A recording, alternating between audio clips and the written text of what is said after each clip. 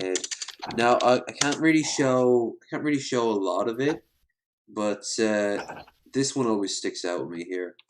There's Dougal. Um, of course we've got stuff to watch today. It's not really we don't really have um Yeah. And then they got the U.S. involved in the war. and then everything got a whole lot better. At least at least the soundtrack got better because then you got some kick-ass fucking rock music. Like some probably the best soundtrack of any war ever had to come from Vietnam.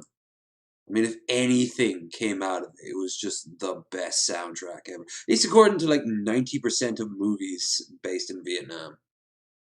Every 5 seconds, Hueys are flying around with fucking Fortunate Son playing out of the side of them. You know? You want to know a good Vietnam movie, even though it's not really a Vietnam movie? Jacob's Ladder.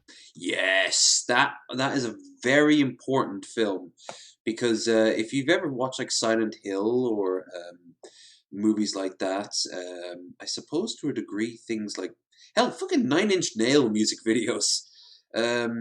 There it was so important because of just like a few throwaway scenes. Like when he's in the mental institute and he just sees like people all sped up like the guy with Yeah. like the barbed wire face and like the burlap sack. Like it was very very influential. But yeah, it is a Vietnam film, but it's only like a superficial Vietnam film. It could have in theory also been a Vietnam film. Um it could have also been a World War II film. You could have had it as a you could have had it as a Civil War film. It was very very good, but it's a slow burn. A lot of people these days wouldn't want to watch it because it's too slow paced and then it gets too surreal at the end. But like, dude, like watch Cloud Atlas or watch The Fountainhead. You know, like Yeah. like there are crazier shits out there than the Jacob's Ladder, and you'll notice a lot of trends that you've seen elsewhere. Like I said, in Silent Hill is a great example. Clearly, heavily inspired by Jacob's Ladder. There's so many throwaway moments in Jacob's Ladder I absolutely adore. One of which, there's just one scene near about let's say about 60% through the film. He wakes up after he just hear his name being called, and he goes, "Huh?" You never know what a damn thing that's for. All you know is someone said his name very quietly, and he wakes up. And he's like, "What the fuck?" Like, uh, after you've seen the film, you go back and look at it. You're like, "Oh, of course, it's a metaphor. It's all tumbling down." And a lot of people will be angry now looking at it and being like, "Oh, for God's sake, they did this old trope." This motherfucker started that trope. That's I'm not going to spoil. Go and watch it. Clear your schedule. Like it is well worth a watch. Um, I think my favorite Nam movie has to be either. Oh, here's another good example actually. American Gangster, which isn't so much a Nam film.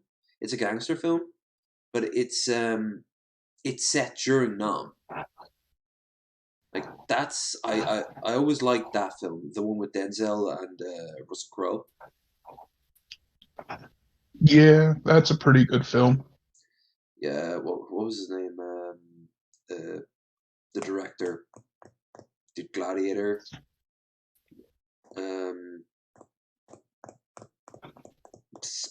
I'm not Oliver Stone. What's his name? All right, because that's gonna drive me crazy. American Gangster director. Ridley Scott. There. Oh no, so he didn't do it. No, no, that was someone else. He did Aliens. Or Alien, I should say. Yeah, he I absolutely one of the best films ever to listen to director's commentary on with the director's cut. That shit is solid. Like I can see how it won the Oscar that year. Like that was one of probably the last films that was really like justifiably earning of an Oscar because the acting was fantastic, the setting was fantastic, the shots were brilliant. They weren't like overly artistic, but they were really pretty. Like the scene where near the end of the film where it's snowing and they're just they're like watching people through their binoculars across the street as they're like hauling the heroin onto a bunch of trucks. Like that was a great shot. Or the opium fields in like Laos or Vietnam. Um, that was some good. That was a great film, but that was a Vietnam film, but it also wasn't a Vietnam film. Vietnam just involved the I think setting. I'm confusing that film with another film where they were actually distributing heroin, but it was actually baby formula French or cut with Connection, baby formula. No, it was because that's what's fairly based recent. off. Oh, was We Own the Night about heroin? I don't know. No, I know that was Maybe it involved. wasn't heroin. Maybe it was cocaine. Hmm. Uh, I can't think of a film off the top of my head where they were mixing in baby formula, but that does happen. It's like with the weed plants, how they spray the plant with like plastic to make it look all sparkly, to increase its worth, but it doesn't increase the quality of it. And then of course you smoke a bunch of plastic, and well, you die of fucking toxic. Um, but I remember watching that and really liking that, and also loved the French Connection as well, of course, because that was set in the same universe. Not the same universe, the same batch of heroin in the French Connection after because that's all based off real life. Like there was an act that only came out like a year or two after the real life events. But the heroin afterwards was still floating around New York, and uh, what the Bumpy Thompson, not Nookie Thompson. He's from Boardwalk Empire.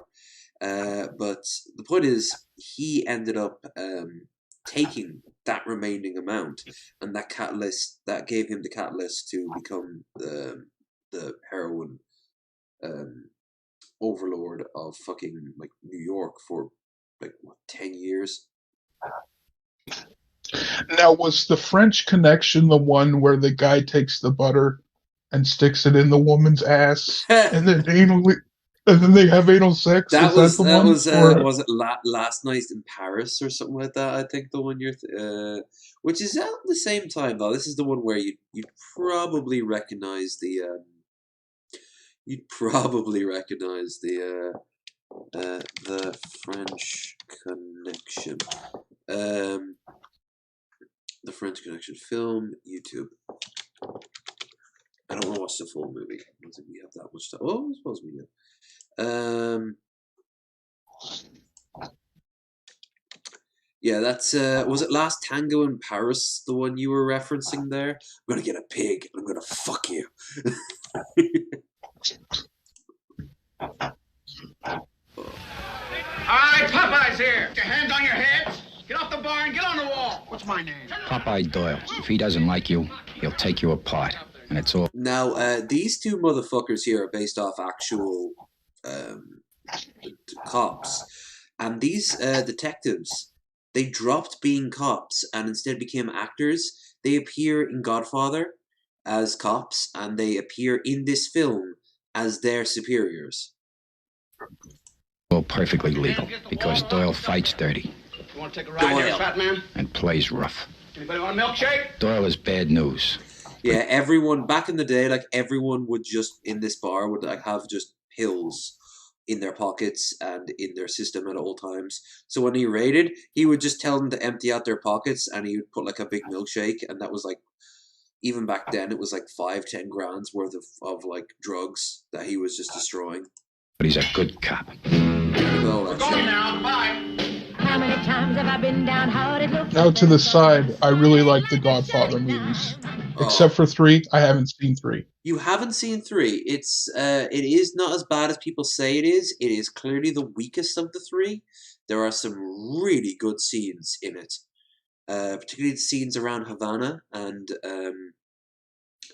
also the scenes. No, sorry, not Havana. Havana is two.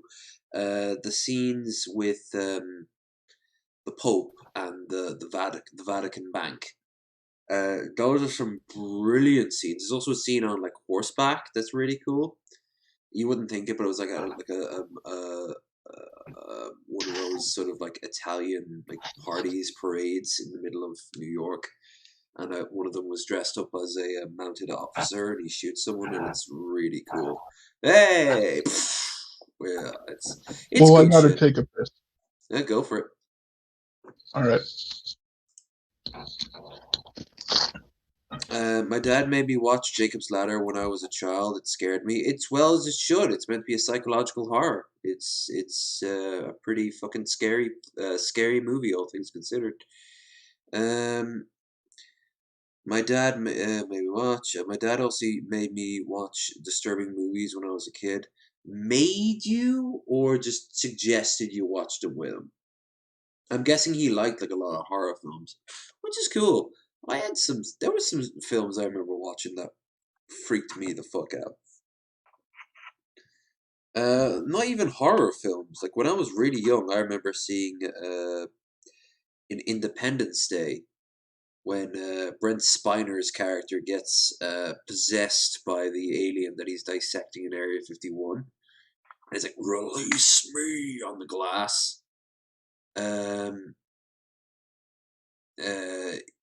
That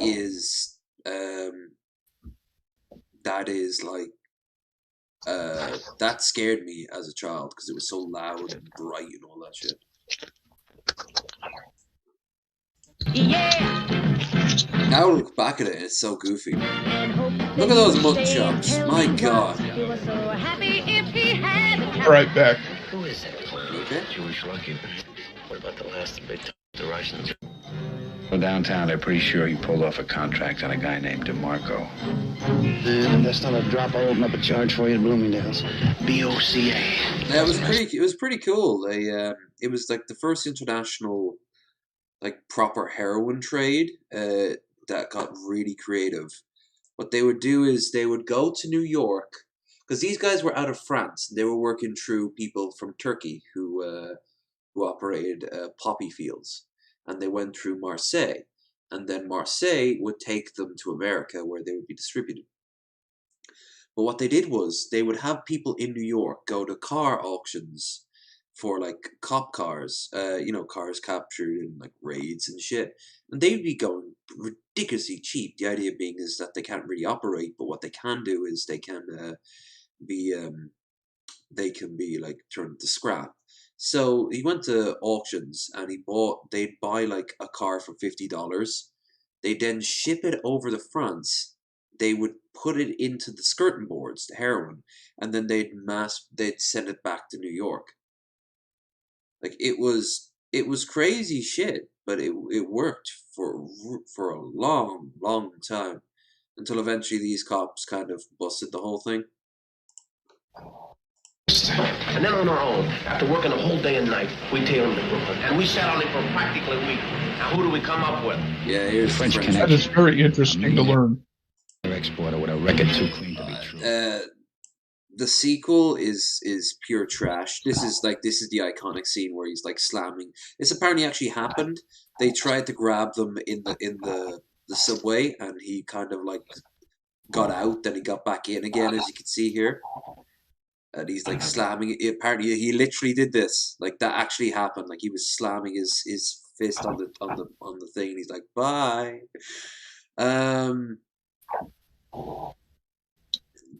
Like there's, it was I find like criminal gangs and shit more interesting than say serial killers. Most people seem to like find serial killers fascinating. I find them fascinating in a vague sense. I find like the gangs to be more interesting. And like how they broke down the mob and the Yakuza and the triads and all that shit. There's Gene Hackman. With his big fucking schnoz. Have you ever seen The Raid? I think I have, yeah.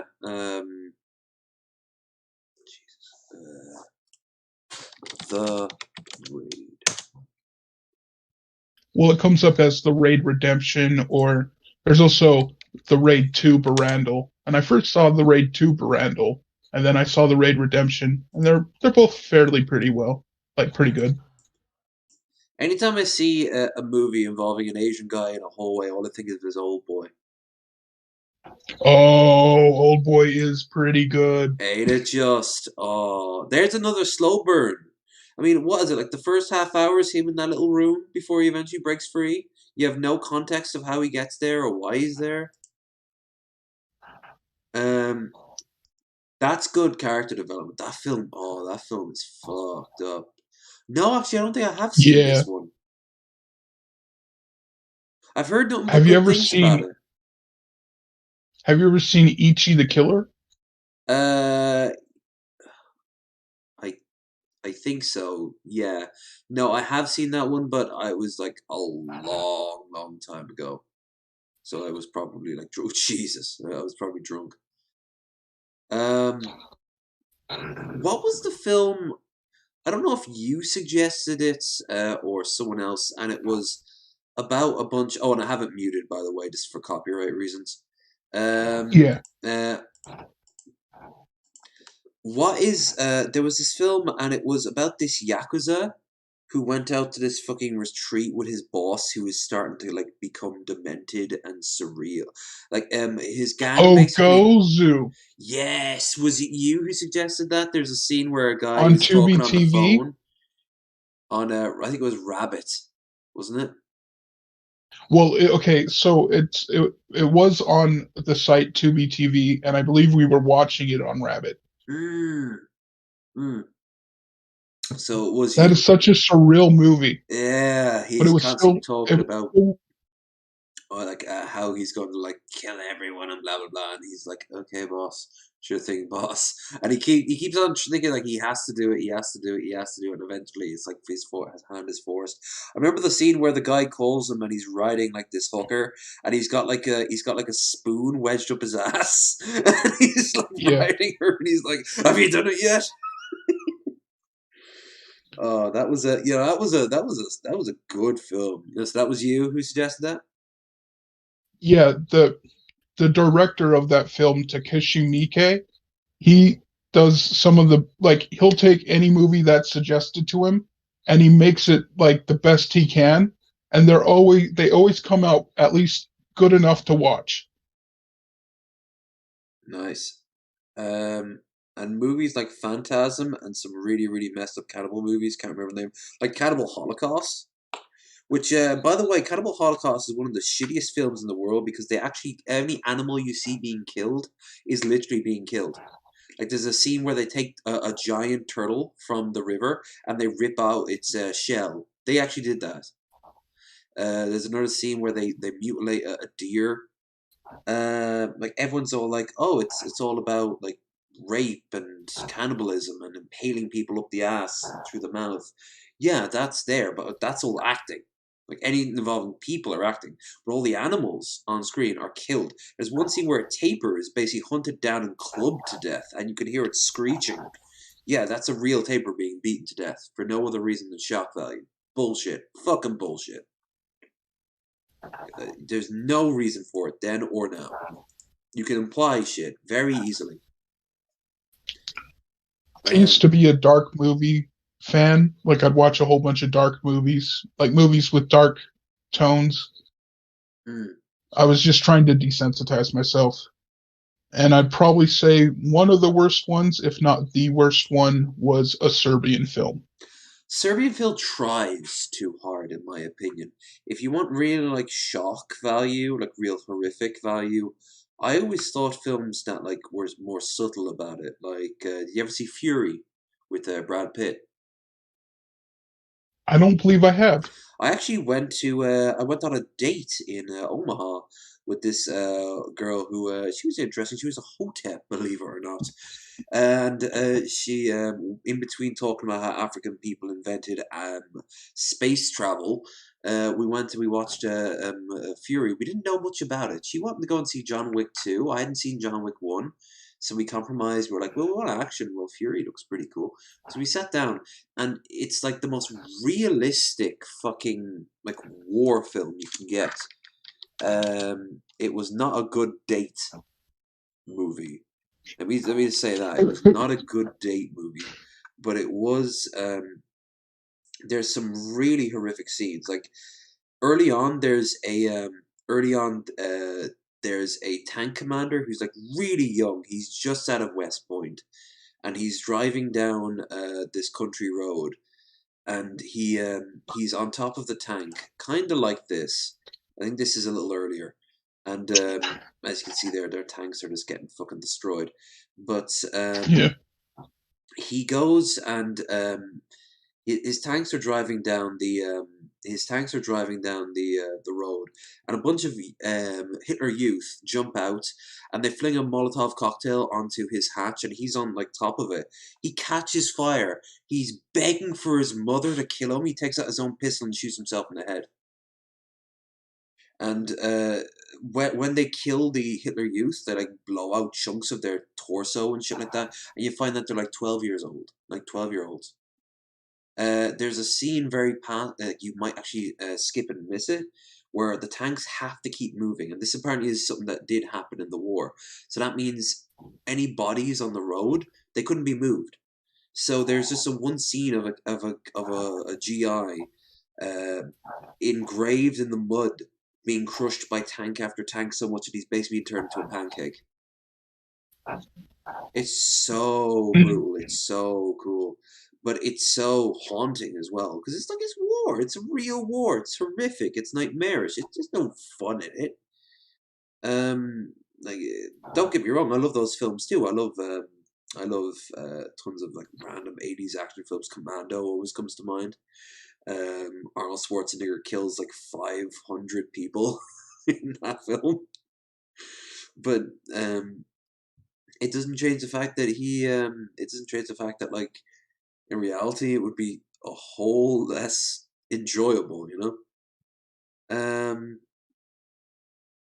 Have you had a chance to see the new Suicide Squad yet? I have HBO Max, but I have still not caught Suicide Squad yet. Highly recommend it. It is fun, it is dorky, it is stupid, and it is gory. It is very. Plus, there's full frontal male nudity and a little bit of booba as well.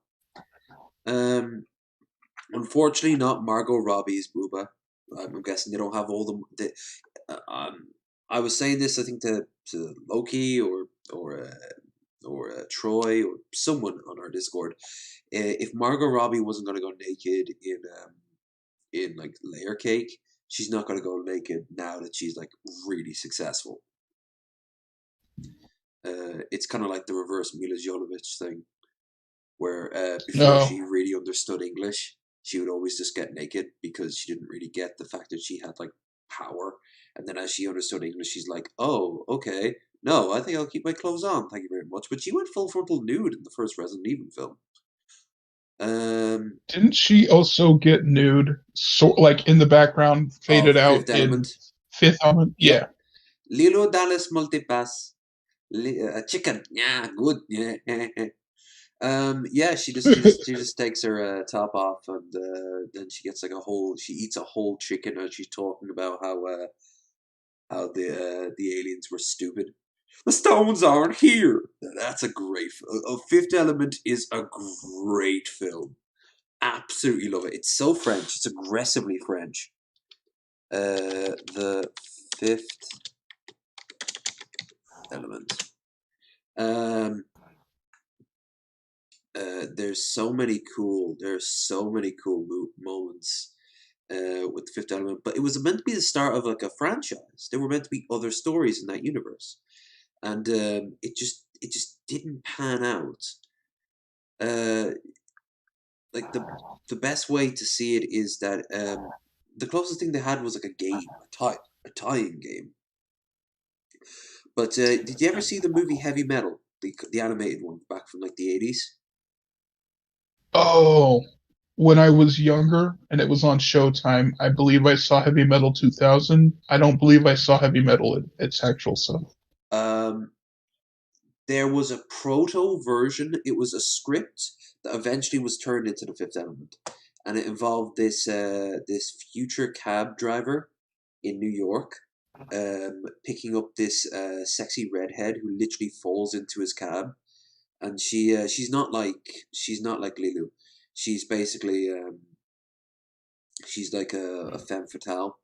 But they end up falling in love, and then she ends up betraying him, and it's just a throwaway little script.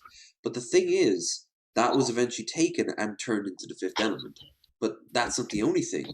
There was another script involving this court case of this space captain in on the space station, and he's an absolute scumbag, and he's going to get sentenced to death for being like literally the world's worst monster, the galaxy's worst monster.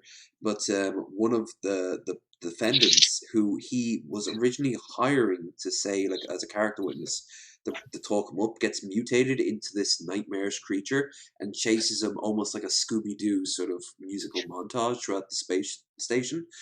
That was a heavily derivative version of what would eventually become the Alien script. Yeah, like it was taken, the idea of a monster on a space station. Well, they changed the monster to a necromorph or a xenomorph, and they changed the space station to a spaceship.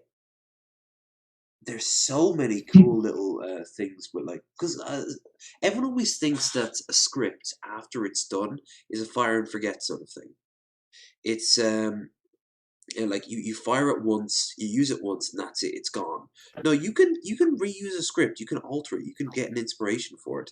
I mean, Kafka, the idea of waking up as a cockroach in New York, like it's been done to death on so many different angles. But so have what was those South Park jokes? Rob Schneider thought he had everything. Then he woke up as a carrot. That's the exact same principle, just heavily bastardized. You know? I fucking love that element of Hollywood. I don't like Hollywood as a rule. It's a destructive and corrupting and and I mean, don't mean like religious corrupting. I mean more corrupting in the sense of like it twists the people inside it into like really scumbaggy sort of attitudes. Maybe not so much the actors. I think the actors and the actresses tend to get off easy, but you also have the I'm talking more like the agents and the producers and the directors to a degree. The investors, like those motherfuckers they can just. I mean, Weinstein comes to mind, right? Yeah. This wine is shite, by the way. It's alpaca's cheap, but it gets the job. It's 12.5%, so it's got bread and water, I guess. But the movie I'm thinking of right now is there's a lot of films out there that I really want to see remade, and they end up It seems everything gets remade. Like I want them to do something more with the Hocus Pocus universe, and they are. They're remaking the Hocus Pocus movie, and it looks okay-ish. Have you seen the trailer yet?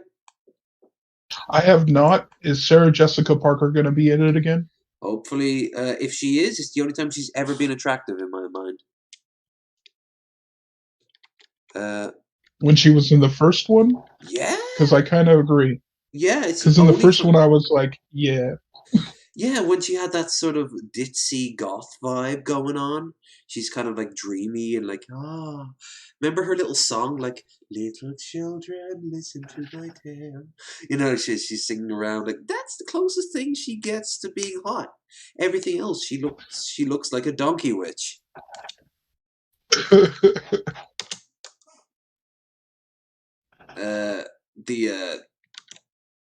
The stage performance. Have you seen this?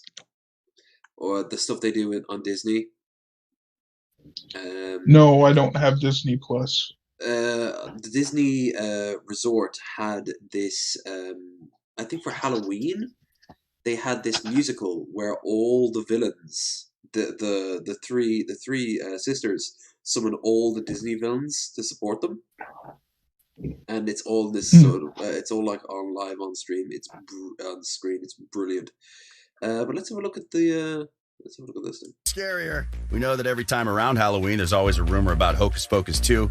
Gets kind of old, right? But this time, it's actually legit. Disney announced that a Hocus Pocus sequel is in the works. I was actually hoping for the actual trailer, not someone else's video on it, but fuck it. And here's everything you need to know as compiled by Riveted.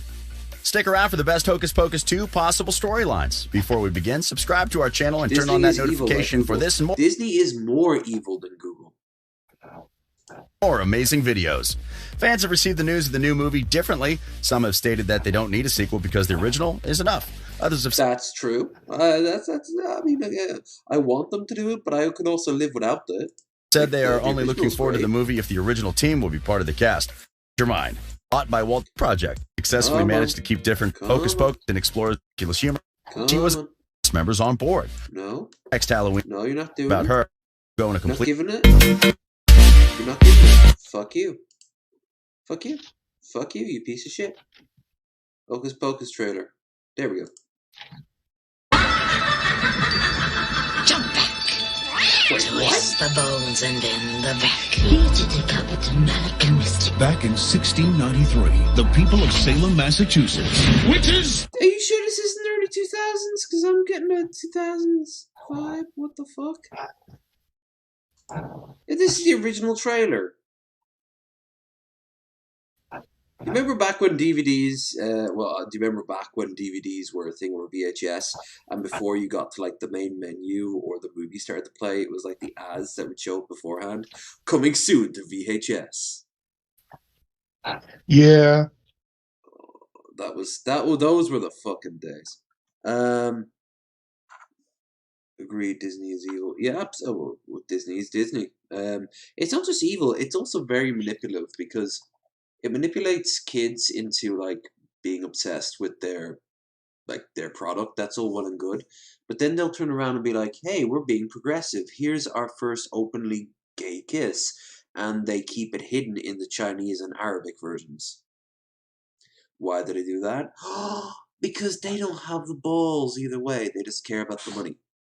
There is now, I think, in Hollywood, there are people who are like liaisons to the Chinese government, who are going like, no, we can't have this, we can't have that. There's actually, a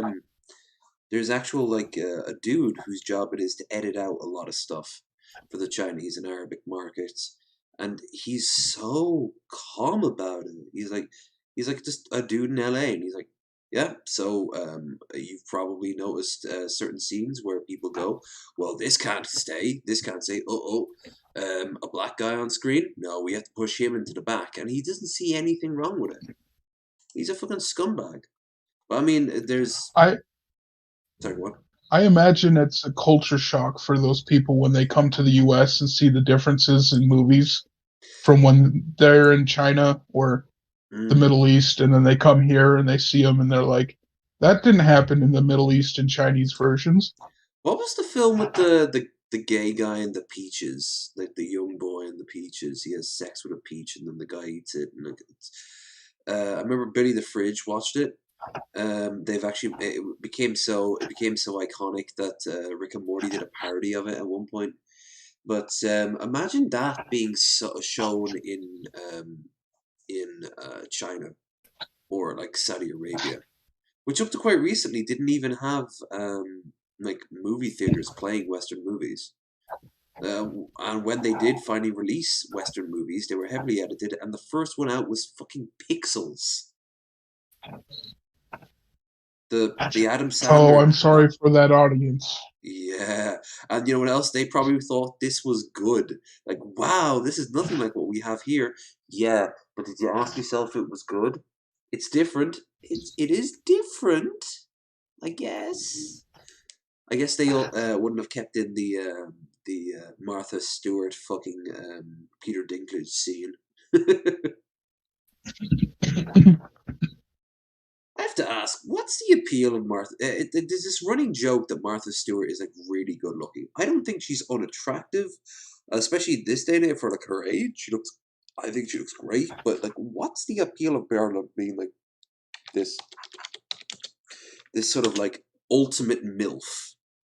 Because she looks a little bit more like Nancy Cartwright right here.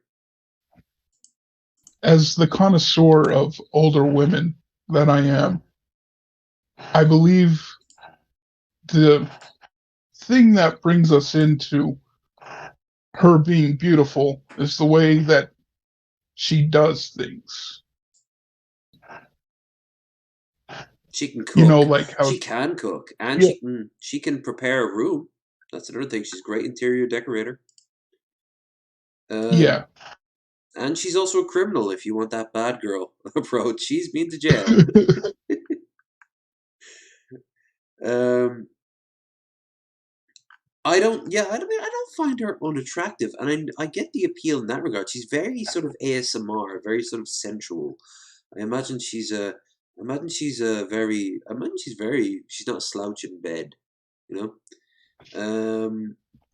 But she's. I don't know. It's like the running joke is that she's like the ultimate milf, and I'm like,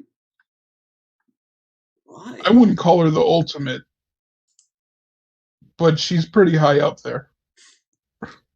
Would that be? It's also like what they say. Like a lot of women find men in power attractive. Well, she's an incredibly powerful woman right there.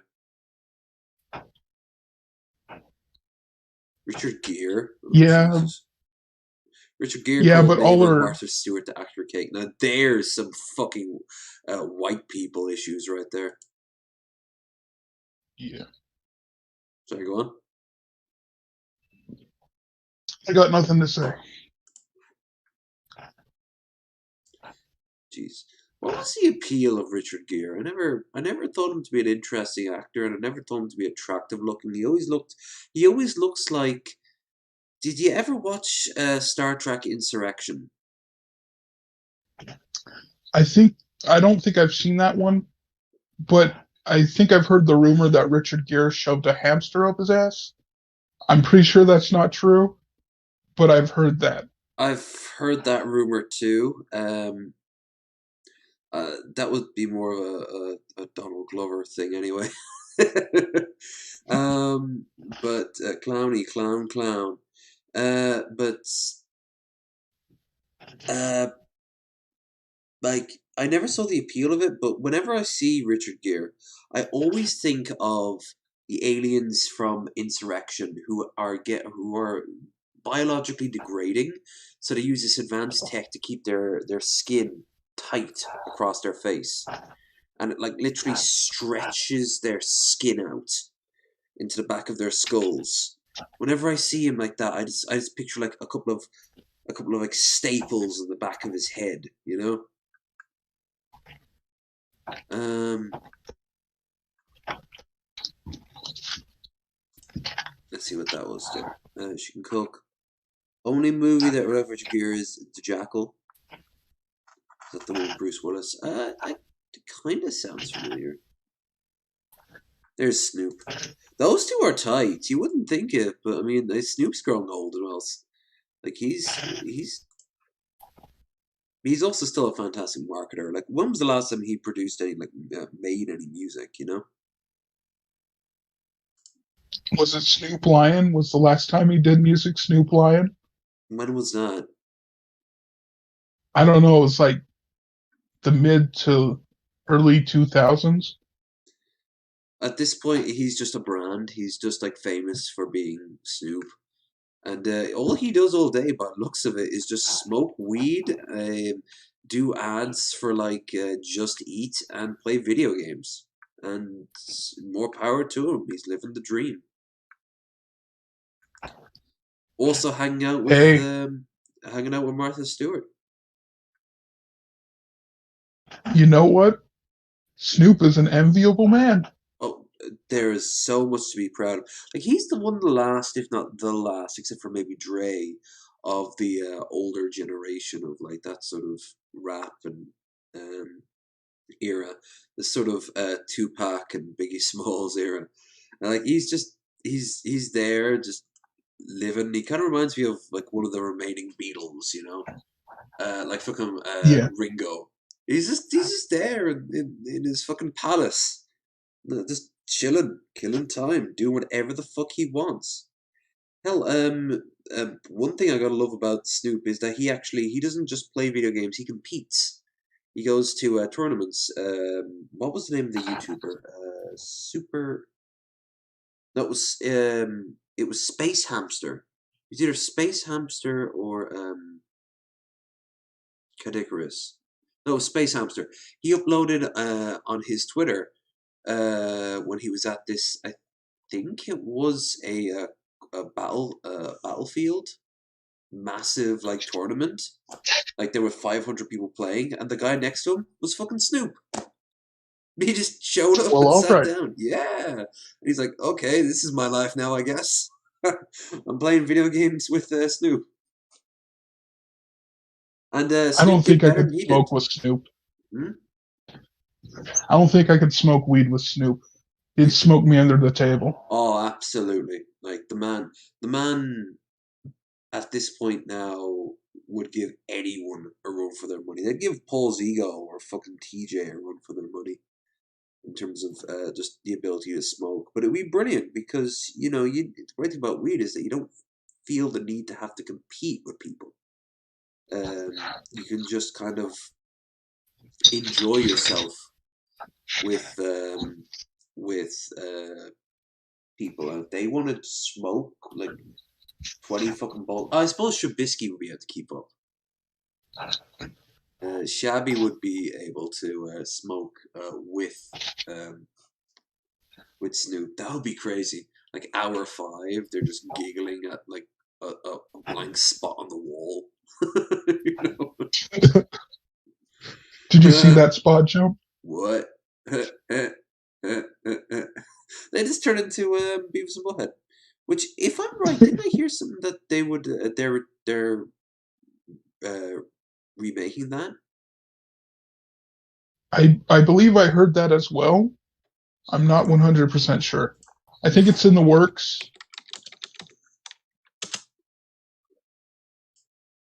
Let's see. Second revival. Oh, yeah. Okay, here we go. If they do this, you know what I'd love to see? A sort of Where Are They Now, but with Daria.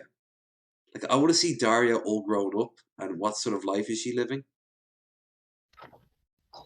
Because Daria is, like, really, really, like, intelligent, could have gone far, but she's still also a person living in this world. So, as smart as she is, she could be a fucking, like, she could be a Karen right now. Yeah. And how did they get there? I'd love to see it. Mike Judge announced that while busy working on Silicon Valley, there's a chance of pitching Beavis and Butthead to a network. Not mind making more episodes. Howard Stern, 2014, mentioned show rating on MTV, second only to Jersey Shore. But it does not fit MTV's target demographic of younger women, which is why the revived series will be brought back to MTV. MTV is close to selling to another network and became lost in the deal stuff.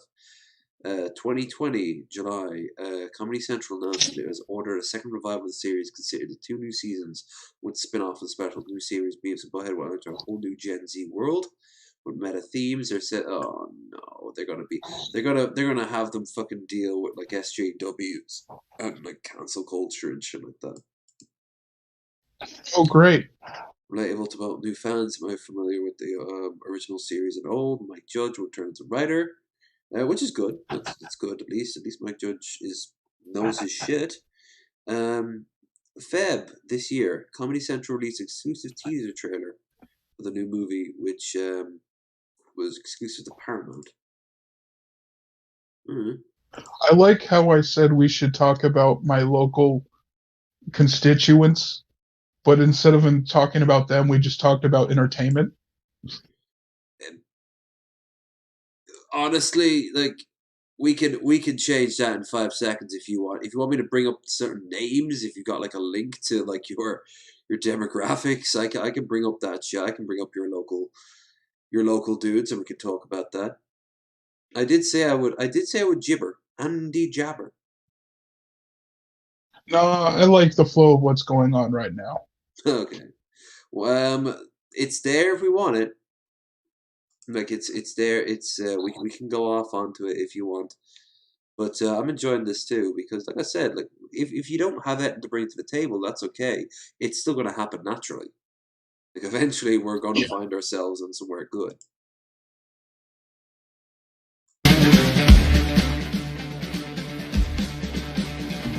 Wait, this is it? Where's? shit. Is that it? Like, there's no like actual actual thing. Shit. You know what else I'd love to see? I'd like to see where are they now with King of the Hill. Technically, we already have a Where Are They Now with Beavis and Butthead because they met their future selves in the desert, and Beavis and Butthead do America. Oh, that's true. I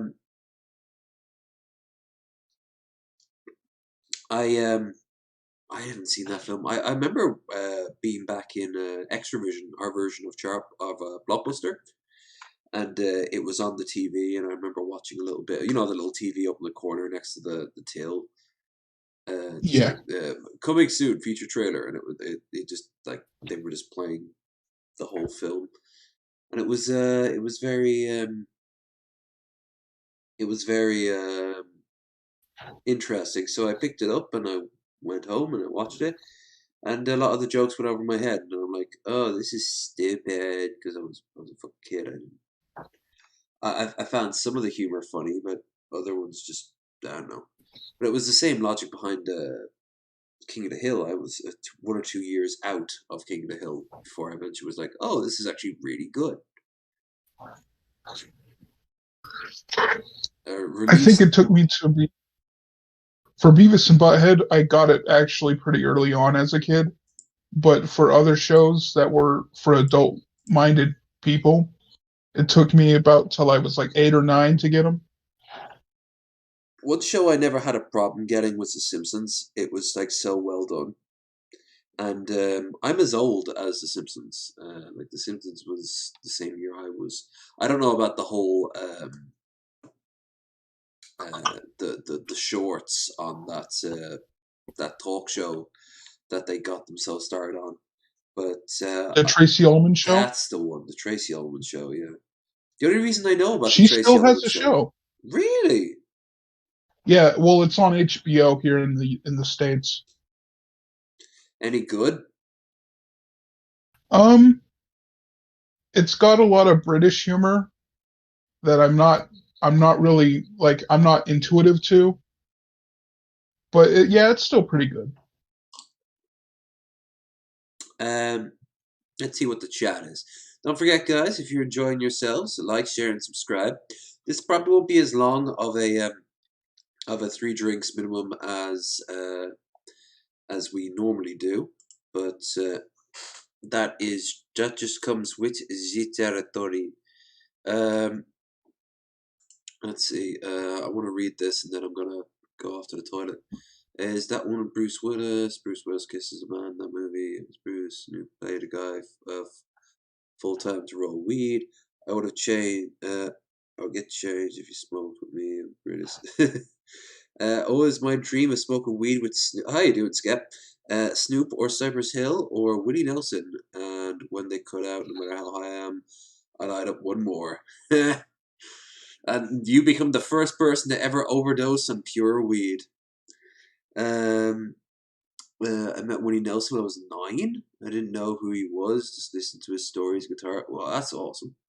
This is older at the time. Rob Zombie Desert Trip scene is the best part. Yeah. I like certain things that Rob Zombie did, but I gotta be honest, like, other things kind of fell by the wayside. Do you remember, like, Stripperella? Made with Stan Lee and Rob Zombie? That was shit. That was like real shit. They got like. Do you remember Stripperella? Yeah. Do you remember Super Beasto? No. The name sounds familiar. Okay, so Super Beasto was so bad that they couldn't even put it on television, and they put it on Netflix at the time. El Super Beasto.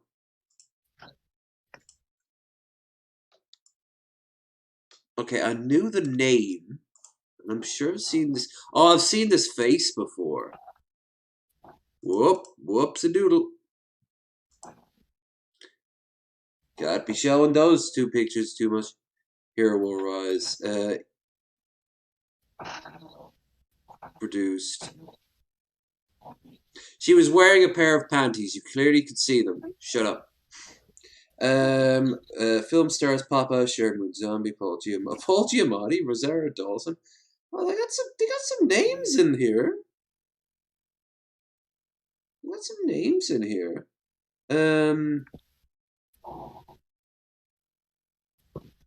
Director refers to Tom Papa. Reception received mixed reviews. 40% from 5 critics. Well, that's not very wide.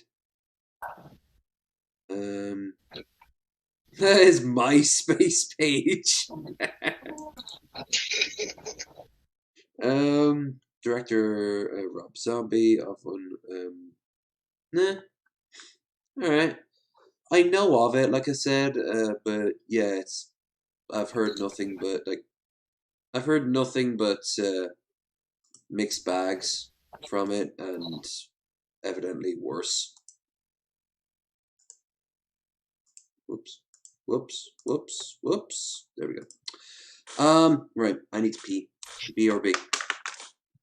In the meantime, guys, don't forget, we don't only have the stream goal there, but if you could share this, I would be a big old support. Big old support.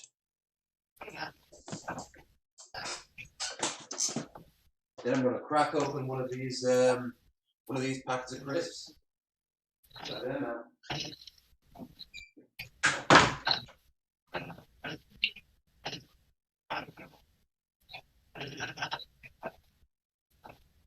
While he's gone, be sure to like, share, and subscribe.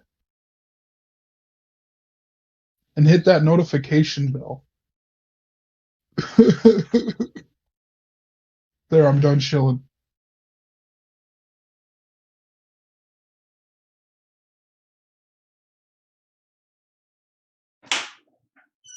So if you could fight He-Man, would you want to be Mumator?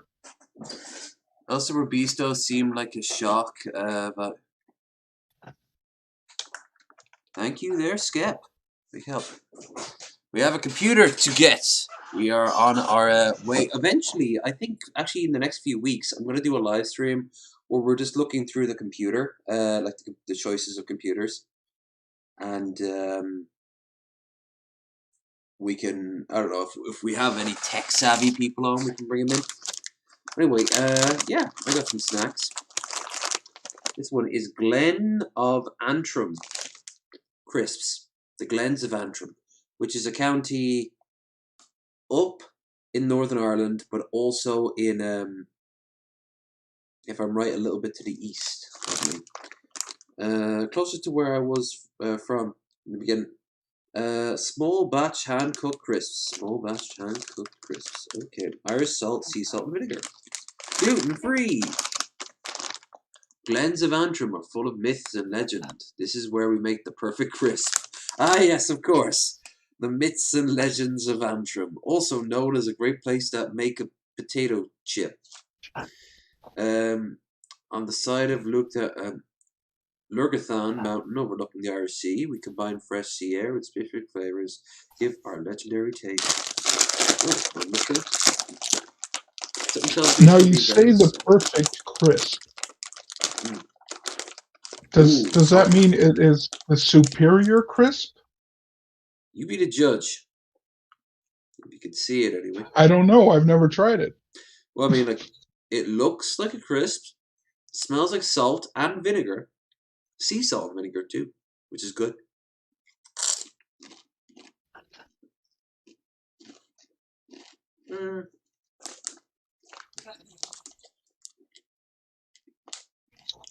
Alright. The Mia crisp needs flavor, and it needs the flavor, exactly the flavor that you're looking for, but a little bit more than you were expecting. And the crunchiness.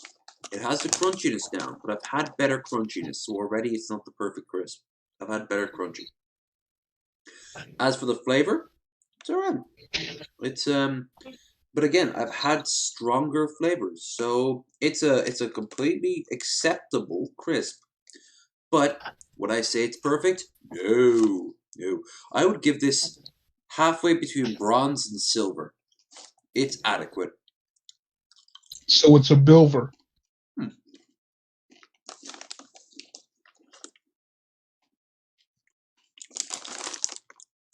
Saying that, it's exactly what I wanted. Well.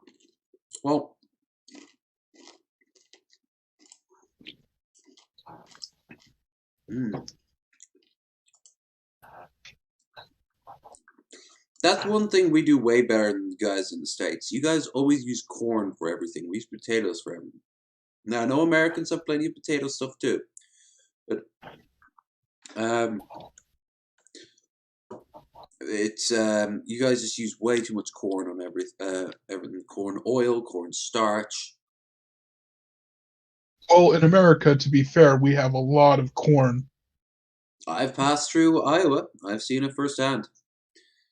And Nebraska too. My God. Media reform bill. Why does this fill me with dread? Especially out of Poland, which is not the best place in the world right now. The bill that opposes and saved the AIM the US-owned news channel criticizing the government. Yep. Polish lawmaker has vowed in favor of a bill that the opposition says aims to silence the US-owned channel of the government, setting up a clash with Warsaw's most important allies. Basically, the government has been being insulted over and over again by American Western-backed media, putting out the whole homophobic approach, and it's overly nationalistic. So they're silencing the station, which is probably like one of the last refuges of people who don't want to act like a bunch of pseudo-fascists. Brilliant. I'm sure Russia's happy.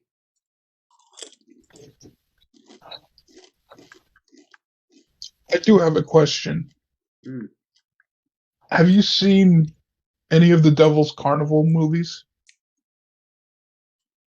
Well, they're more like teleplays, but all right. Have you seen any of them? Was there one where there was a what's her name, Minxie was in it? Minxie? Do you remember Minxie? Maybe. With the huge tits, and she always used to pretend to speak Japanese, but she was really shit at it. I don't believe so. There's a film where she is like a background character. Maybe. I don't think that. Don't suppose that was the Devil's Carnival. Let me type it up. The Devil's Carnival.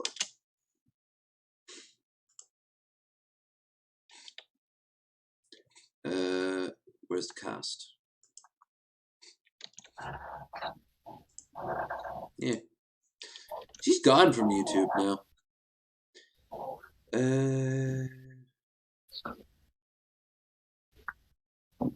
Yeah. No, I don't think I've ever seen any of these. I'm not big into my horror. I'm not big into my macabre either. Some macabre is pretty good, but it's not really horror or macabre. It's more along the lines of like a musical. Previous work being unrelated music film, Repo, generic opera, which I've seen. That's solid. I really liked Repo. I've heard good things about Repo, and for some odd reason, I just can't sit down and watch it. Some of the songs are just so brilliant. I love the woman who her eyes are like film recorders, and she blinks. You know when you see like a film on screen, like it flickers. She blinks the same way. She also can fly. I forget why she can fly. She can fly, but it's really really like I really enjoy it. I love the aesthetic of it. I love from the producers of Saw. That's a weird, like you wouldn't think Saw and Repo, you know, except I suppose for like gore, I guess. All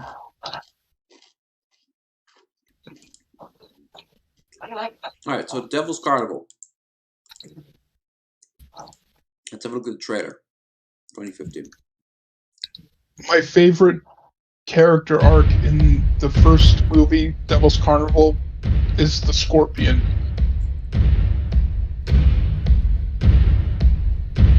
I'm starting a war with God.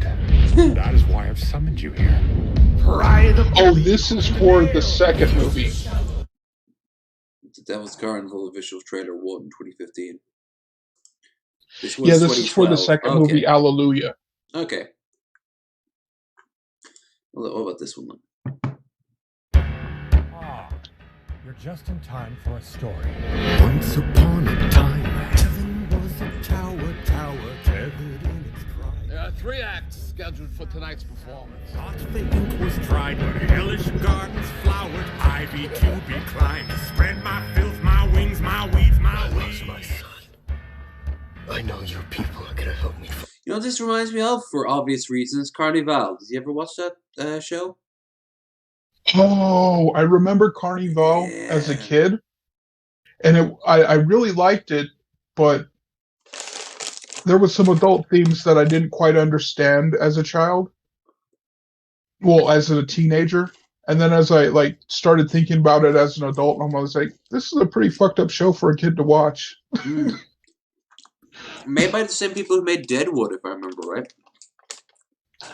I did not see Deadwood as a kid. Oh, what? Have you seen it as an adult? I haven't seen Deadwood at all. Deadwood is my favorite cowboy thing anywhere, and that includes Red Dead. Like, it is so well made. Only problem is the language barrier can be a little bit tricky.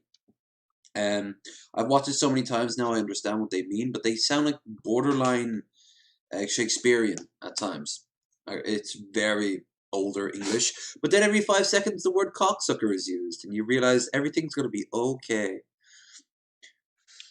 Okay, going back to Alleluia, the second movie of the Devil's Carnival.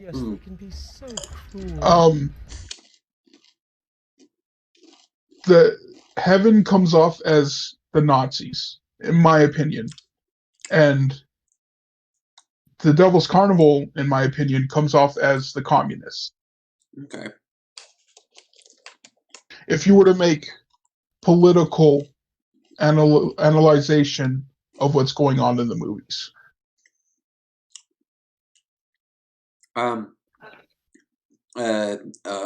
Did you think that yourself, or did you see someone else say it, or is that like a common? Oh, that's a personal opinion. I could be totally wrong.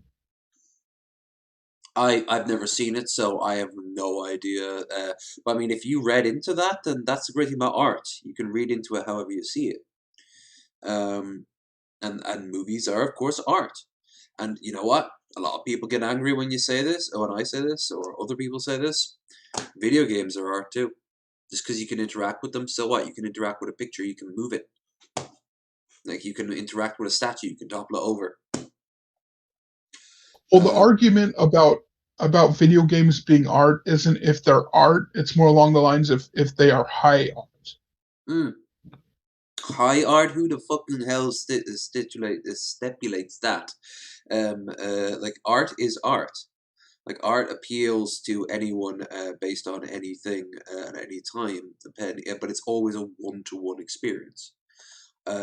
You could argue that the Mona Lisa is high art because it is considered incredibly detailed, and there's a lot of hidden meaning and mystery behind it. That's true, but you could also see it as incredibly low art because it's for starters, it's narcissistic. It's a picture of somebody's fuck toy. It's like she's a mistress to someone. At least that's the prevailing story. I have heard arguments that games can't be art because they are you can manipulate them, you can interact with them. It's like people saying cars can't be art. Cars can be art. Anything can be art. Art is simply an expression of someone by someone for other people, and once you do that, anything can be art. What I'm doing right here, right now, you could argue is a form of art. Is it art that people would put on their wall? No, how would you even do that? It's a live stream. You could still frame it, I guess. You could like screenshot it and print it out and put it on your wall. But does that make me an artist? Fuck no. It makes me a creator at best. But anything can be turned to art as long as it isn't an inherently practical thing. So, like, but art itself is pointless. You need art. Art has to have meaning. It has to, even if the meaning itself is just look at these pretty colors.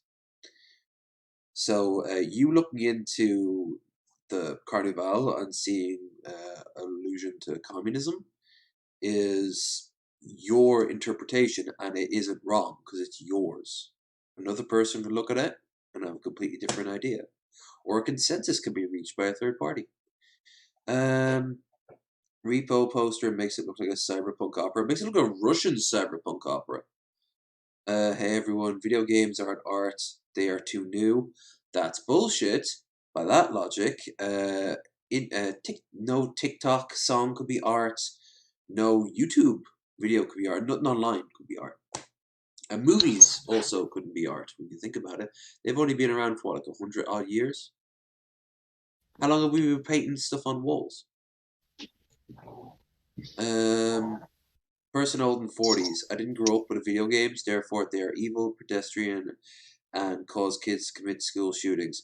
Yep, now let me drink alcohol, drive cars too fast, and use guns while I complain about brown people. Of course, you have to complain about the brown people. We can't trust those brown. What was that song from Pocahontas? They're not like you and me. Means they must be evil. Oh, savages! Savages, dude! savages. You have no idea. You have no idea how mad that song made me as a child. I was like, it's just so because I'm brown reductive. doesn't make me a savage. It's so childish approach to like racism. Like, they're others. They must be evil and we must destroy them. They're not like you and me, so that means they can't be trusted. What the fuck? And then it was love that brought them together. A white man and a native woman. Oh, except for in reality, she was like 12 and died of consumption. In the sequel, it should have ended with her dying of consumption in London because she couldn't stand the diseases of Europe. But no one wants to talk about that. She also didn't marry the white guy in that movie. She married another man. Yeah, she married the guy from the sequel. She didn't marry John Smith. She married I forget his name, but he does appear, and they actually have a love triangle, which is quite rare among Disney films at the time. But it was a sequel after all, so. Smoke this pale face, brother. Become one with the red man. Disney's Peter Pan. Oh, what makes the red man red?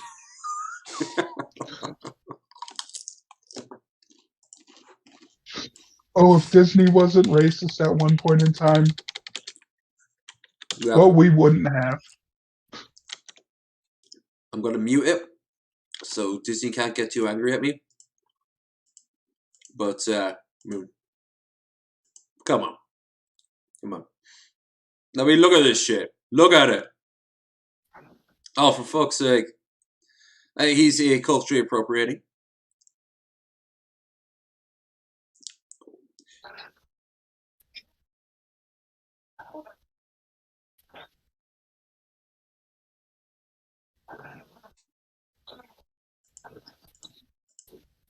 Like, oh god, they're small. Woo, kid, get high as fuck.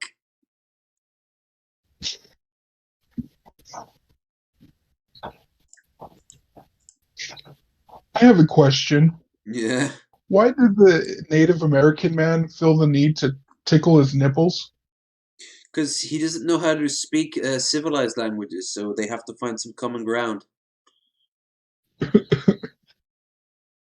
No, she also kissed him in an Eskimo. Oh, for God's sake! Oh, gee, he literally has jungle fever right there. Look at that shit. Like the native girl finds him hot, and suddenly he's gone native. Oh God! Like there's so many things wrong with this scene that it's hard to hate it, but more like no, Walt, very bad, Walt. How did you sign off on this?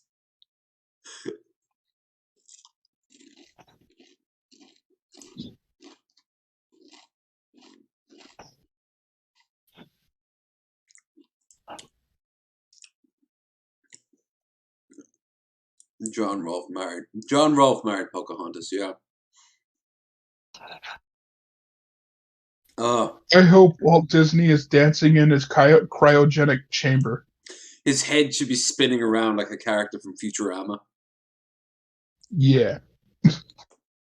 Woo, woo, don't trust the Jews. Oh, that little racist bastard. You know Hoover burst down the door and like pointed a gun at his head and was like, make these anti-Nazi videos or else we will shoot you for being a fascist. And Walt's like pondering it for a few seconds, like, the Jews do control the banks, but I also like living. Okay. And then it cuts to that live action PSA he did during the war, where he's describing the bombing of Nazi Germany, explaining what the strategic bombing was doing, which he only did under duress. And Ford, or the one where he did with Donald Duck, where he told people to pay their taxes or they are funding the Axis. Buy war bonds, kids. Raise a scrap drive at your local school so we can build a bomber.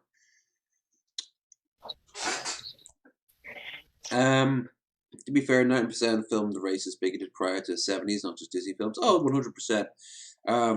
Like there were no nuanced videos or movies of other peoples before.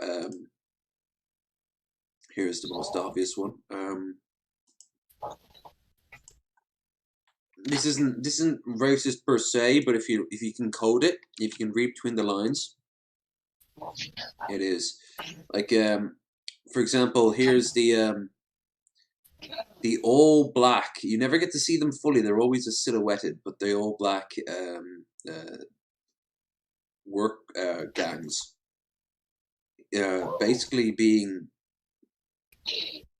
hauled as cattle to work to build this shit. Work all day, work all night. Never learn to read or write. Oh shit! I forgot that line. What about the crows in Dumbo? Yes, we need to bring up the Jim. One of them's called Jim, by the way. I see an elephant fly.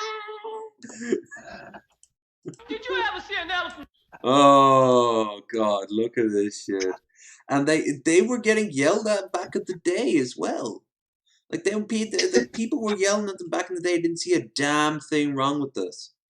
Like what was the problem? Do you not see what the problem is?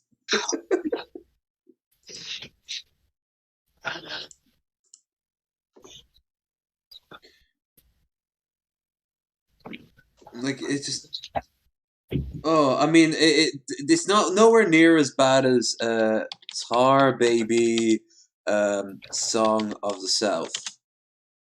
Oh, come on. Do you remember Tar Baby? I remember Tar Baby. I never saw Song of the South, but I know the term. Yep. Oh no! Oh, come on. Come on, indeed. Come on now. Remember, this is an old black man telling this story.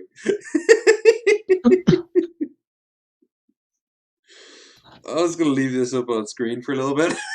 Let that soak in. Let that proud history soak in. Jesus Christ. And of course they never. Of course they never actually like saw a problem with it. And nowadays like it's the reverse. Like, did you see Princess and the Frog? Okay. I remember watching it while high, while hanging out with my friend's niece. Well, nieces. One was too young to know what was going on, and the other one was just old enough to barely grasp what was going on in the film. But she loved it. She loved the frog and the princess.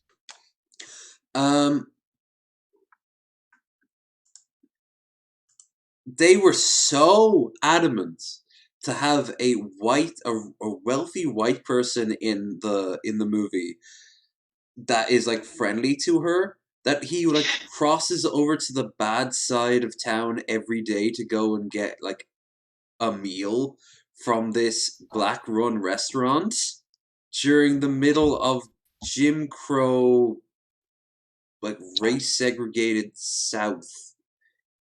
And he's like, I do declare I enjoy your fine cooking there, madam. like, just to show that they're not all bad. You're like, no. Not You're like, all black this people. wouldn't happen. This really couldn't happen. Interesting enough, though, she's like a bimbo ditz, but she's actually not played up as a. I mean, look at her. She's literally bribing away the guilt, the white guilt. Literally. Look, she just casually got a bunch of money, and now she's like, "Oh, here, you can have some. I guess you need it more than I do." Oh God. It's Thanks for insulting my intelligence, white friend. Oh, this is really going to make up for the fact that my grandmother was a slave. I'm sure I'll be able to really enjoy not being able to spend it in about 70 different stores in New Orleans. It's they went so far in the opposite direction that it kind of like defeats the purpose. Don't get me wrong, I wouldn't have wanted a scene where she's basically like getting hounded by the clan. You know, like I think we can do without that scene, but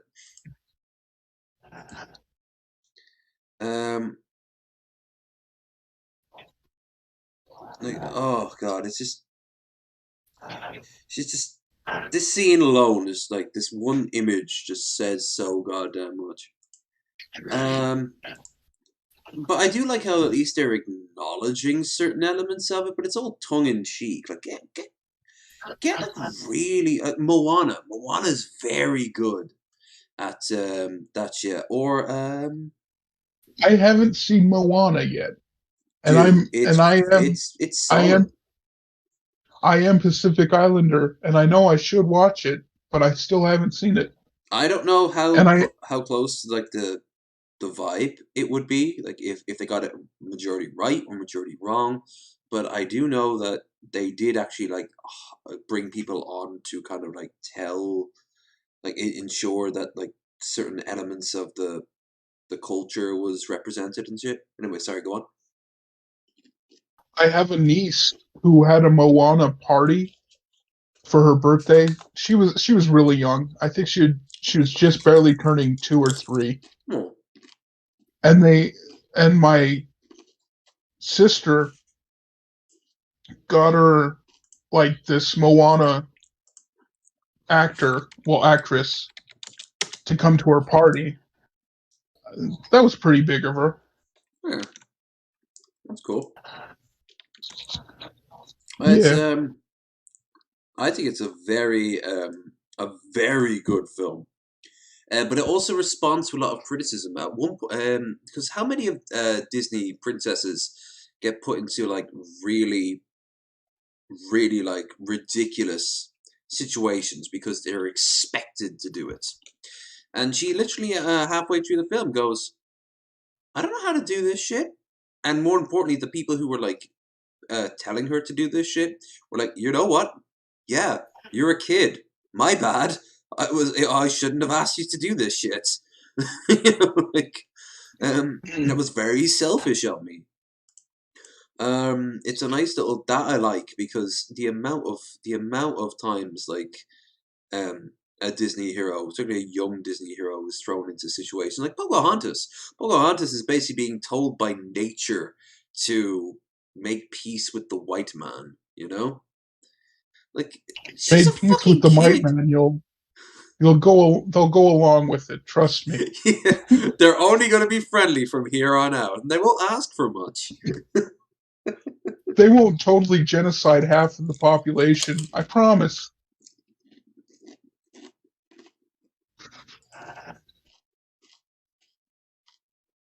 What about have you seen Lilo and Stitch? I have not seen Lilo and Stitch. There was a phase in my life, and it still kind of continues to this day, where I don't like to watch Disney films. I don't know why. I can't describe why. I just don't.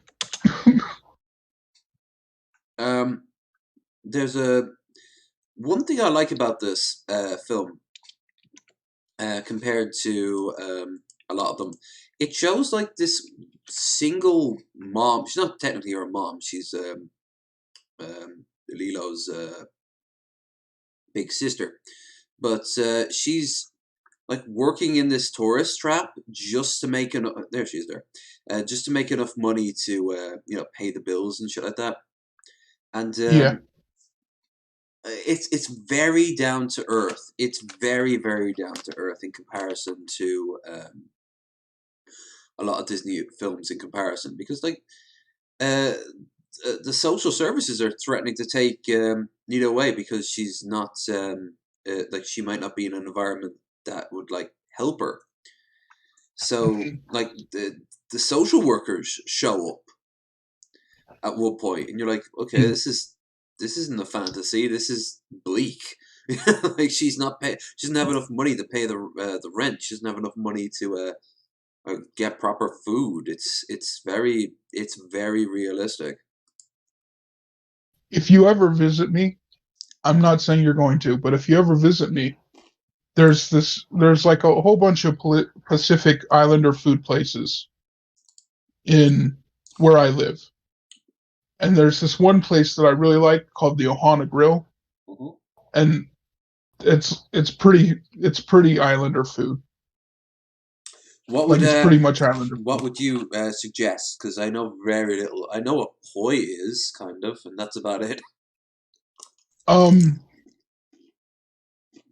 If you go to a Pacific Islander place for food, and they have chicken katsu and teriyaki chicken and teriyaki steak, you're getting pretty much what you're probably going to get somewhere. But if they have something called Moco Loco on the menu, then you know you're getting a pretty authentic taste of what's going on. Okay.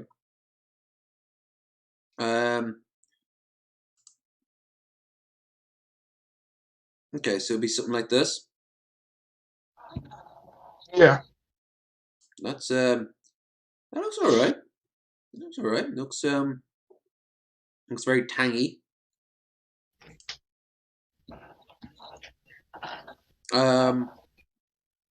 That's more South Pacific Asian, but South Pacific Asian and Pacific Islander food are pretty similar. I will admit that. Yeah, Polynesians and it's Polynesians and is it Polynesians? Isn't there like Micronesians? Micronesians are like two separate peoples, but they obviously overlap to a degree, correct? They do overlap, but if you ever call a Micronesian a Polynesian, they will correct you. Because I've called I am Polynesian, and I have called a Micronesian Polynesian, and they will correct you. And they are rude about it. because they do believe there is a difference, and when you actually talk to one of them, there are differences. So you should respect that. Oh, 100%. Like, I can imagine there's a huge difference between someone from, say, Samoa and someone from, say, Hawaii. Yeah. Oh, don't know why I went to maps. I know where to find it. So, wide variety of specialty based on seafood and exotic fruit with French and Chinese influence. Let's have a look at the images. Okay, there's the pineapple. There's always pineapple.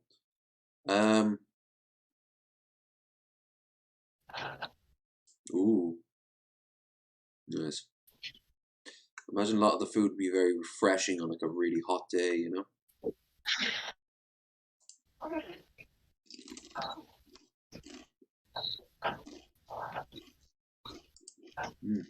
Only thing I miss that I don't see in Polynesian restaurants around where I live that my aunt used to make.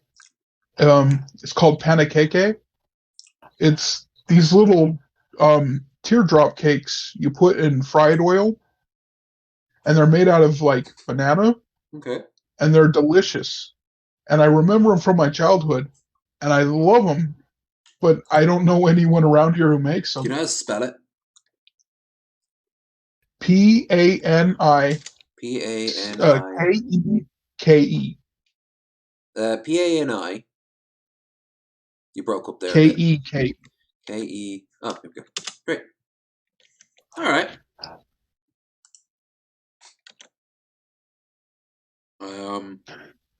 Let's see if there's like a YouTube video on how to make it. Here.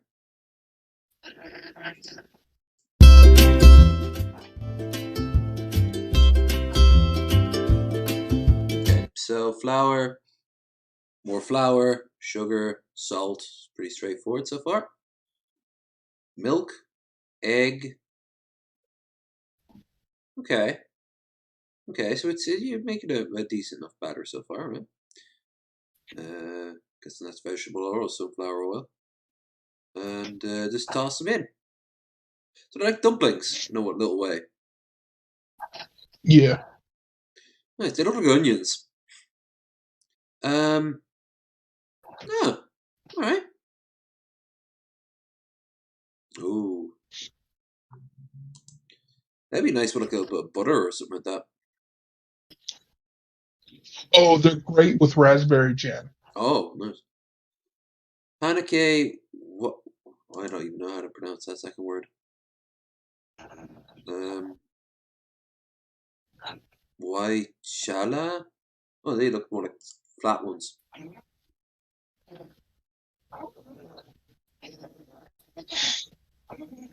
Not me and bread. Oh, I got a piss again. Nature calls. How we doing, chat? How we doing? Doing good?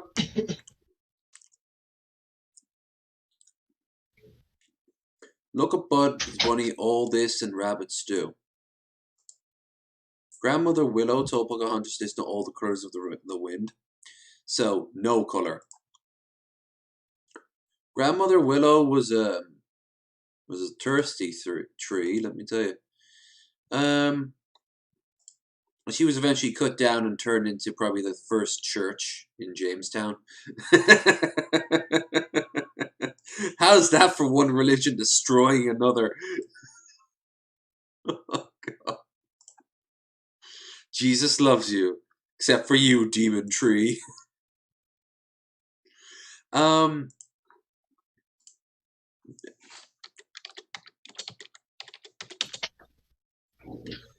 Bugs Bunny, all this around you.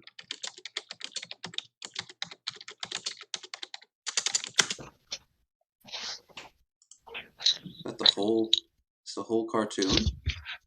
We can't watch the whole cartoon. Oh no! Oh no, what? Oh no! 1941. Oh no skis. This is Oldest and Rabbit Stew. Oh. Oh, come on. This is heavy-handed even for the 40s.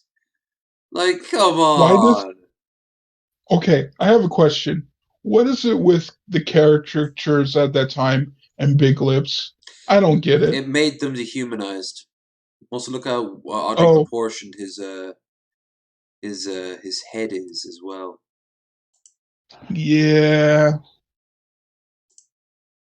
And they're making him like Elmer Fudd. Oh, this is even bad. And look how This is dumb he worse. is as well. Oh, come on. This is this is really racist. This is aggressively racist. A golf course. That's funny because he wouldn't have been allowed on a golf course. No, not at that Sucker. time.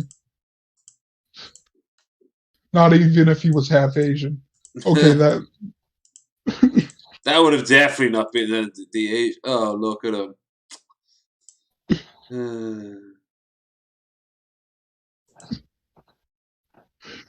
Comments are turned off. Yeah, I would if I was you, buddy. Oh, no. That was a different... You could say it was a different time, but that ain't an excuse. that was just propaganda at that point. Don't trust that person that is somewhat your neighbor but not close enough to be your neighbor. God, speaking of propaganda, do you remember that dog cartoon I watched from the Soviet Union? It's probably so long ago I forgot.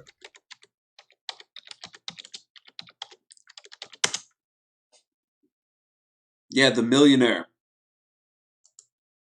Mm. The idea is that this old woman leaves a dog all her money, and he basically becomes the talk of the town.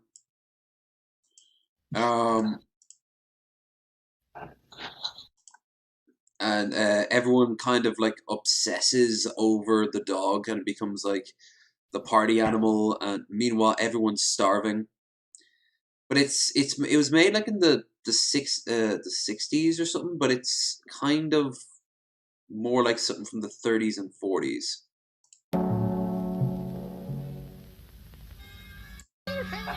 Позору своему, что все, увы, досталось бульдогу одному. It's to show the ridiculousness of capitalism, which, yeah, okay, I'm okay with this.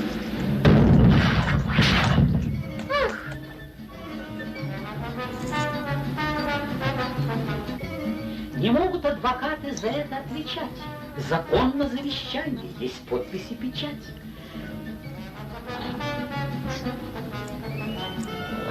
Покойница в конторе составила его. Technically, everything now belongs to the dog, so... The dog was probably one of the most brutal dictators, but he was fair. You know, he was the dog we needed at the time. Right on 5th Avenue. На каждый день меню. На завтрак отбивные. Бифштексы на обед. It's very well done for a society that is trying to downplay the classiness of Americans. The idea is that they're playing up the decadence of Americans, that they're so stupid that they will give vast quantities of money to a fucking dog, you know? Okay, to be fair, which Americans, we might do that. Yeah, no, I've seen you guys do that. I've seen. I mean, you guys pioneered the dog prowl, like the little teacup puppy that Paris Hilton would have in her purse. Yeah. I mean, here's the thing, like, they're not wrong saying Americans are fucking stupid. It's just, they're off by a few decades, and I think Russia should not be throwing stones. You know? Yeah. I mean, they're right, Americans are fucking stupid, but they weren't starving. Speaking of Paris Hilton, you saw the South Park where she tried to adopt Butters as an animal, right? Yep. where he has him in the bear suit. Yeah. And he she passes, she's so high, she passes out on the bed, and he starts fingering her between her legs. It's all icky. Yeah. Paris Hilton, stupid whore.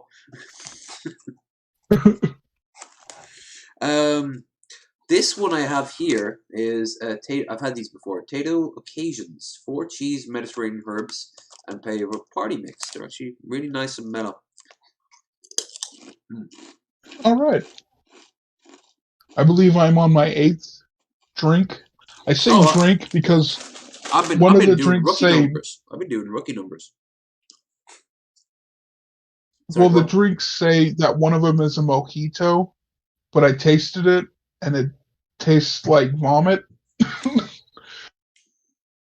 And I don't know if mojitos are supposed to taste like vomit, and if they are, that's a bad drink. My favorite drink in the summertime is a mojito. We've already seen communist mocking dog mojito.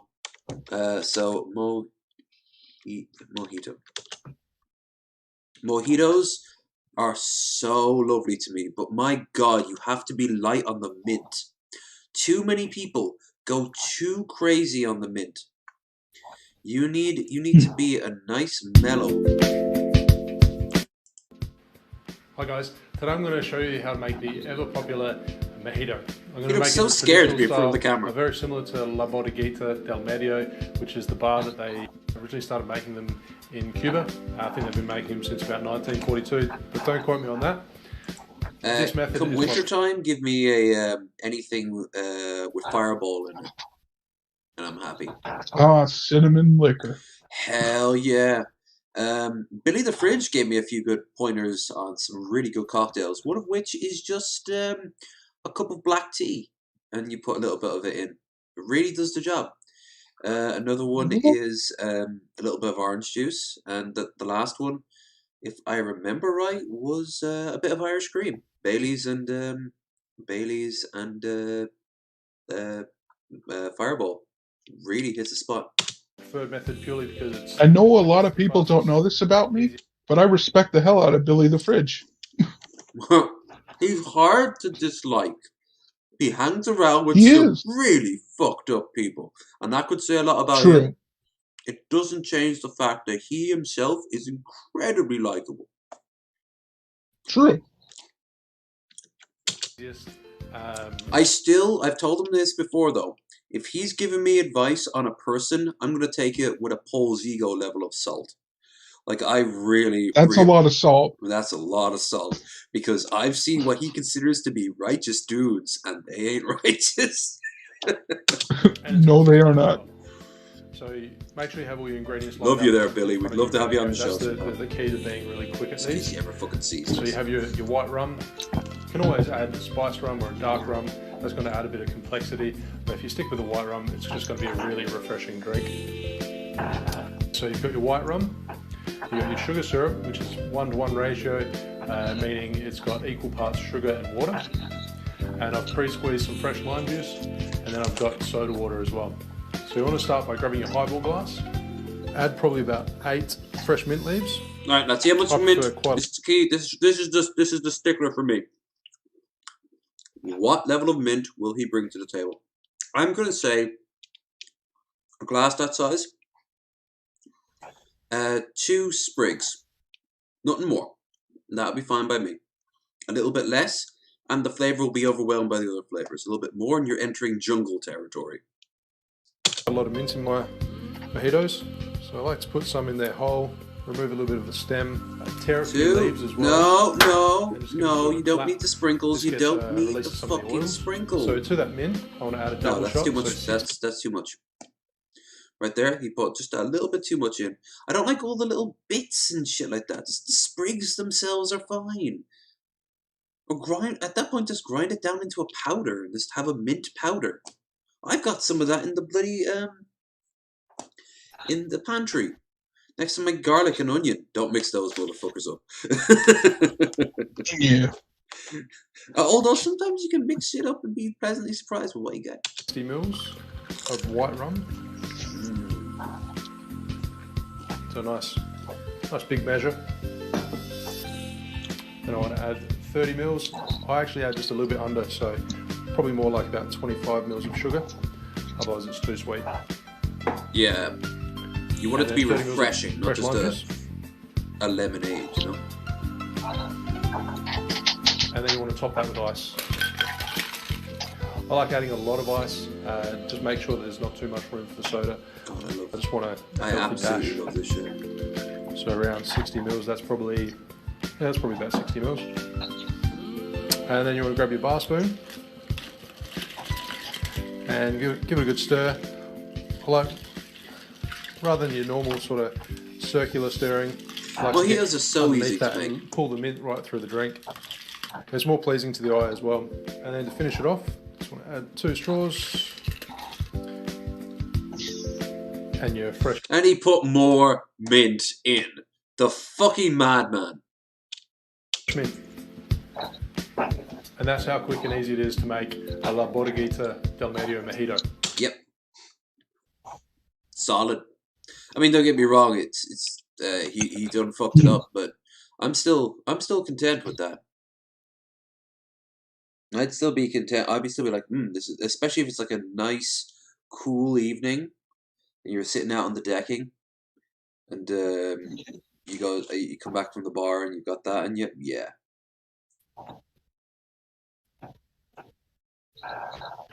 What about yourself, there, Bill? If you had to pick a cocktail, the classic pina colada. I just love coconut and pineapple together.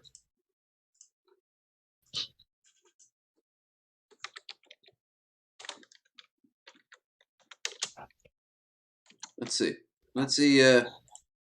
how they manage it. I don't mind it, but I mean, it wouldn't be a drink I always reach for, you know? Yeah. Oh, a drink I always reach for? No, but I mean, like probably a White Russian.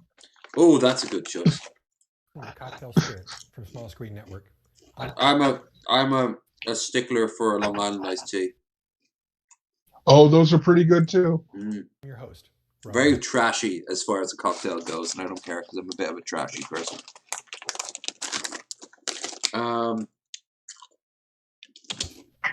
Now, everyone has heard of a pina colada. Everyone's I had a pina colada. really like his shirt. Frosty, icy drink with coconut and pineapple. It's so tacky. I really like it. It screams Jimmy Buffett all the way.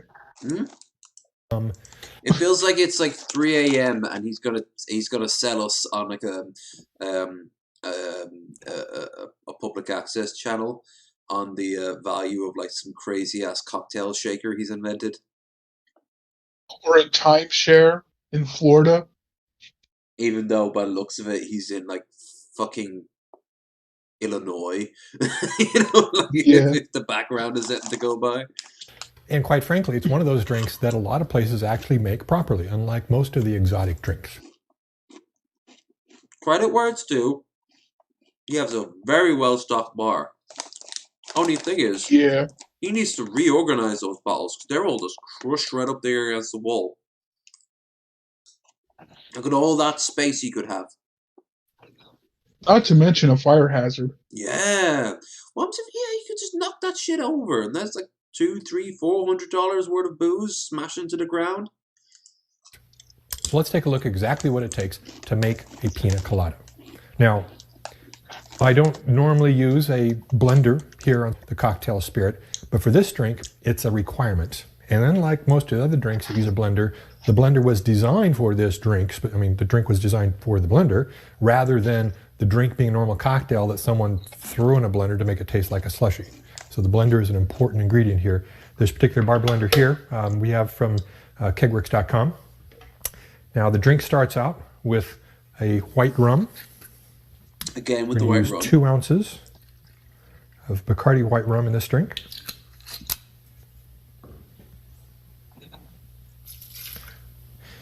We're then going to add... I'll say one thing about white rum. One that makes them really bad is the Morgan's white rum. That stuff sucks. Have you ever had it before, the Captain Morgan's one? I don't really drink a lot of liquors. No, okay. I've been out of the alcohol game for a while. Like, I just basically got into the alcohol game just recently, and it's mainly been beers so far. And it's mainly been Coors. Hey, what saving yourself a lot of money and keeping down the calories as well. I'm not feeling guilty about tonight because I needed something in my stomach I'm going to be drinking. Speaking of, I have to really kick up my fucking game. Alright.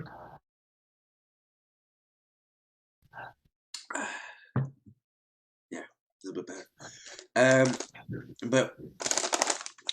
Like, I've been losing a lot of weight. I can see that. But that means I don't mind like eating those wraps or eating these crisps, because for the most part, the rest of the week after that, probably until Drunken Crow at the end of the month, for the next episode of Three Drinks Alone, 25th, I do believe, or 23rd. But it's like I'm going to be really lean eating, so I don't mind going a little bit crazy tonight. I need it. And I'm in a shirt that a few months ago, I can still wear the shirt, but it was like clinging to me. You know that feeling that you have a shirt that fits you, but it's kind of like riding up at the back and on the sides, so like it's kind of like going up on you. Does that happen to you? I have a different body type, so where my riding happens is usually the male breast, because I have very developed male breasts. Moob. Yeah, I have moobs for sure. And when I put on certain shirts, they cling in certain areas, and I notice them. But the one I notice the most are the male breasts, of course. The problem with that is then, of course, you always have to go a size higher, and when you really start hitting like the high weights, it becomes hard to find like a shirt high, even in America, higher than the one you're at. So you have to start thinking about buying online or wearing clothes that are like clinging to you. Now I've got like sorry, go on. Well, that's the thing. I can wear the lower size, and depending on the shirt, it can be like it'll show those folds, and it won't show those folds on 4X. And I usually like to wear 5X or 6X. But on 4X, it's like sometimes it'll show them and sometimes it won't. It's an interesting size for me. Certain. Yeah. Do you have a tall torso or like a squat torso? Like, I have more like a pear shape.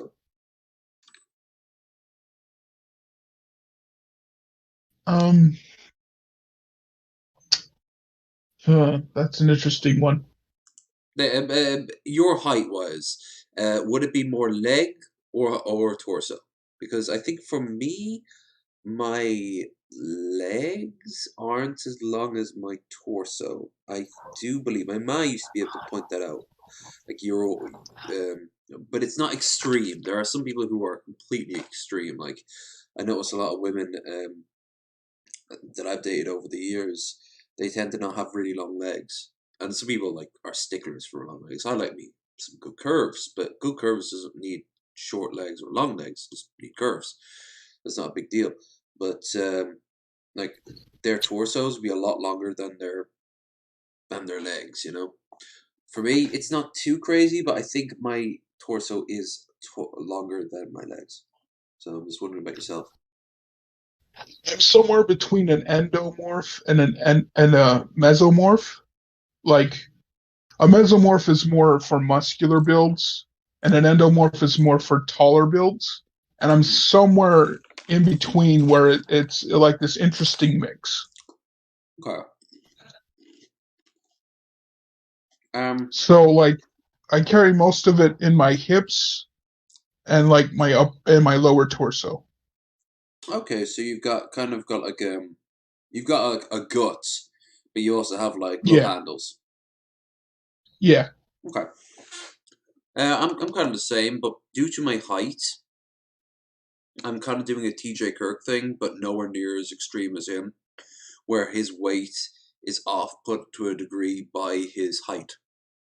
Mine, everyone always says this, I can wear my fat well, and it's kind of true. I've learned to accept this, but it's still fat, and it's still there, and it still has to go. Except when I'm on my back, then I can really see the value of it, because my stomach go anywhere from like being a proper paunch, even on my back, to what it is right now, which is empty. Like it's on par with my hip bones, and my hip bones are now noticeable. Like I can clearly see my hip bones, my pelvis bones, and that is so crazy to me because it has been many, probably years, even before America. After America, I come back, I'm depressed, I eat a lot, the lockdown makes it 10 times worse. I mean, you were there for that, you've talked about it a million times. I was not taking good care of my body. And days like today was the norm. I'd be drinking 10 times more, and I'd be eating 10 times more, and it was very sad. But I now when I'm on my back, like I can clearly see the weight loss. I mean, I still need to start considering toning at some point, but that's down the line. But I remember I was in Glasgow, and I was in the Tennant's Brewery, and the beer. And I was talking to one of the guys behind the counter there at the gift shop, and he was giving me some advice, some places to go to get something to eat. And he said, I wanted to buy one of the T-shirts there, and I asked what the largest size they had, and it was my size. But I was like, do you have a size bigger? Because, and he finished it, and he went like, because it'll cling to you, I'm the same. And no, we stopped making that because there wasn't like value in it. There was like barely anyone who'd show up. Now I think I'm on XL now. I think that's where I'm at. Just 1XL, which is almost taking it off the shelf. But it's a little tight on me. Just a little tight on me. But I do love wearing my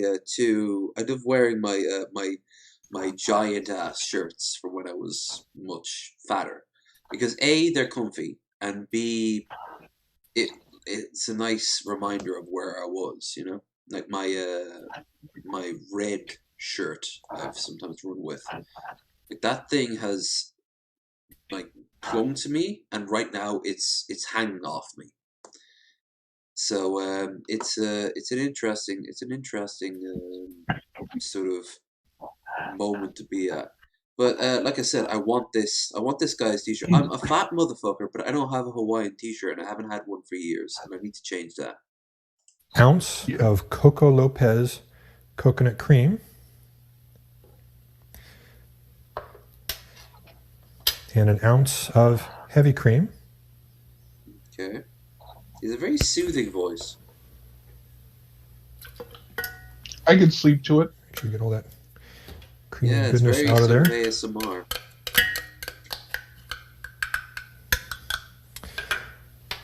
We use 6 ounces of pineapple juice. Thankfully, this can actually has 6 ounces in it, so I don't need to measure. Convenient. I'm not against pineapple in a lot of things. And we add about keep it away from pizza. 4 ounces of ice, or about the same as we have seen here.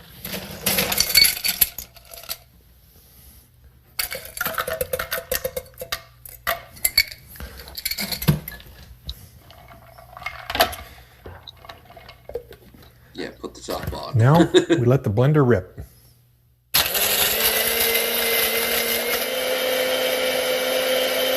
That's a Good blender. Let's see how this turned out. What you're looking for is a frothy consistency. Okay. Now we pour that into our little hurricane glass. I do love those glasses. Those are so nice. Garnish it with a pineapple and cherry. Come on, umbrella. And serve with a couple straws. No, where's the umbrella? It has to have the umbrella. And there we have the pina colada. Yeah, but... Oh. Buddy, no point to giving us a B- if you can give us an A+, you know? Still, that looks like a nice pina colada. I wish we could talk music, but a lot of music is copyrighted. Yeah, I kind of wish that too. Like, I would be totally up for it. If you know someone, if you're into a band who you know for a fact wouldn't have a copyright to it, we can listen to them. Otherwise, let's see how this... How to make a white Russian. Hell, these videos we're watching might get taken down for copyright. That's just the shit in the world. I like to think of the White Russian. Never, never forget what they took from us, and it cuts back to a cheesemaker. Gateway cocktail. Certainly was for me, anyway. The White Russian was invented in the 1970s when liqueurs were very popular, like coffee liqueur. And of course, as we all know, it was immortalized in the 1990s by Jeff Bridges. And even though it is a symbol of... My mom makes a mean Kahlua. The rules still apply when making... She makes it from scratch? Yeah, she takes Everclear and she mixes it with coffee and sugar and she cooks it down. And then she seals the bottle by boiling it. And then she cools it in the fridge, and then she gives it off to people during the holidays. And people always say this is pretty good Kahlua. Better than the store brand stuff. Pretty much. Awesome. That's pretty cool. I'm sure I've had Kahlua before, but I've never had homemade stuff, and I've never bought Kahlua. It was always just given to me as like a part of a cocktail, probably like a White Russian or something. White Russian, as I do with all you cocktails. You can buy it in Tesco's, pretty cheap. Fresh, you could always real make ingredients. White Russians from scratch. So we have real cream, vodka, no mix, none of that stuff. So let's start with our spirit. Vodka, 1.5 ounces. That's a fancy looking vodka bowl. And I got 2 3/4. Is that absolute? Ounce jiggers here. 1 ounce of cream. I'm using cream here instead of milk because we are going to shake this, which will add some dilution to it. So cream is a little thicker, and I just want the drink to maintain that really rich, delicious viscosity, you know, kind of like dessert. Viscosity. You said that word. Because let's face it, that's really what this is. This is just an alcoholic dessert. Yeah. A delightfully alcoholic dessert. So long as it's ice cold, I'm happy. When you have a drink that is majority cream or some sort of froth, make it cold. Not room temperature, make it cold. Get those ingredients and you pop them in the fridge, and you take them out and you partake. Other drinks, room temperature, like hell, like the wine I'm drinking right now. I mean, it's a white wine, so you expect it to be a little bit chilled. It doesn't have to be chilled. But when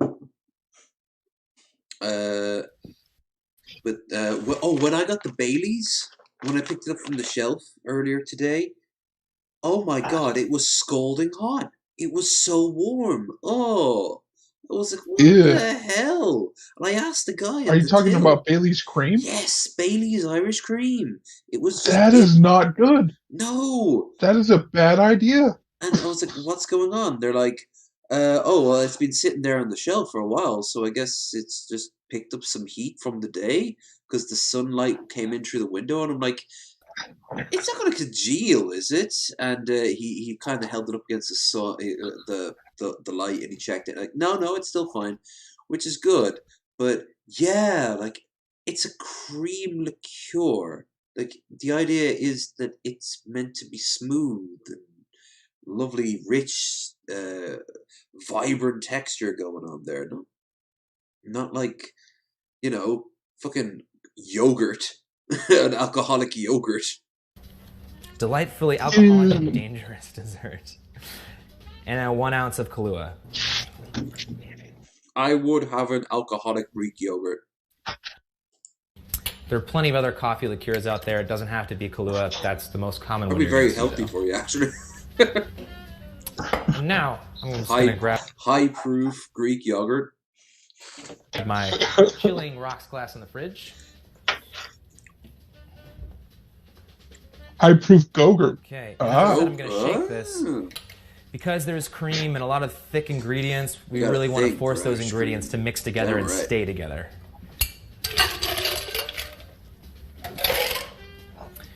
We got a few knockoff ones. In Tesco's, the Irish Caramel is basically just a knockoff version of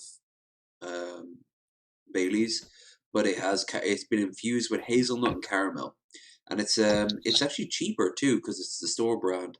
But then you have stuff out of I don't know what country, but on the front of it, it has an elephant, and it's made out of almonds.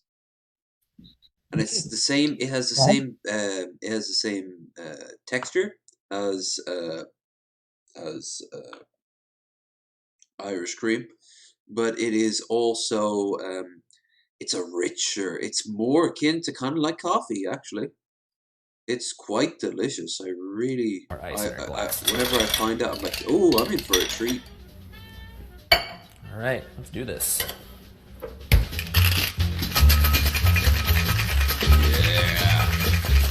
I told you about the time I drank. What is it? Okay. They call it the Green Fairy. Oh, absinthe? Yes. It smells like the Coen brothers. Smells like the Coen. How would you know? Did you smell the Coen brothers? They smell like White Russians. Okay. And that, very simply, is how you make perfect White Russian. Have you ever had this cocktail, Manhattan? I don't believe. Maybe I have. Once, as a very uppity teenager, I asked for a Manhattan. Oh, there's some Grey Goose over there. That's pretty nice. Starbroken, I saw it there. I'm going to show you how to make a drink that's about as classic can get. Yep. The Manhattan. Manhattan dates back to about the 1860s, a long time ago when it was invented, when vermouth came over from Europe to America, and Americans, being the cocktail innovators that they were... You can't find vermouth in Ireland to save your fucking life. Decided to mix it with their favorite cocktail ingredient, whiskey, and the Manhattan was Sorry, what? Oh, I said well, okay, because I didn't know that. We're gonna start by using our base whiskey, 2.5 ounces of rye whiskey. It's unfortunate because that little booklet that my ma gave me when I moved out of my home, that had all the cocktail from like the 80s and 90s, all of them require vermouth. Of course they did. I'm using rye whiskey as opposed to bourbon, which is what a lot of people use to make Manhattans. I'm using rye because it's historically accurate for one. Back in the 1860s, rye was a little more popular than the bourbon, and so that's how the Manhattan was originally made. I also think it makes a little bit of a better drink because rye is made of 51% rye grain by law, as opposed to bourbon, which is 51% corn.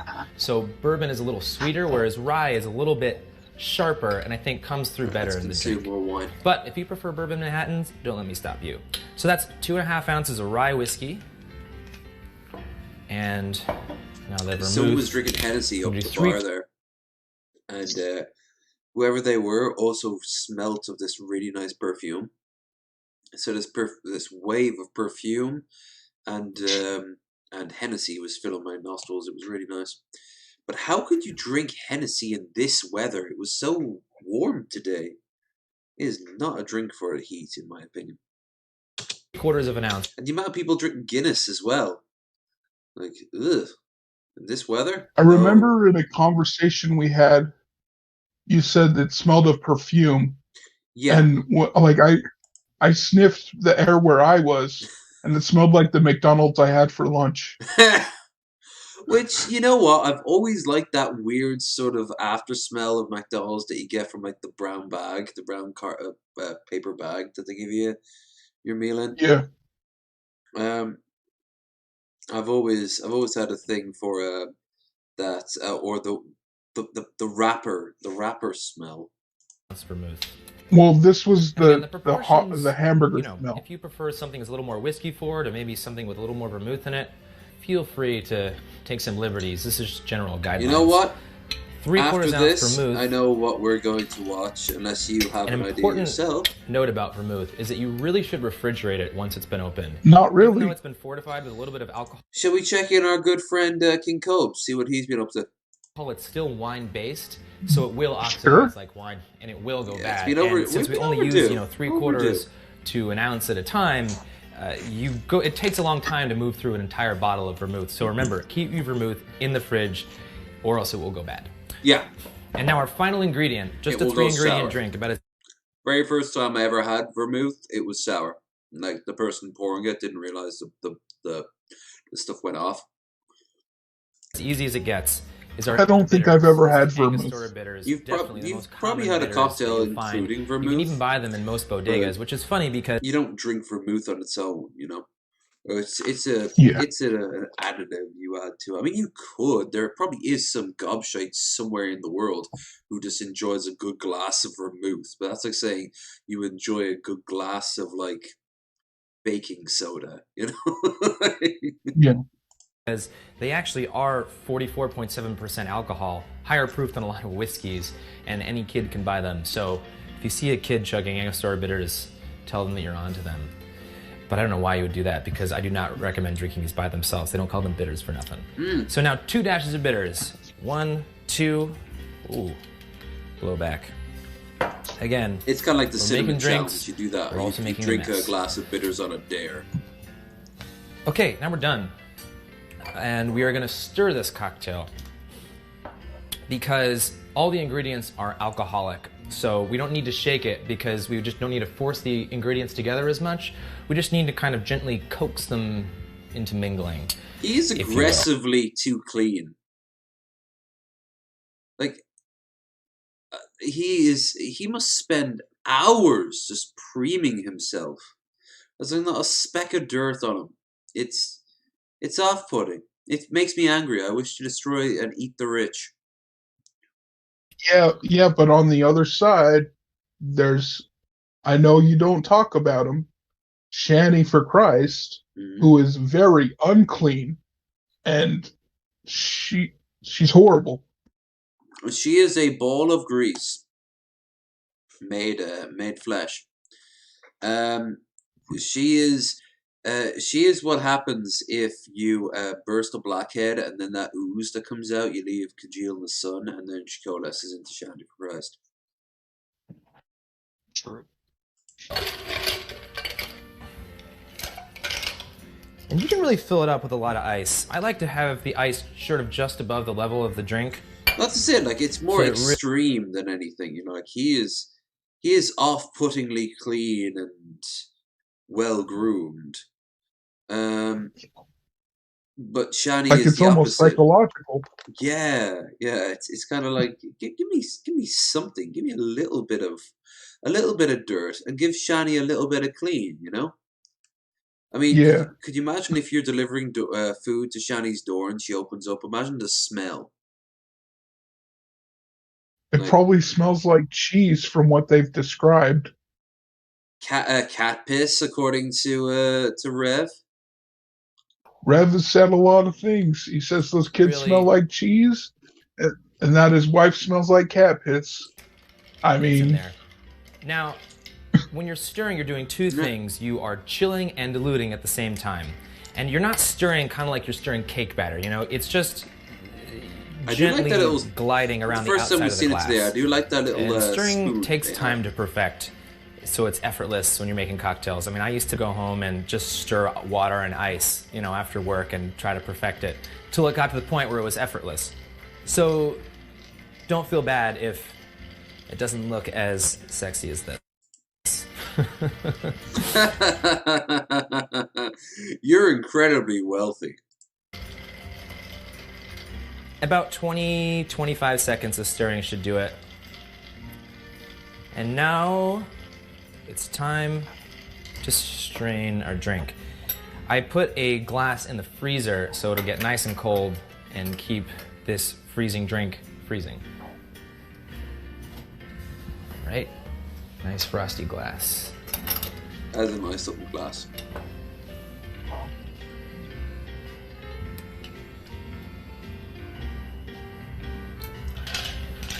And for our I'd garnish, like that, but I don't think I can drink use many cherry. of them. These are the best cherries you can buy. They're called Luxardo cherries. They're a lot better than your normal maraschino cherry. They're expensive, but totally worth it. And with our garnish, we are done. And that is how you make a Manhattan. All right. Yeah. Let's have a gander at our good friend, the Cobes of King. See what he's been up to. Usually when I live stream, he's live streaming, so.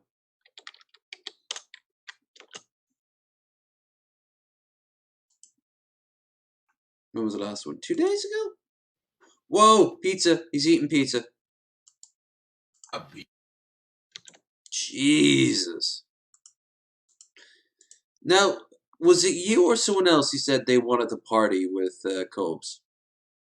Oh, I would totally party with Cobes. I would get him so high and stoned, he wouldn't know what the fuck was going on. You'd be such an enabler. YouTube fam, we got ourselves a Little pizza. cheese or bacon cheese? Just any old pizza. Alright, so looking around, that stain is still there, just proving what I always believed, that it's not a shadow on the ground, it is literally just a stain. It might have been there beforehand, probably not. The walls aren't coated in grease and slime yet, so that's a good sign. I have to say something. Yeah? I have to say something. Little Caesars, why does Cobes get a stuffed crust pizza, but I don't get a stuffed crust pizza? I ordered a stuffed crust pizza from you guys, and you didn't give it to me. What? Like, did you not tell the delivery guy to wait while you checked your order? It wasn't a delivery. I was in store. What? Yeah, they straight up gave me I asked for a stuffed crust pizza with the pepperoni and the stuffed crust, and they didn't give me that. They gave me 2 regular pizzas. But if you were right there, why didn't you just turn around and go like, "Hey, what's going on, man? I ordered A, and you gave me like C." I will admit they were rushed because someone before me came in and gave a big order. So I'm not going to take it out on them too much because I understand they're a business. They have to get rid of people as fast as possible. Mm-hmm. And I'm not saying that the pizza was bad. I'm just saying I didn't get what I ordered. I've heard nothing but bad things. You were there probably for the tiered list when we were going through all the different pizza places, and no one had anything good to say about Little Caesars. Me and my friends call it Little Sleazies, but do you remember when Lucas was going to go on a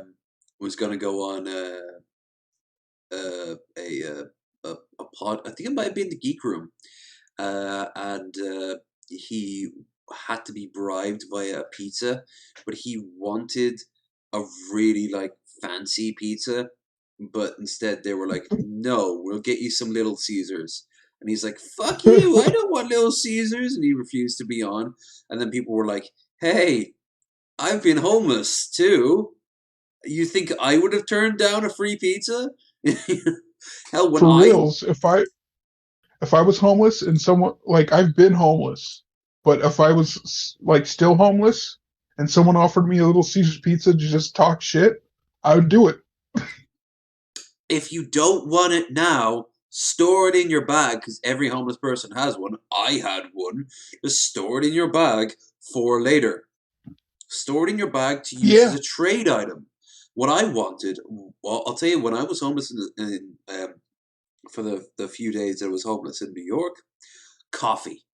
I wanted coffee and a place to sleep. That's what I wanted. I couldn't find a goddamn place to sleep where I didn't feel exposed, literally or mentally. And it was New York, so there was crazies everywhere. And homeless people, yeah, homeless people are scared of crazies too. I've told people about the Micro Machine guy. Hell, you can actually hear him in one of those the hypothermia video. But he was absolutely just the tip of the iceberg. But I wanted to just find a place, dry, and sleep. I couldn't. Not until I hit the homeless shelter. But it was just so like scary to be out there. And every once in a while, someone would hand me a bagel, which was lovely. But here's the thing: if they'd have asked me what I wanted, I'd have been like, "Coffee, please, something warm, please, anything warm." Anything warm that I can hold on to, like some sort of radiating heat, you know? Oh, and Well, can I use luckily, your as a shower? homeless person, Sorry, go on. I had a place to squat, but what I didn't have was regular access to a shower or other amenities. I mean, as a big guy, you know all too well how important it is to shower. Yeah. That shit builds up so quickly. If you're just walking down the end of the street, depending on how out of shape you are, depending how warm it is, depending what you're wearing, you will be creating a musk about you. And not the fun sort of musk that I lean in and joke about. No, we're talking about the negative type. We're talking about swamp ass level. We're talking about Yeah. and you're aware of it. You're never 100% nose deaf. Like you are Yeah. aware of yourself, and that adds to your shame on top of everyone else because you know what you look like. You know hopefully you don't sound it, but you know what you smell like. Yeah. Oh yeah. At the end of the day, we're all kind of like what I was hoping for was a shower and a bed and somewhere warm, and I got all three. And then, shock of shock, I didn't have to wait an extra couple of weeks to get home. I went home within 72 hours.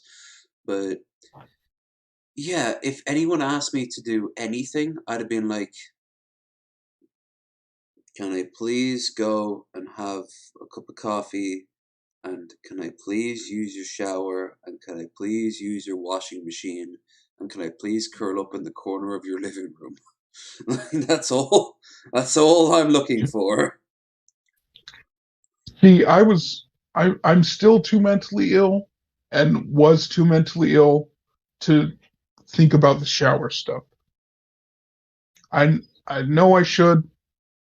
I'm working on it, but at that time, like showers weren't really on my main focus. I should have made them my main focus, but they weren't. You can't really predict. Like if something tells me you didn't plan to become homeless. No one plans to become homeless. No, I didn't plan to become homeless. I didn't plan to become homeless when I was homeless in Dublin. Like this shit just kind of creeps up on you. It kind of slaps you over the back of the head. And you try to make the best of it. And I'm incredibly lucky. And there's no other way around it. Like people in the homeless shelter, when they heard that I was getting a flight back within 24 hours, they were like gathering around me and asking me what the fuck. And I was like, yeah, well, I guess they didn't like the idea of a foreign national dying on the streets of New York, you know? Yeah. It I still wonder, like some of those motherfuckers are probably still in the system that I was talking to.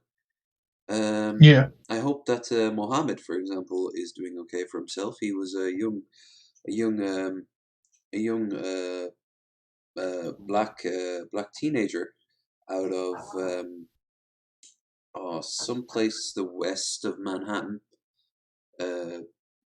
New Jersey, so it could have been anywhere. But he worked in the construction business, like building the skyscrapers. But he was applying for a better job, and I overheard him and his cousin on like FaceTime talking about how to make out a CV, make out a resume, and she kept on saying it over and over again. You're acting too black. Like you are talking too black. You have to say it like this. You have to say that. That was my first introduction to coding. Yeah. Like I had no idea. The same when I was off in Chicago, like living in that place that was a borderline flop house for a few days. I had no idea that like people acted and talked the way they did outside of like stereotypes. I mean, that's not true. I knew it happened, but I wasn't expecting to live with them. And for the record, they were incredibly friendly and kind, but also one of them constantly pressed me for money because he needed money because he had a court date coming up, and he was very paranoid. Don't get me wrong, like he didn't like threaten me or anything like that, but he was constantly trying to find things to sell to me before I left Chicago, and it just like there was like I was very upfront with him. I told him that like I don't have the money. Like here I am in this. Let's be frank here, a little bit of a shithole. On my way back after a colossal disaster of finances, so I don't have the money to give you, and you know, you constantly asking for it isn't going to make the money magically appear. I'm going to need that money to make sure I eat, make sure I drink. And then I head off to Cleveland, and an entirely different thing. I end up in this incredibly bougie apartment with this guy who's deeply involved with the museum a little bit further up the road. I got a bunch of job offers. I got tours around the city, all on someone else's expenses.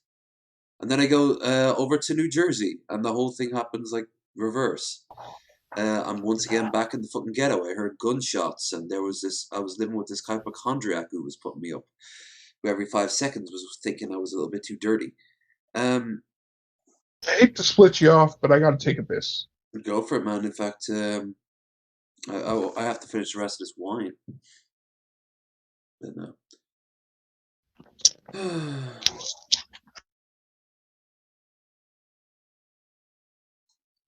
Who's this? If you mean the guy on screen, that's King Cobes. He is there's no other way to put it. He's a lolcow. He's a very troubled man. Lonely. He's been looking for years for a girlfriend and hasn't found one. He has his views on women. He has his views on race. He has his views on politics. He makes money on the side, doing stuff like making wands, as you can see there. And he also is big at the ventriloquism, as you can see here by the puppet. It's a little bit... he also can play the guitar. Like, he can actually play it. I don't know how well he can play it. You'd have to... This is it. You'd have to check that shit out on your own, but... He does alright for himself. Now he's doing alright for himself. The last place he got kicked out because he almost burned it down. So, yeah, let's see how the crust is. Welcome back. Stuffed crust pizza. Look at that ratio. That is ridiculous. Like, how bad could his take on a stuffed pizza crust be to get that many downvotes?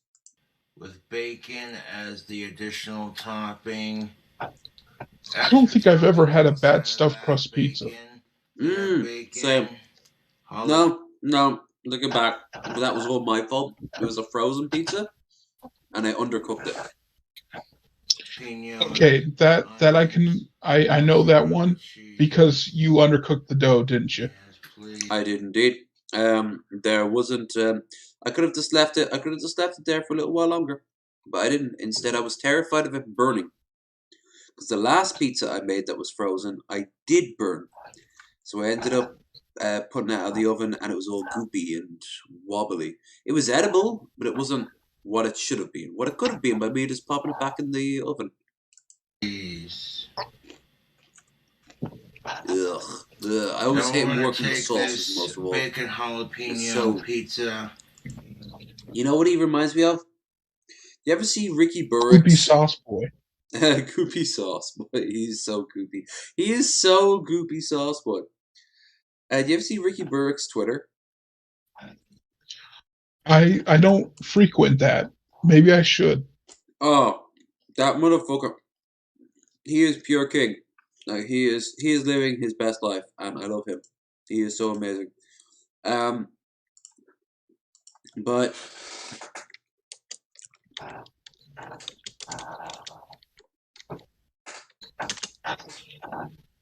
YouTube.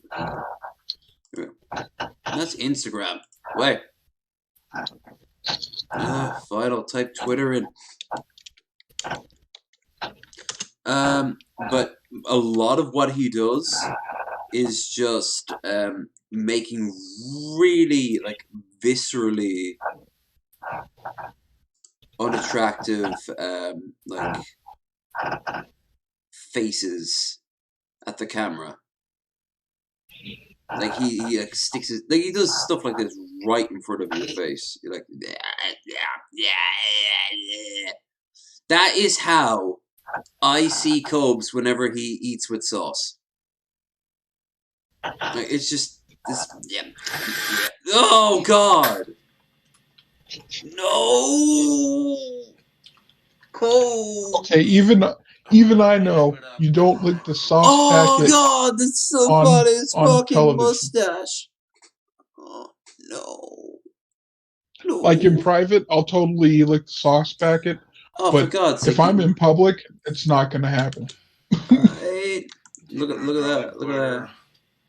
We're gonna put it on top of our pizza. Oh God! Ew! I will even say that licking the sauce packet is the ultimate hedonistic move. Yeah, going. Ladies, you know, he doesn't mind going down on the sauce packet, so he doesn't mind going down on any other sauce packet. You know what I mean? You know what I mean? You know what I mean? We also got 2 cups of garlic jalapeno cheese sauce. But we're gonna hold on to that for a second. He's damaged the sofa. Look, it's begun. From little things come mighty things. This time next year, I imagine half this chair's armrest is going to be completely ripped up.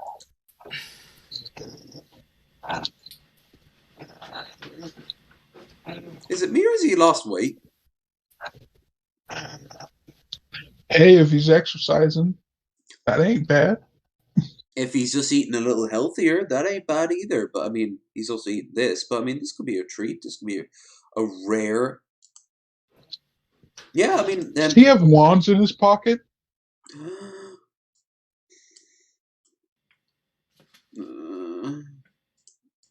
Get up. But we're gonna hold on to that for a second. No, are those knives? Let's say they're wands. Yeah, let's say they're wands, because it's scarier if it's knives. Unless he does have magical dark powers, in which case, why the hell did he make his hairline come back? Magic for men.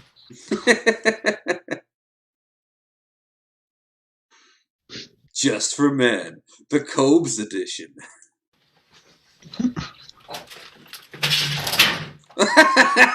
Oh no, what did he do? Did you do a breaky break? Did you do a breaky break?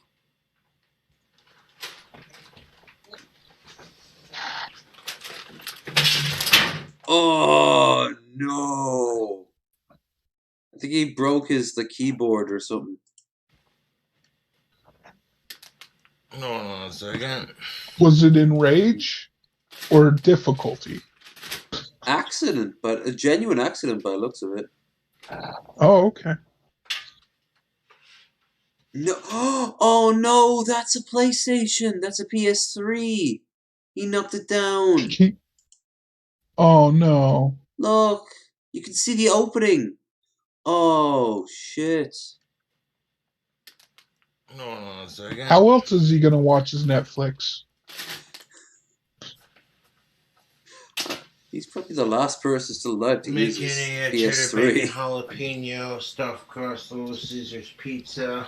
He also got a bunch of snacks with his pizza, Some people are not alright. including Lay's and What do they know?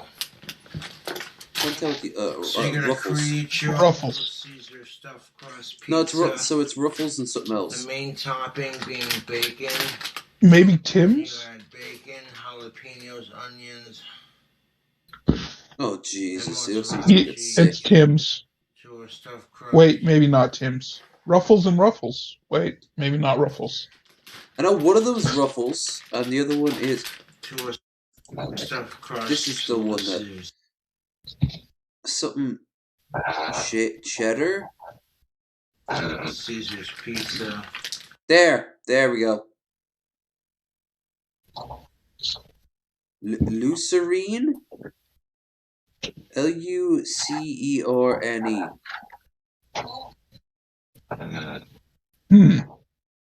That's an that's an interesting product. You'd have to look it up. I don't know about it. Maybe it's like specific to that part of the US.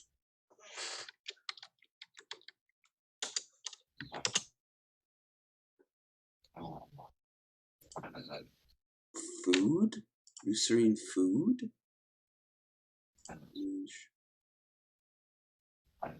Is it a cheese?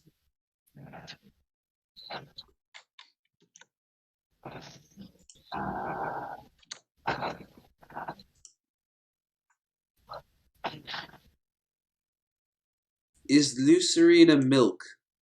Lucerine is 2% partly skim milk.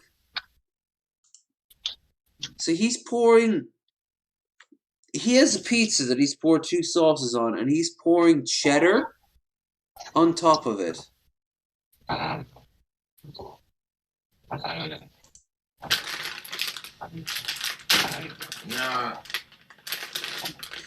So he has a pizza and he's pouring more cheese on top.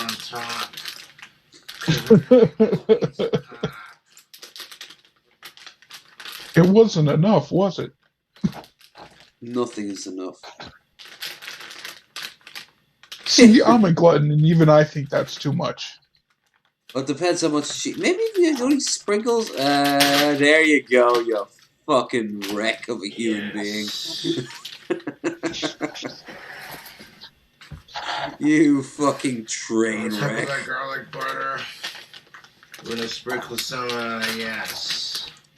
some sharp cheddar cheese. Yeah, he's pouring cheese on top of his pizza. After he poured all the sauces in.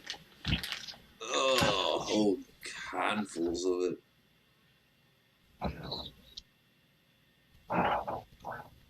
But does that mean he's also going to throw the Ruffles on top as well? Maybe. Like the cheese. I've probably at least once in my life taken a sauce from my pantry or wherever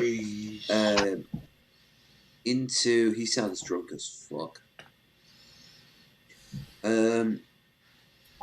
Into like So egg we got pizza, bacon, but I mean, it's already got I don't think jalapenos. I've ever. So we're just adding that cheddar sauce.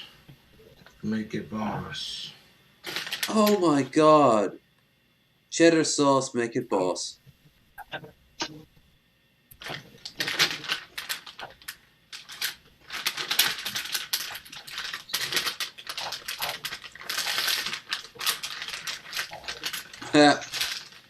I hate those Ziploc bags. I absolutely hate them. We're gonna reheat the pizza in the oven. Put the cheese on top. Oh On no, top of he that sharp is. cheddar cheese, we're gonna take some cheddar. Is she gonna put chips on there?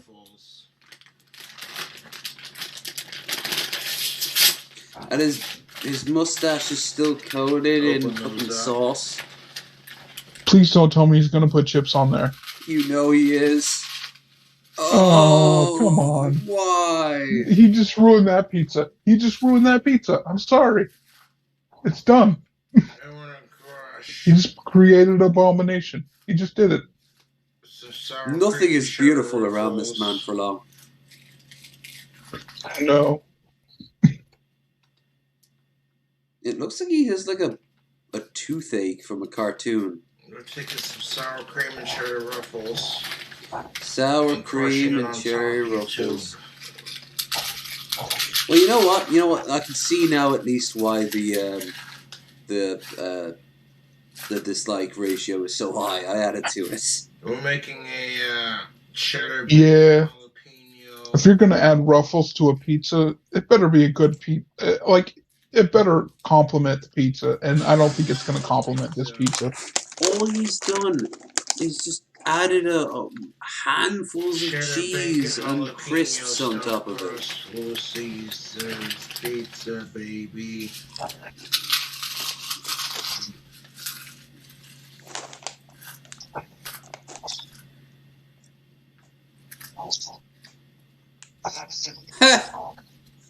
One comment. Nacho cheddar cheese, yes please. Hey, look at that loser there. Shabuski. Never heard of him.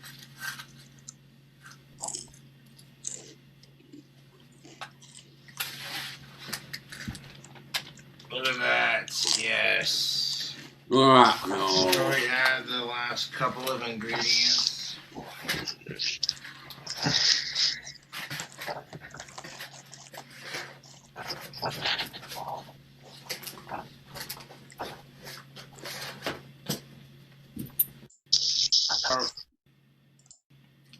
Cheese sauce. Oh god, does he pour more cheese on top of it? With the cheddar sour cream ruffles. So he put it in the microwave? On top of that garlic butter. 2 cups of Or the oven? jalapeno cheese. I'd rather him put it in the oven. Oh. The oven will be better.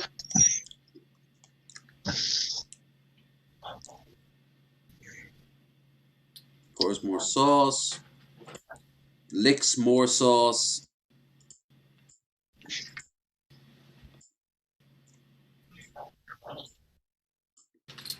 How else are you going to teach those people that you have cunnilingual squills? Yep. At least you know he muff dives. All he now needs is a muff. Cheddar bacon jalapeno cheese pizza. More. He's adding both. We are not entertained. Give us more.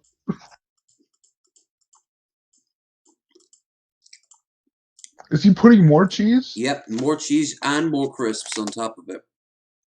Oh my. Stop. You're going to have a heart attack. And we won't be able to call the paramedics. Because this is a pastime video. I'm going to push pan just a little bit. How many times has he cooked it now? Jesus.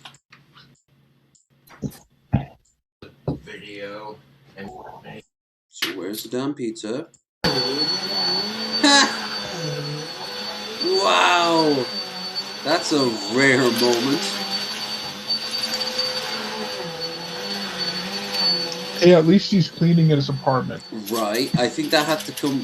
Wasn't that one of the requirements after he moved into this new apartment? He has to clean it. Goes in the oven, the stuffed crust boss of a monstrosity, yes. Wait. Does he not... He doesn't try it. He makes all this stuff, but he doesn't eat it. He just pops it in the oven and eats it off camera. What a cock to use. That's not fair, Cope. Oh, here we go. Here we go. Cheers. Well, we're about to do a taste test on a bacon cheddar jalapeno pizza. Damn, as if the last ratio wasn't bad. This one, with Jesus. bacon as the additional topping, extra toppings, bacon, jalapeno, onions. Yeah, we saw the nightmare you made. What we're left with. Okay. This Little Caesars bacon He cheddar ripped the top of the box off. jalapeno monstrosity. Oh, YouTube. So he turned the top.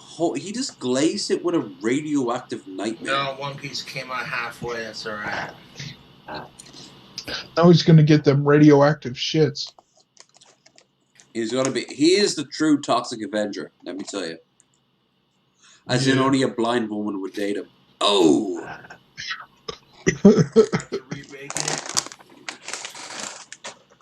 Hey, if she's as hot as the woman from the Toxic Avenger film, I think Cobb's gonna do okay. Yeah. I had a toy. Do you remember that? I got a. I'm gonna get and chew a little bit. There we go. That would have been a horrible thing to pause on. Do you remember back in the 80s and 90s, they used to sell like toys of really adult sort of movies to kids, like Aliens and fucking Toxic Avenger? Spawn. I remember buying Spawn action figures that were absolutely gorish. And it was like 97, 98. And I'm like, what, a kid? And I'm buying these action figures because they were cheap, because they were at KB Toys. KB Toys was a good place to get cheap action figures. I know that's a US thing. Yeah, I have no equivalency of what that was. It's probably is that even like still running now? Is it gone? Oh, KB Toys is way out of business. A lot of toy businesses are way out of business, especially Toys R Us. Toys R Us was over here too. Although we had a sub version of Toys R Us called Smiths, and Smiths Toys is still going strong because it was like a franchise of a franchise. But that's another conversation entirely. But Toys R Us is gone here over in the States. Oh yeah. What was it? I had a Toxic Avenger hovercraft, and it was a Toxic Avenger. It was a Toxic Avenger toy. He was in the center of it, and it could fire shit, but it also could float, and it had a little motor that it would like float around. And I took it down to the beach, and I put it into the ocean, and it went off out into the ocean, and never came back. Oh. Yeah, apparently my ma spent 25 quid on that. Oh, that's very depressing. She's like, there's 25 quid down the drain. Right, and that's 25 quid pounds back in the 90s. That would be about maybe 50 today, maybe. It's not. Yeah, that's a lot of money. That's a lot of money. You wouldn't say no to that. I wonder how many of those pizzas you'd be able to get for my Toxic Avenger toy. Not only that, especially today, that's probably a collector's piece. You got to remember that Cobes does custom pizzas from Little Caesars, and those cost a lot of money. Like if you go by their formulas, it's not that much money. But if you go by custom, it costs way more.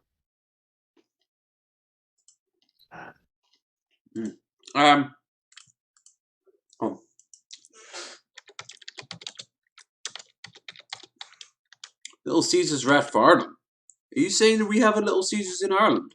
No, it's not. It's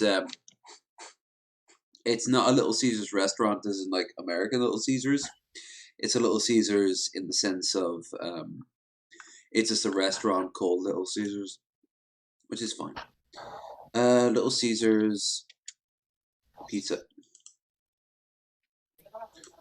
LittleCaesars.com.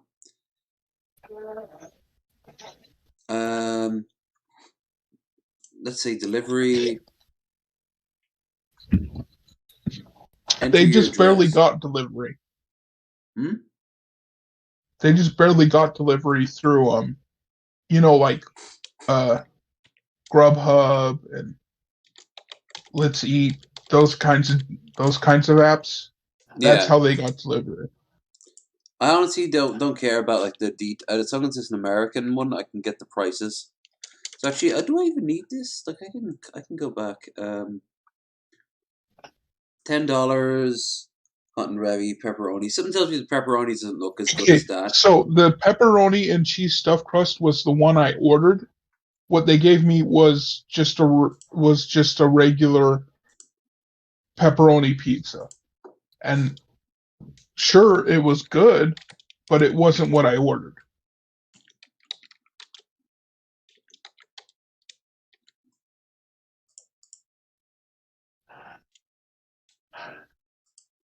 PA, Pennsylvania. Okay.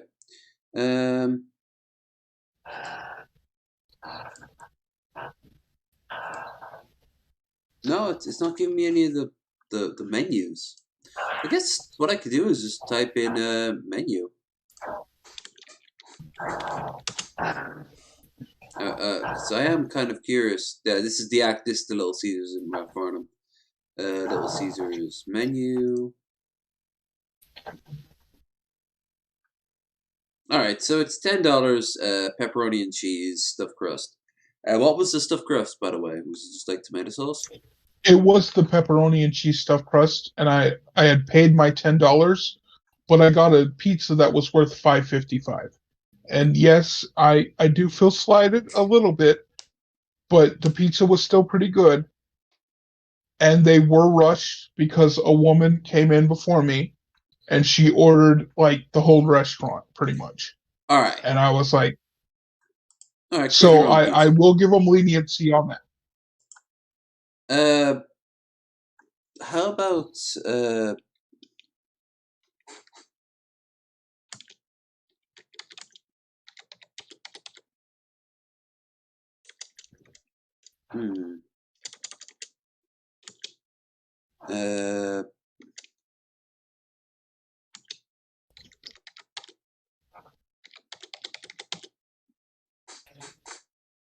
there we go. Edinburgh, South Australia, South Australia, Australia. They're all set Australia, so what's this? No, would you just let me look at the menu? I just want to compare the prices. That's all.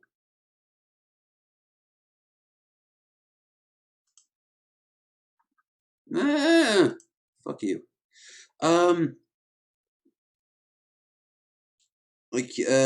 As far as I can tell, though, like it's about average prices for pizzas there as elsewhere, other pizza places, and but Nick, I don't know. When you say average prices, to be honest, it's below average prices, but it's average prices for cheap pizza. Yeah, because $10 will be about €8, even €7, and you wouldn't get a pizza that big for €8. You'd get it for €14, 10 to €14. So the quality probably tells. Like if I imagine, it's not very quality. Yeah, I imagine if you're getting a Little Caesars, you know what you're getting, correct? Like you don't get there thinking you're getting the best pizza in the world. Yeah, you're getting above 7-Eleven quality, but below most major retail pizza restaurants. Yeah. I like to look at the crust in that anyway. Got the rest of that piece. Yeah. In my mouth. Of course, he still butchered it. Like he took the pizza. What he should have done was he took the pizza and he should have taken one bite. He should have eaten one slice, and then said what he thought about that slice, and then he should have violated it. You know. You say violated like like he defiled a pizza, and Yeah. he did. But We saw it. Like the pizza was strapped to the rock, and he is the monster coming forth. he is the violator from Spawn, the movie. He might as well have a clown mask on. Yes, he might as well. Oh, it's just so visceral when he does anything. Why? Oh God, it looks like a sperm. It looks like a He used is the condom. product of hedonism. Now he's having a fight with a fly. Don't insult your family like that. What is that cheese just hanging and dangling? Bacon, cheddar, jalapeno. That is disturbing. Stuffed crust from Little Caesars.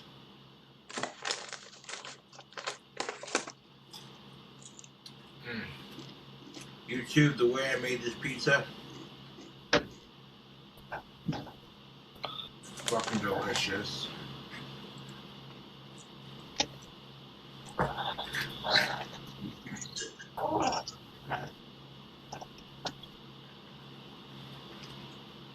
Well, I am on drink 11.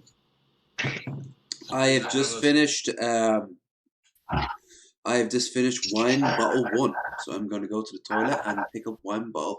I'm actually going to pick up the Baileys because I want something with a little bit of kick to it. I want a little bit of strength to it. And then, actually, no, I got all these the bottle Blue Nun. caps. The Blue Nun is next. Oh yeah, the Blue Nun. Yeah, I'll show you guys the Blue Nun. I've got the toilet first, though. Give me a second. Actually, I'll leave you with Cokes to keep you company. You're welcome. Slicing the custom-made pizza.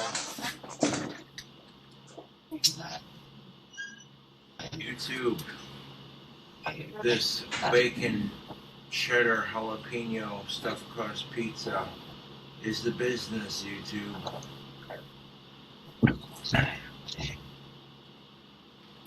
Now that he's gone, I've been thinking about running for candidacy of mayoral candidate of Provo, Utah. Bacon.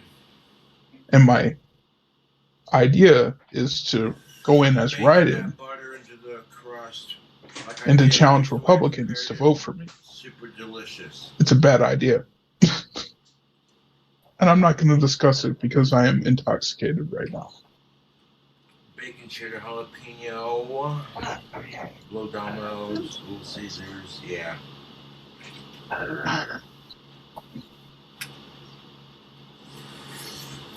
This Little Caesars. It's not going to happen. Don't worry. May not be for you. You're ever saying to yourself, Cobra, today.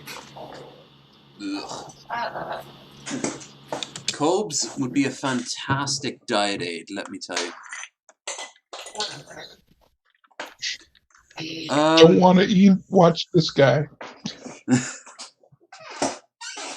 Alright, so we have it here. Blue Nun.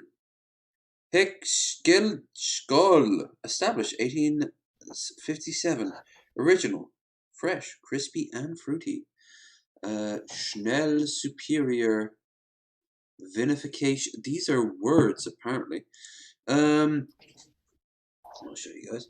Look at the prettiness of it. Look how shiny and blue it is. Don't be drawn in by that. I've been drawn in by shiny blue bottles before, and it was the worst bottle I ever had of vodka called Platinum Vodka. Do not be drawn in by it. You gave us a play-by-play of how horrible it was. We know. Yeah, Platinum Vodka is the worst vodka I've ever had in my life, and if you ever have it, I'm sorry. It smells like a slightly cheap bottle of red, but sparkling. So closer actually to the alpaca I just had. But it's also quite weak as well, only 10%.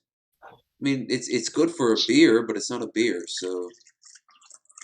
So remember, kids, if it's a cheap bottle of booze and it's blue, they're just trying to appeal to you, and you shouldn't buy it. But if it's an expensive bottle of booze and it's blue, it's worth it, and you should totally get it. You can get Romulan Ale. No joke, I was seriously considering buying it at one point, and it is 40% proof, so not as strong as like a crappy bottle of vodka. Enough to kick you in the teeth, but the bottle, bright blue, the liquid, brighter blue, borderline purple. Like that stuff was impressive. I really like the look of it. But yeah, look, it looks like a white wine because it's a white wine. Look at that shit. It looks like Soulstorm Brew from fucking Abe's Exodus. The bottle is adorable. I really love this blue glass. I might even add it to my collection just for the blue glass. But yeah, avoid it. Unless, of course, hold on. Final obvious choice: the taste. It's crisp, it's fresh, and it has no taste.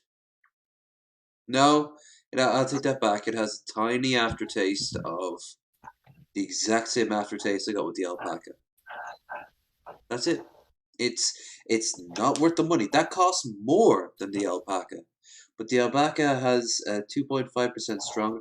Ooh, no, there's even an aftertaste after the aftertaste that is kind of sour. No, I don't like this nearly as much as I thought I would. I'm gonna put this in 30% maybe drinkability, 35%. The bottle is the only reason you'd ever need to get it. And I'm sure there are nicer blue bottles out there. But you caught it there, Bill. It is entirely designed to ensnare you with the admittedly absolutely beautiful looking blue. Look at that shit. That is pretty. But is it worth the money I paid for it? Fuck no. I could have got this with a fucking water, like sparkling water that was blue bottled. I think there's one or two brands of them out there. Anyway, let's look back at this nightmare made flesh.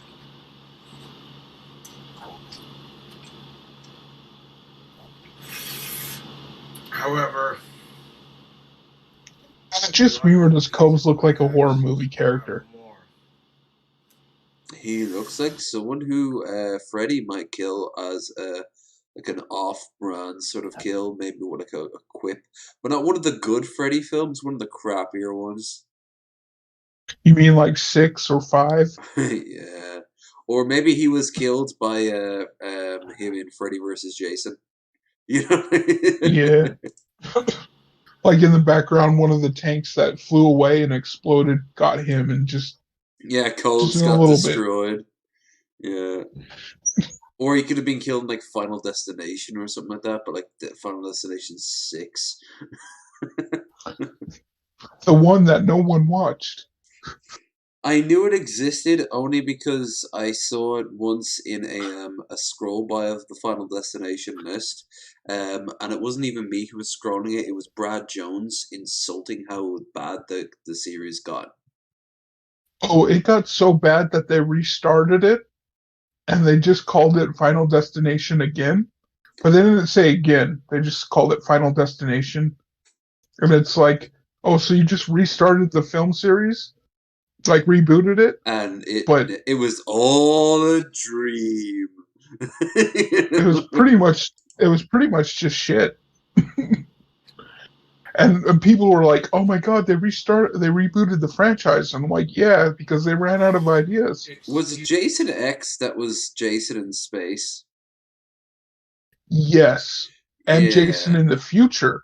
He was also Jason in the future. That's also important. I love that because it was so aware. The same reason I recommend you watch Suicide Squad. It was not in any way, under any circumstances, like lying to itself. It was just like, okay, this is the dumbest premise possible, so let's roll with it. My favorite scene from Jason X is where he puts one of the girls into holograms into the sleeping bag and beats the other one with them. Hey, wanna smoke and I was like, that was great. Weed and that was a good premarital sex? Yeah, That was a great scene. I loved it. I liked. You know what? I liked the look of him. He looked like something you'd see out of Borderlands. That version with like the chrome mask. I really like that. Yeah. Don't get me wrong, it wasn't as cool as like the original or anything like that, but yeah, it's alright. As a reimagining, it was pretty good. Yes, because you can do reimagining so bad. I'm looking at you, Leprechaun 4 Boys in the Hood. Oh no, Leprechaun 4. No, Leprechaun 4 was in space. Yeah. Was in space where he married that space princess and she was only in it for the greed. Yeah. Yeah.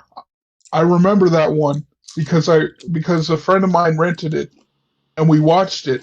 Okay, long story short, I don't want to talk about that friend. It's a dark secret. It's not a dark secret. You know the story in your server, but I don't want to discuss it right here. Just don't bring it up. Just focus on this one specific fact about him. But we'll just focus on This Leprechaun in space. Yeah, the fact that all this extra stuff to it, that doesn't play into the story anyway, so no need to bring it up. Yeah. So Leprechaun in space. Leprechaun in Space was a pretty good movie. Like, it was a pretty good schlock movie. Real schlock. But it also knew, because all Leprechaun films are schlock. By default. Yeah, but if it was ever in theaters, you'd be like, why did this even come to theaters? I know Sci-Fi Channel played it, but before, just like a year or two before it became the Sci-Fi Channel. But, yeah. Oh, fucking hell, the Sci-Fi Channel. What the fuck has happened to Sci-Fi? What the hell happened to History Channel while we're at it? Like, back in my day, Discovery Channel was when you would look at elephants having sex. History Channel used to be a pretty good channel, and then they're like, 90s. "What about aliens?" No, like, there was a trend. It started out good history, then it became nothing but World War II. Then it became the crime and investigation show that they had, or rather the biography show, broke off and became its own channel, biography. And for about the first year, it was all biographies, which was great. And then they realized the only ones that anyone gave a shit about was the crime stuff, so it became crime and investigation, which, to this day, plenty of people in their 40s watch crime and investigation religiously. And Crime and investigation is an actually pretty good sub-study, and they should probably, if I were honest, they should probably look into JCS. Really good, because he does his work really well, and he should probably be on network television, in my opinion. I would like JCS to have like a sort of like an AMA where he explains his past, because how the hell is he like a former like advisor to like a cops or anything like that? Is he a psychological analyzer? Like what? He's good at his job for YouTube. He's very descriptive. He puts it in detail for you, and you know what's going on. 100%. He breaks down, and he doesn't just break down. What I like about him is, like, you've got this one, like the Wrath of Jodie, who she was off her fucking head. But then you have like the falsely accused guy over here, and it shows. Yeah. This is how you can spot someone who was falsely accused. But then you have the legend of Jeff, who is, why do people like Jeff? Well, they like Jeff because he is an anti-hero. He's an anti-hero. Yep. The bizarre case of Stephanie McDaniels, aka half my audience. You know, like every one of them. There's not many videos. Like the sociopath one is fantastic. An actual cop gets brought in and very carefully, very subtly. I mean, this is great if you want to tear down the system. If you want to bring down the cops, you need to know their games. But also, cops do go after scumbags. Scumbags have every every opportunity, and often do, to go after other scumbags. So it is also enjoyable to see them to go after people like Casey here, or that dude who shot the guy. Where is it? Michael Dunn? He shot the guy outside of outside of like a. Are you talking about the guy who shot? Yes, this is the guy. The father of three. He was like he was like this overly Road terrified. rage? Yeah, like they're at a petrol station, and him and his wife were there, and he was drinking too much, and they were at like a hotel. But then he's gonna pick up some fuel, and on the way back in, the guy was playing music, as he said, too loud. He lowered the music down, and then you hear like a bunch of shots, and Michael started to like shoot, just shot into the car. Yeah, that's unjustified in my opinion. Yeah, like Obviously, it's kinda just wanna talk because he about lowered the what music down occurred for last you. Yeah, you asked him He to lower the music actually down. followed a command that you asked him to do. Yep. And then you shoot him for it? That's right. And he went back to his hotel room with his wife, and then 2 days later, like the police came to him because, of course, they got his reg and everything like that. But the car was full of five. There was 5 guys in the car, and this, as weird as it sounds, it's lucky only one person was killed. All of them, they weren't armed, and none of them were over 20.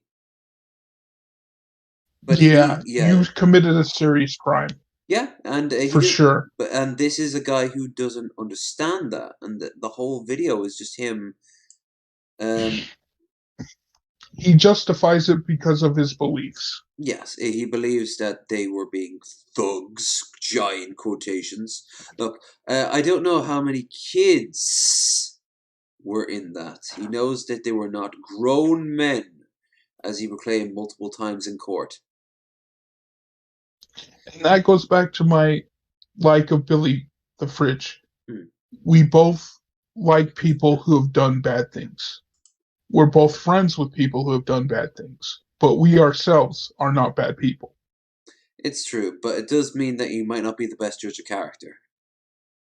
It's true. I am not the best judge of character. Hell, you could argue Billy falls into that foreshadowing. I don't know, but I've heard things that don't paint Billy in the best light, but nothing on par with the people he hangs out with. But at the exact same time, does Billy see parts of himself in some of these people who can later be called scumbags? Like, what it's more along the lines. It's more along the lines as we see the good in what bad things people do. For instance, most of my in real life friends have committed crimes that have landed them in prison. And I admit they did bad things. But am I a bad person because of that? Mm-hmm. No. Of course not. That's guilt by association right there. Billy isn't guilty because he's friends with Onision did some pretty horrific things. Billy is, if there is a term for guilty in this respect, he is besmirched, I suppose, which sounds so pretentious, but besmirched. He's slandered a bit because he was so closely bound to Onision. And for so long as well, when all of us, myself included, was yelling at him to fucking let the scumbag go. And Billy didn't see why he should. Because as he saw it, I'm not seeing the proof. Now that changed, and it changed by looks of it from Billy himself, which is great. But then, what about Joe? He is friends with Joe, who is anyone who knows me knows my stance on Joe. I personally think Joe will probably settle down because he has a child. I don't think Joe is the worst person in the world, but he does do some pretty outlandish shit that he should be called out for. I think there should also be consequences for him in past cases, like child or not. He has to answer for some of the things he did, but that's here or there. Like the point is, like the Pimp stuff. That was pretty fucked up. That pissed. I think that even more so than him physically assaulting a woman on camera, pissed more people off because it was Pitmonk, and it was so fresh too. It was so fresh. But then you have like Pimp's relation, Billy's relation to Keemstar, who Keemstar does not appeal to everyone.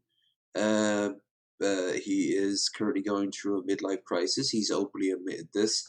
And you know what? It's actually kind of cool that Keem is self-aware enough to actually look at the camera and go, yeah, I'm currently going through some shit right now, and I don't know exactly how to deal with it, so I'm going to deal with it however the hell I want to fucking feel like. Which, cool, more power to you, except you are still the shitlord. You are still the stirrer of all the shit online. You are the bottom-feeding leech. He stirs a lot of shit. You are the motherfucking... You are the internet equivalent of the lawyer chasing the ambulance. You know? You make Pyrocynical look like an innocent person. That's how bad you are. Like, there are worse people online than Keem, but and I think Keem also has a sense of right and wrong. It's just Billy is friends with him too, and why is he friends with him? You could say it's for clout. You could say it's for networking. Billy is the ultimate networker. He is fantastic for it, but he is also just like, he will befriend anyone. I said this when he started to show up on DP, even before the breakup. Like, Billy befriends everyone, whether or not they deserve to be your friend. Like, how bad do you have to be for Billy the Fridge to cut ties with you? Like, that's some fucking... Like, you have to hit some rock bottom for Billy to be like, no, even I can't make this work. I can't twist this. I can't warp this. I was a fan of Billy the Fridge before I even before he even got involved with DP, for sure. Yeah, I mean, you weren't you're not all that far away from Seattle, so you would have picked him up elsewhere. You'd have known about Balcam. You might have even like heard his music. Well, I knew about DP. Well, not DP. I knew about Billy vaguely before he was in DP. Like, I'd say about a couple of months before he got involved with DP. And then when he got involved with DP, I was like, that's my universes crossing, man. I don't know about this, but he actually improved and he did pretty well with DP, and I'm okay with that.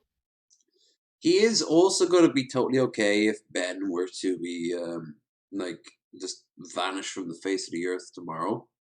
He would do okay. Oh yeah. But would Ben do okay if Billy were to go? No, he'd notice that number is dropping. Yeah.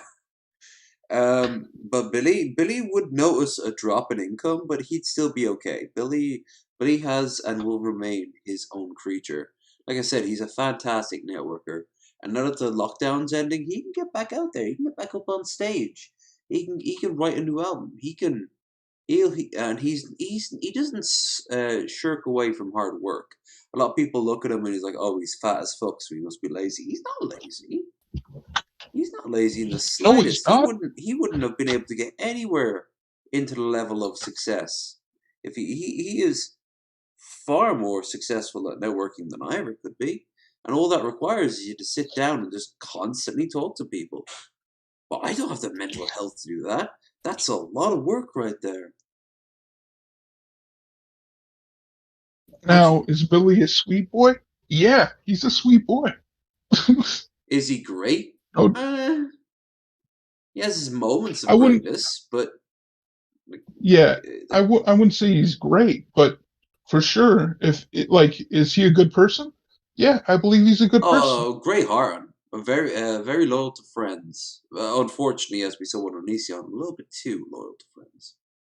Yeah. But he's also always aware of the hustle. In the back of his mind, he's always aware of the hustle. Like he's always wondering. And you know what else? If Pitmonk was here right now, he'd 100% confirm all this, because so is he. Pitmonk's always wondering about the hustle. He's always wondering about the network. And Billy is Monk is just, a great guy. he is I fantastic. will admit. And I always love how everything he says is like is 100% legit. He doesn't need to lie to you. If he doesn't like you, he'll tell you No, he right to your doesn't. friends. You can burn all the bridges in the world, but he will 100% be upfront with you. Like if he didn't want me on the Wood, he wouldn't invite me on the Wood. If he didn't want to come on Bearded Ramblings, for the longest time he didn't want to be on Bearded Ramblings because he had some misgivings about me, misgivings that he openly told me about it. I'm like, I knew it, but it's cool that you actually said it, like live on screen. And it was very cool. It was very adult of him. He is a grown ass Yeah. man, and he knows it. Like he acts like a grown ass man, and it's very cool. At least he admitted it.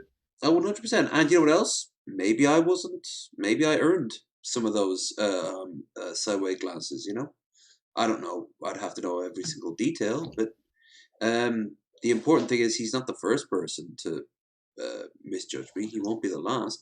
And I didn't think it at all personal because I knew he was misjudging me.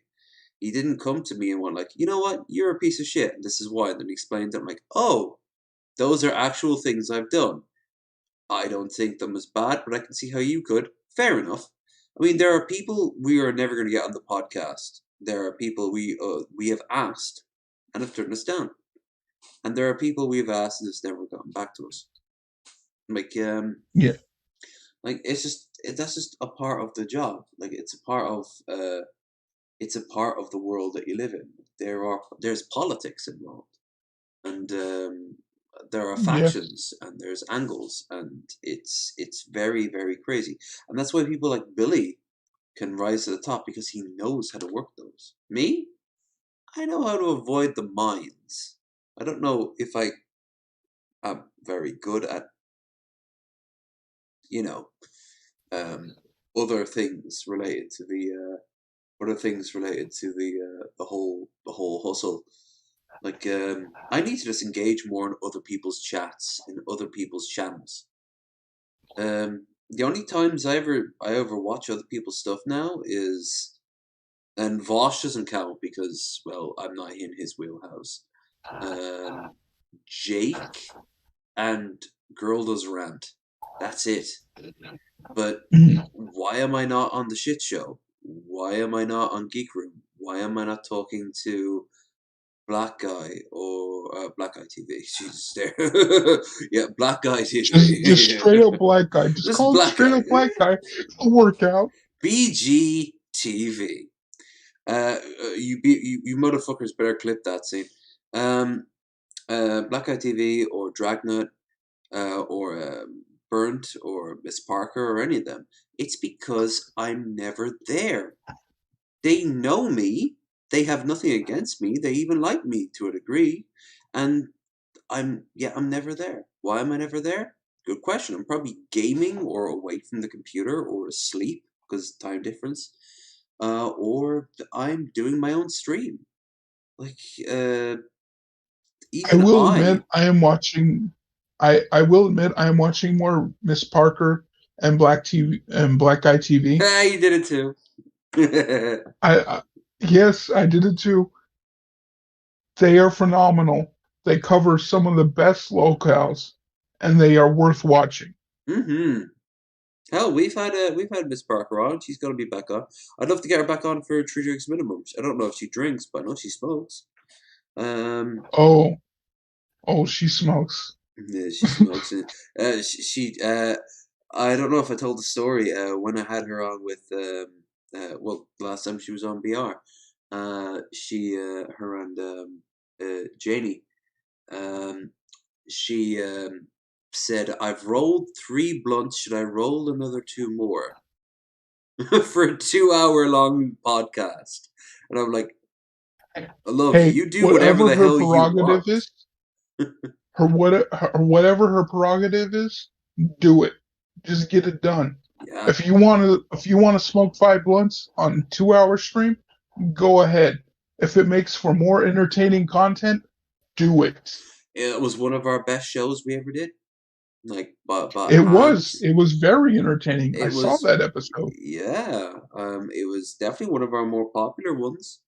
Um, it was a nice combination of sexy guests, popular sexy guests, popular topics, twerking, and just a good banter back and forth. It was a good trifecta of a little bit of everything tossed in. You don't always get that. Don't get me wrong. We've had even our more quiet episodes. We tend to have fun. I don't think we've ever had a bad episode. We've had technical glitches that aren't a result of the guests.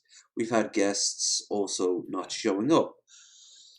Sometimes that is a miscommunication. Other times that's last minute real life kicking you in the teeth. I don't hold anyone against that sort of thing. But See, the thing with Miss Parker is she says she gets more inquisitive when she smokes marijuana. And I agree with, like, she can do that, but I cannot. When I smoke marijuana, I get more quiet. I don't want to talk. I just want to listen, see what you're talking about, and relate to it. when you get stoned, you're not the type to get up and dance. You're more the type to sit down and laugh. Yeah. I'm the same, and I don't know. You know what? I hate to say this. Well, actually, I don't know if I hate to say it or not, but this is something I noticed. It seems when women get stoned, they get more active. But when men get Like, it stoned, we depends tend to on the just strain with me. indica, Like, sativa. if I'm on indica, I'll talk to you, but I won't talk to you very much. If I'm on sativa, I won't talk to you at all because I'm too paranoid. I'm thinking, oh, you're going to do this, you're going to do that. I'm going to do this and I'm going to do that. Last Because time that's just, but that's my schizophrenia. yeah, That's a different topic. my Asperger's probably plays a part, but simply put, I'm a lightweight when it comes down to weed. I'll have a pull or two of a joint, and that's about it. But I had my first blunt in Omaha, and I watched a bunch of people, including Elf King, who was not partaking, by the way, because that would be illegal in her country. It was illegal in for me to have it as well. However, I was live If streaming anyone from asks, Amsterdam, so if anyone asks, I am not partaking where I am. I am partaking in other places the where great it thing is about where legal. you're living right now, it's a very quick drive to the border of a state that's legal. So, Yes, it is. um, but and hopefully one day your home state will also include it. But you'll probably be the last holdout. Yes, because it is Utah. It is Utah. Unfortunately, it is Utah. If anything, Utah might be the epicenter of the last sort of like resistant movement, against it. Like you'll secede from the union, but it'll just be Utah, and it'll be taken over within a month. You know, like the Yeah. Utah It'll Republic be like, won't we don't last very want long. it'll probably be a we don't wanna, and then the forces will come in and they're like, okay, we'll secede, but you have to feed into these rules, and then I'll be able to get marijuana, but I'll have to go to a state funded suppository to get it. Like when you go to the clinics and you get like methadone to deal with your heroin addiction. You know, like No, no more along the lines of we don't have liquor in our stores. We have them in state funded liquor stores. So it'll probably be a state funded weed store. well, that's just it though. Like, how do you think that the generations after this the oldest generation of people who are actively like engaging in politics, when they pass, do you think then that there will be a strong or at least a genuine cross party movement to legalize it will kick into high gear, because Utah's okay, money. the last holdouts generation wise are probably the boomers. Yeah. So when the When boomers Generation pass in, X say, comes 10 to around 20 and years. it's the oldest generation, when Generation X is the oldest generation around, more than likely marijuana will be legal. Even in Utah. I'm just saying that. Even in Utah. But I thought Mormons didn't even like drink Coca-Cola or coffee. Oh, that's personally on them, and we will make arguments against them that they will not be able to defend against. So once we make those arguments, they will be like, okay, well, yeah, we will allow this, but in certain degrees. So it will probably once be... you got your little baby toe in the door, your foot will follow.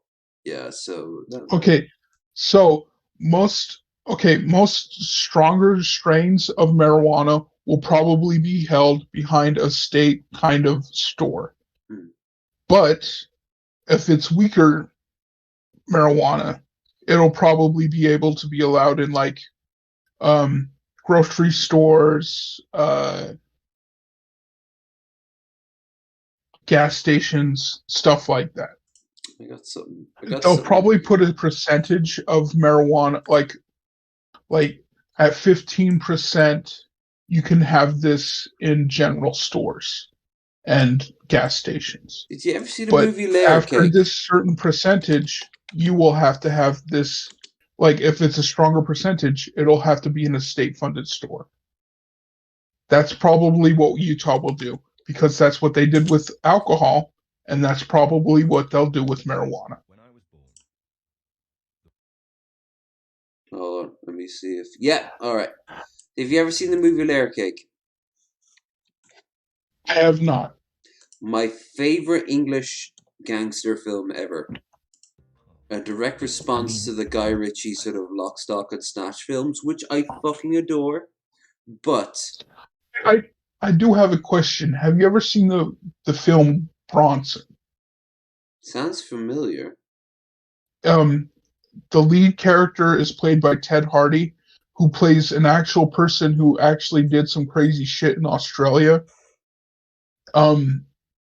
He was basically he was criminal through and through, thug for sure, but in my opinion, he's an anti-hero.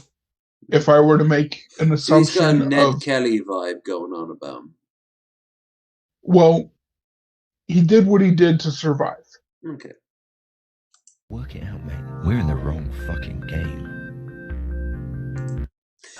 They're talking about in the 70s the rise of the drug dealers, because these are the lads in prison who would like rob banks, and they would talk to hippies who were being put away for the same amount of time for dealing a little bit of weed, and they're like, "How much money are you guys making?" I mean, work it out. Bronson was a straight up, like, he was pretty psycho. Sure. This guy would he would be in the penitentiary, and to get a good deal for himself, he would cut his own ear off. Jesus. And like none of the penitentiary liked him, because the lower criminals didn't like him because he was too loyal to a certain fan base of the authorities, but he still didn't like the authorities to the point where he would grease himself up and paint himself black, and like try to just beat the shit out of him. Change. If you see the Ted Hardy movie, it's pretty good. It's really good. This scene right here is why what I want to show you. This scene right here, right? It is so telling, and what you were mentioning earlier reminded me of it. The wrong fucking game. Drugs changed everything.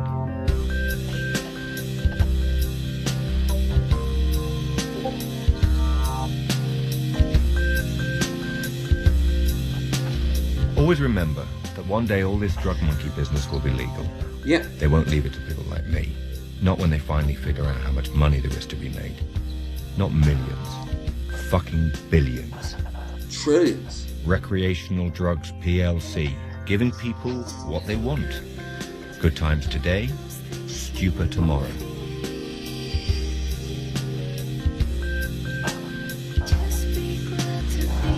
Alright, I gotta take a piss. That's fine. It's basically he's just saying that, hey, one day the companies are going to take over and become like the biggest drug dealers of all time. So in the meantime, let's get as much money as possible, right?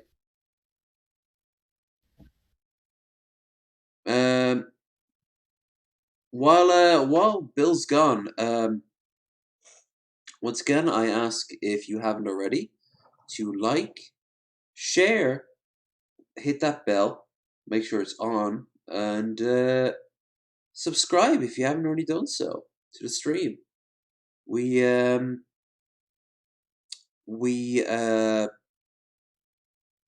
I don't know how much longer we'll go because I still have a bottle of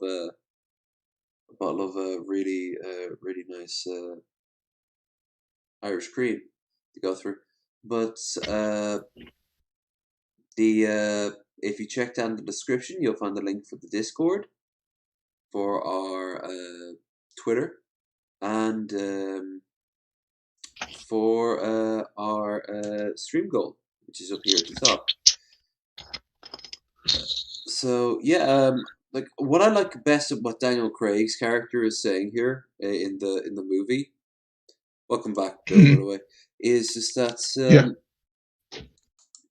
once the companies figure out that like it's worth way more to fucking like make this shit themselves, all drug dealers, drug dealers will be a thing of the past, and everyone, I really mean this, like a delusion, addiction, intoxication.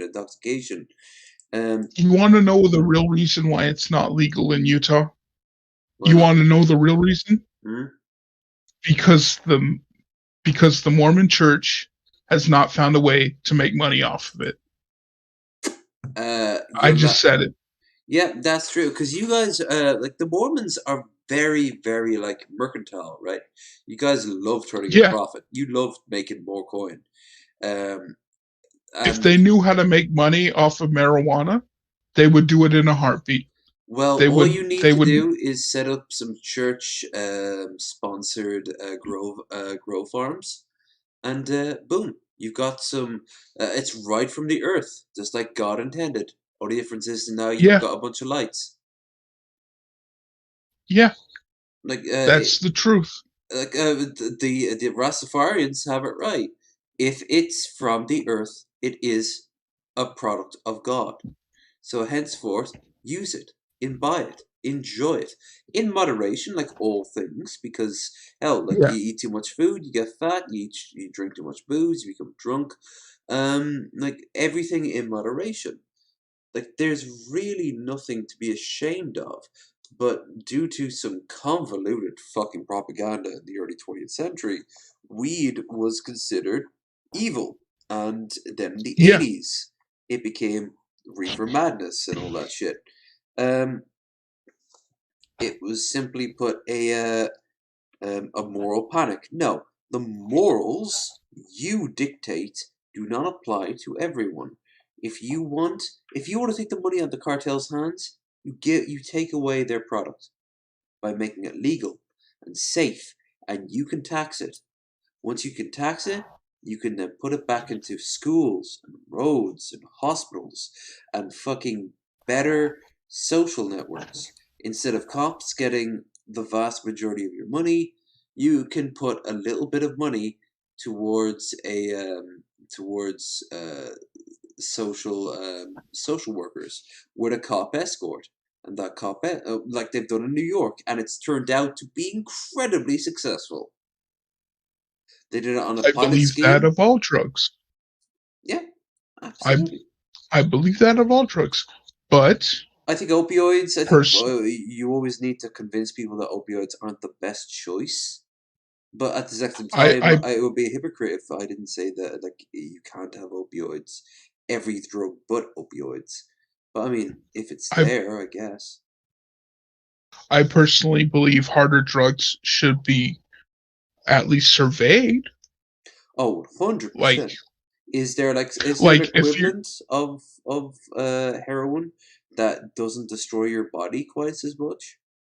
Not to my knowledge. Maybe unless you're doing opium. But still, to that point, you should actually probably be surveyed. Afghanistan or Pakistan, and you'll see people like starving to death because all they need is just opium. All they think they need is opium. But what if you found some sort of synth opium? What if you create some sort of lab-grown drug that gives you all the effects of opium, but doesn't destroy your body in the same way? That I'd be okay with. Hell, I could even get an opium pipe. Like I wouldn't be saying no to the idea. It's just I couldn't in good faith like honestly look people in the eye and go, oh yeah, all drugs are the same. No, they're not. Coffee can kill people, so of course heroin can kill people. Meth can kill people. Ecstasy can kill people. I've done Molly. I've done cocaine. And I'm sure I've had opioids in my life. But at the end, and hell, I'm a drunk. It's kind of my thing. But this shit is not healthy for you. What if you did have synthahol? What if you out of Star Trek? I'd be okay with that. Would it get you shit faced? No. Would it be healthy for you? Yes. Would you always have the option to get shit faced? Yes. And where would all the money go? Well, obviously back to the people who made it in the first place, but also then it would be a regulated and protected governmental system that would be taxed as a revenue, and it would go in to people like people's minimum wage, a UBI being backed by weed. Now that is a liberal society I want to live in. I agree. To the point where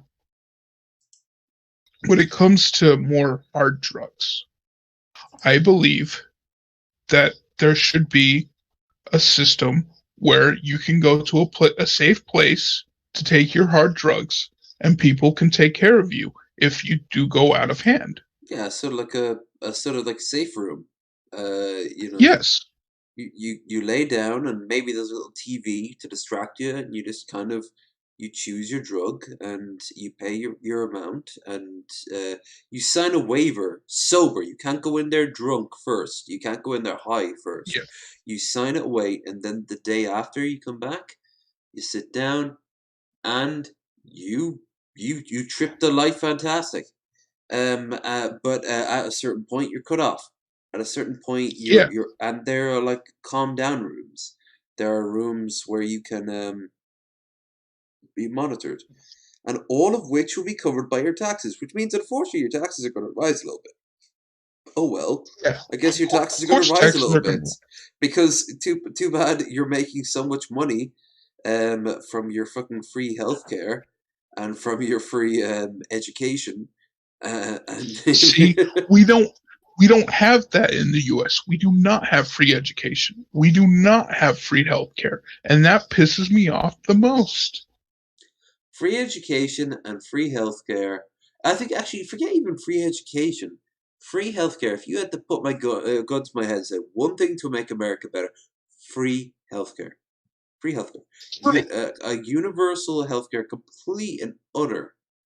Everything shy of aesthetics. And even then, aesthetics under certain, like if, for example, you were considering suicide, if you couldn't look the body you want to look into, you know what? I think that's a little bit extreme, but at the same time, like I've never been in a situation where I felt so bad about my physicality that I wanted to kill myself. When I was at my fattest, I never actually thought about killing myself. I've never been pro-suicide, but I don't want to think someone else dies because they don't think themselves pretty enough. If they want to go down that path. What about people who are trans? That's for sure. That wouldn't be aesthetic. That would be something else. Like I'm talking about pure, like, oh, I want my A to look like B, and I want my B to look like C.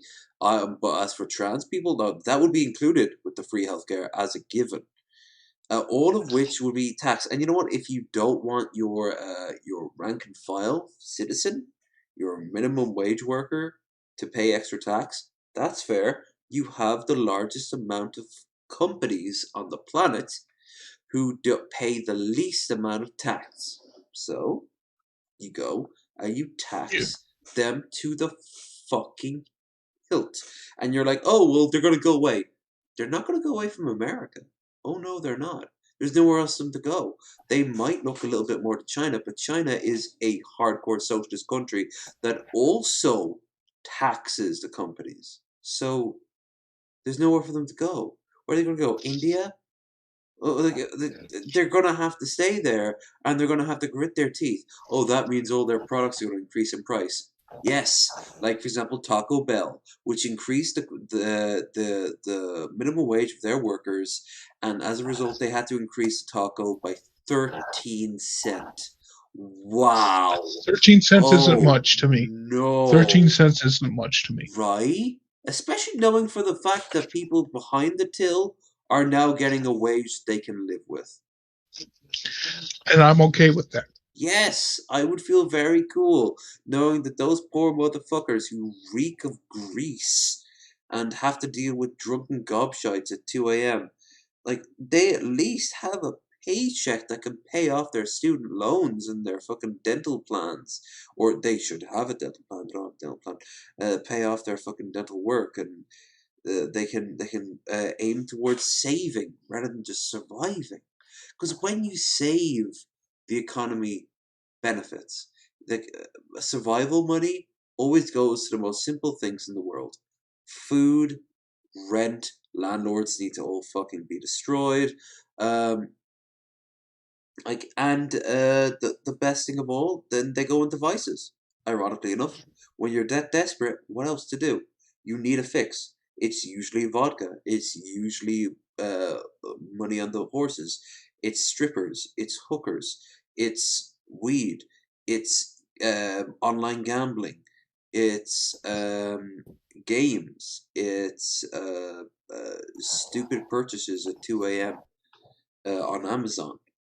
And you could argue that helps the economy. No, it doesn't. How the hell is you buying a novelty hat at 2 a.m. helping the US economy? It doesn't. But you're going to feel that the next morning when you wake up from your gin and tonic stupor. You know? Like, you're going to wake up and you're like, well, at least you didn't do it stupid. Oh, okay, I could have used that money to pay the electric bill. Yeah, like it's gone now. Okay, so there was this guy I was having a discussion with, and he lives in New York. And he's like, I get paid $15 an hour. And I was like, okay, you live in New York, you live in a you live in a minor county where that is okay, where $12.50 would be okay. But I personally think, he's like, should I get paid 30 an hour? And I agreed with him. He should get paid 30 an hour. Yeah. 15 was the goal back in the 90s and early pre 9/11. Was 15 was the goal. Now it needs to be doubled just to inflation. Yeah.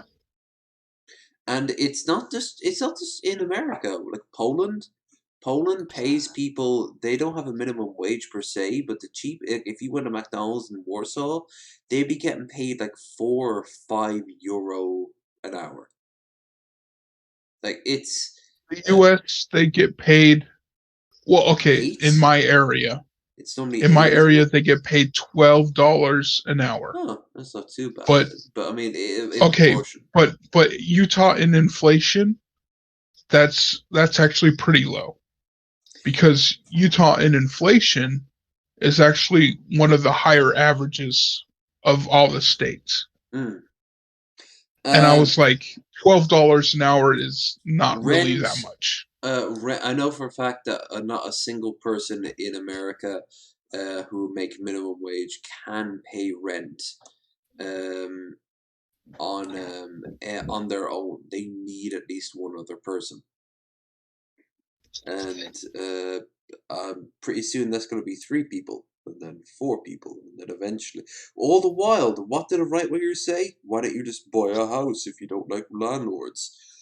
Where? Or pull What? yourself up by your bootstraps. Yeah. And I'm like, oh, fuck you.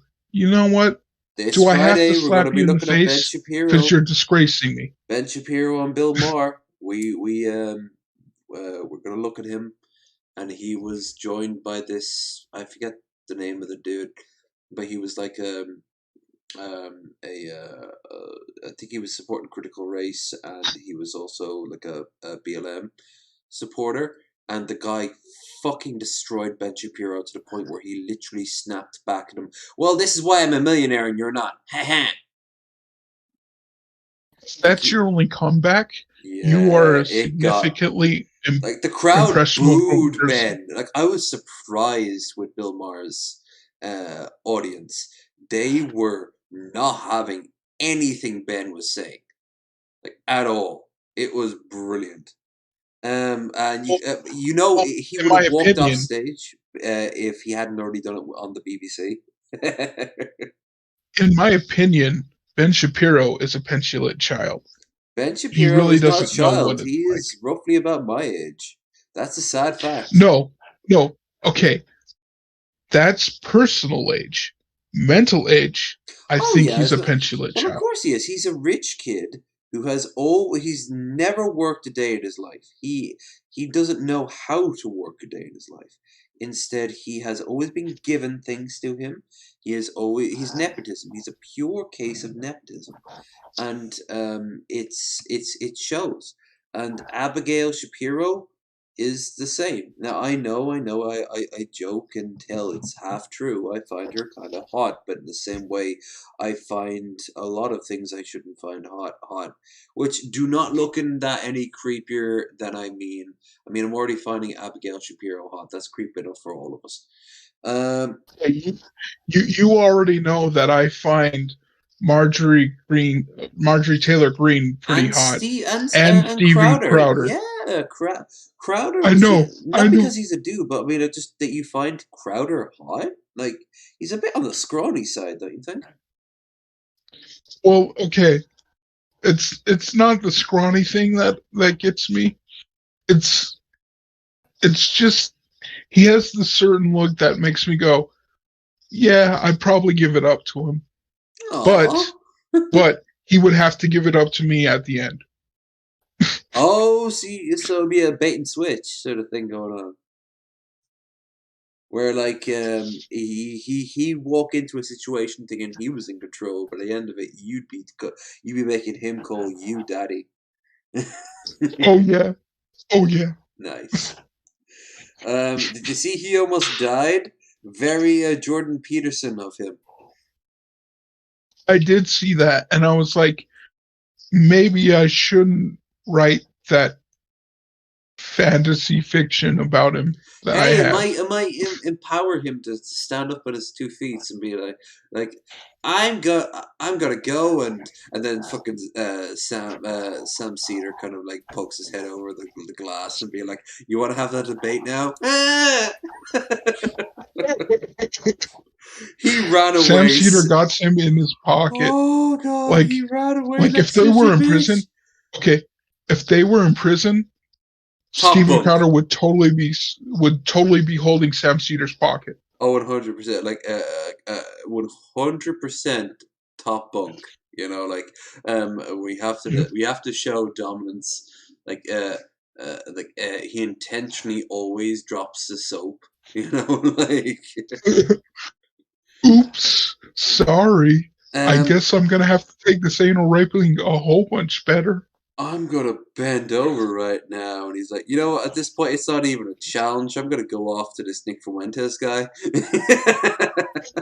Oh, you heard what I said about Nick Fuentes, right? That he's a piece of shit and needs to be Minecrafted.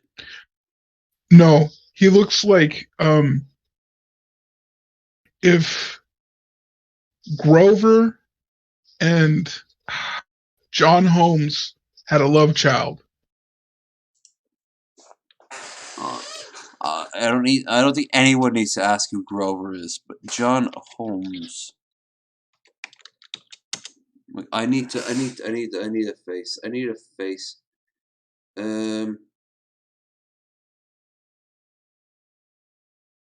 Yeah.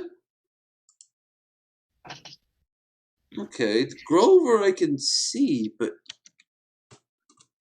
work me through the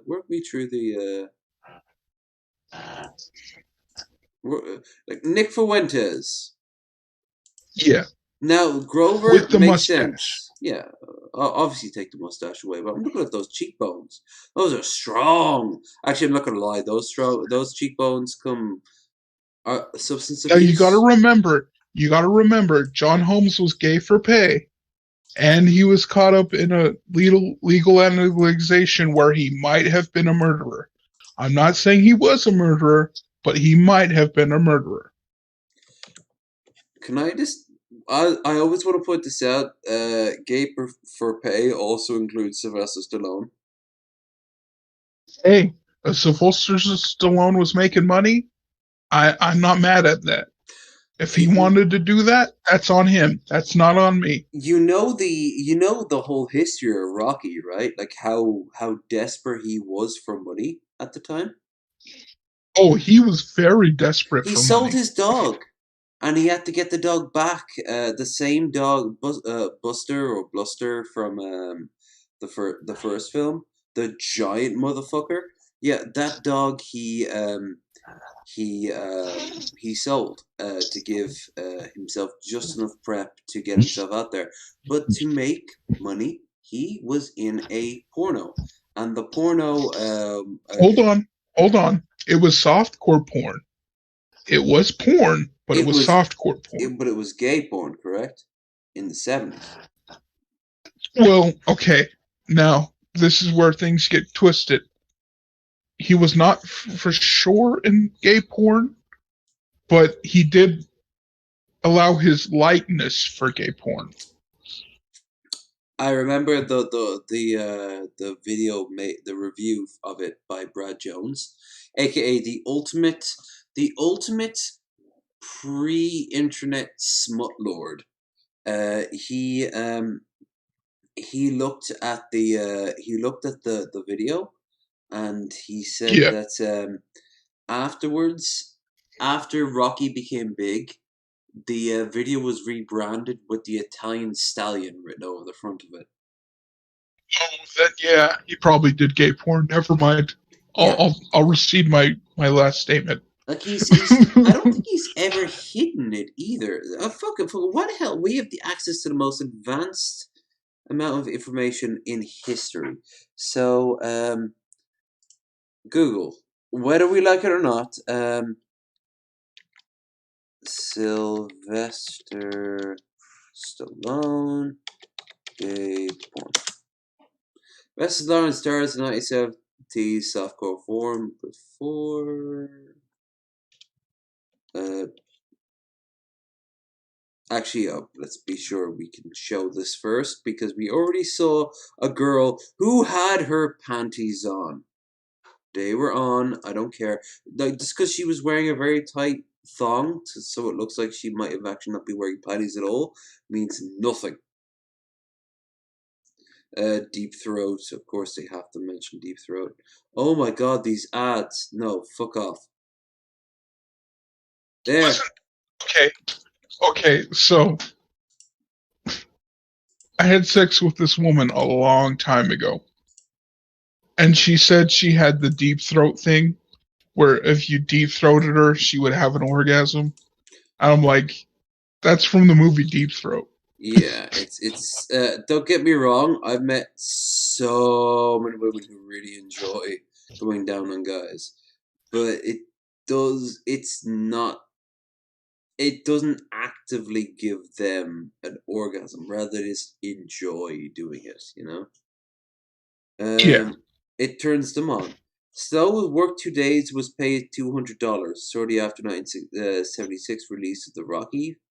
Party Kitty and Stud was edited and re-released as the Italian Stallion to capitalize on its now famous star. So maybe he didn't do porn. Maybe he didn't do gay porn, but he did porn. He did do porn. No. For sure.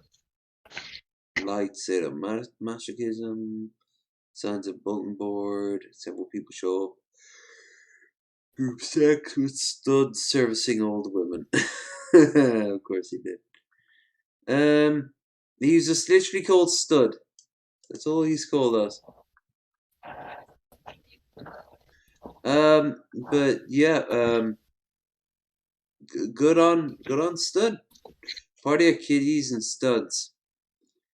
Do you remember back that used to be like the thing until the 90s when it was like parties was when you used to get laid. Now you just go on Tinder. You hop on. I know. I'm not a part of the whole dating scene. I should probably get into it, but I don't. I'm holding myself back, and it's probably a bad idea. Yeah, you can't hold back forever because eventually you're going to find yourself in a situation where people are just like too old to generally think of you like that, and vice versa in many respects.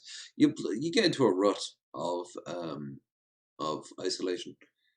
You start telling yourself that it's so what that you haven't gotten laid that year or the year prior or the year. Well, you're not going to get laid the year prior. It's a self-fulfilling prophecy, you know. But forget laid. Like what you're after is a relationship. So no, you get yourself out there, and you will find someone. Not just sex, but actively people.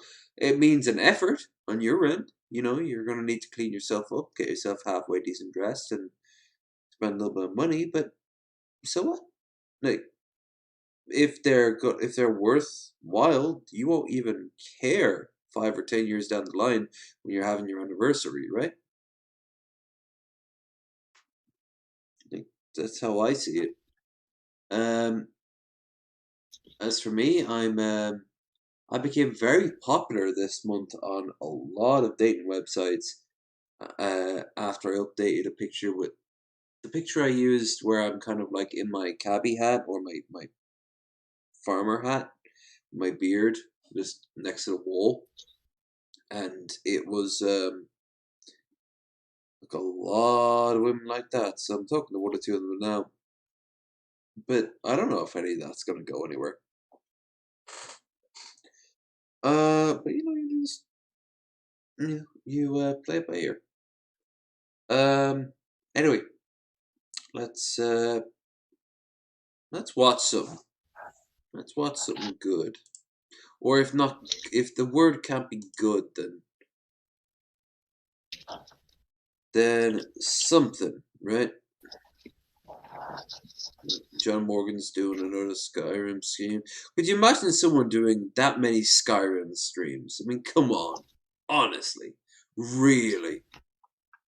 Well, he's only done 2 so far, in my opinion. The joke is that I, of all people, would be insulting someone else for doing a Skyrim stream. Oh. Yeah. Because I do like so. I do a lot of Skyrim streams. That's Knowledge Hub. That is a great channel. The guy from Alternate History Hub, his brother, had a spin-off, and it's good shit. Where's Pam? Let's Okay, how about we check? Actually, don't. Whoa, Trumpster Bob.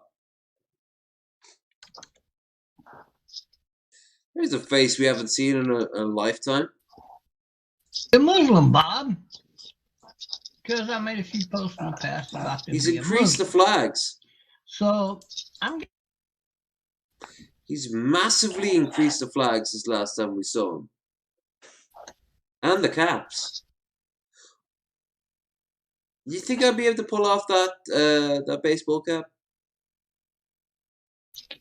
Maybe not that one, but probably a Union Jack.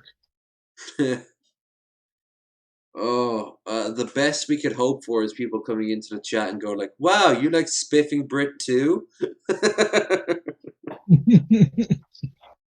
I do actually. I think he's solid. I'm gonna give you your answer. Yeah, he is pretty solid. You see how he got hacked a few days ago, or like a week or two ago? I haven't watched Spiffing Bit lately. Last I saw him, he was doing like Skyrim plays, and he was doing one on a character called John Wick, and he was using a fork, and he was overpowering the fork. Yeah, I remember that one.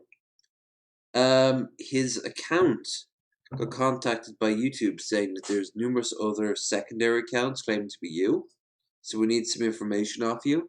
And he's like, "Oh, sure, yeah." So he gave them the information, and before he realized it, he gave them all their information. Before like the red flag started to sound, he got his account completely taken down by hackers.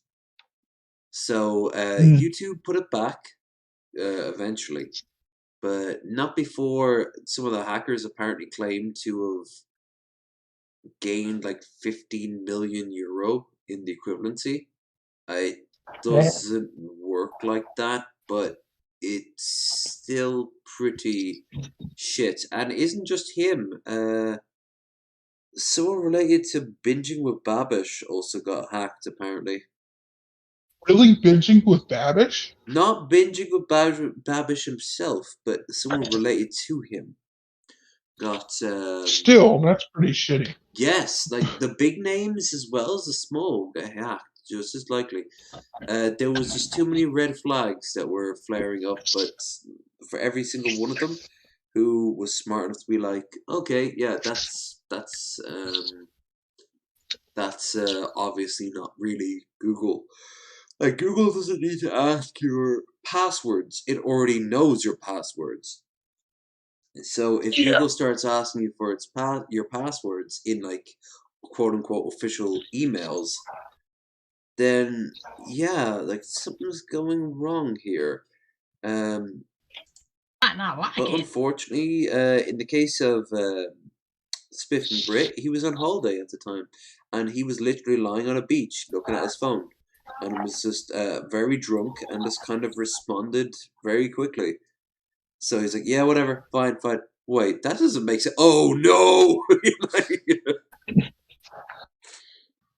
It says a whole lot about Kenyon West. And Spiffing Brit is a pretty good YouTuber.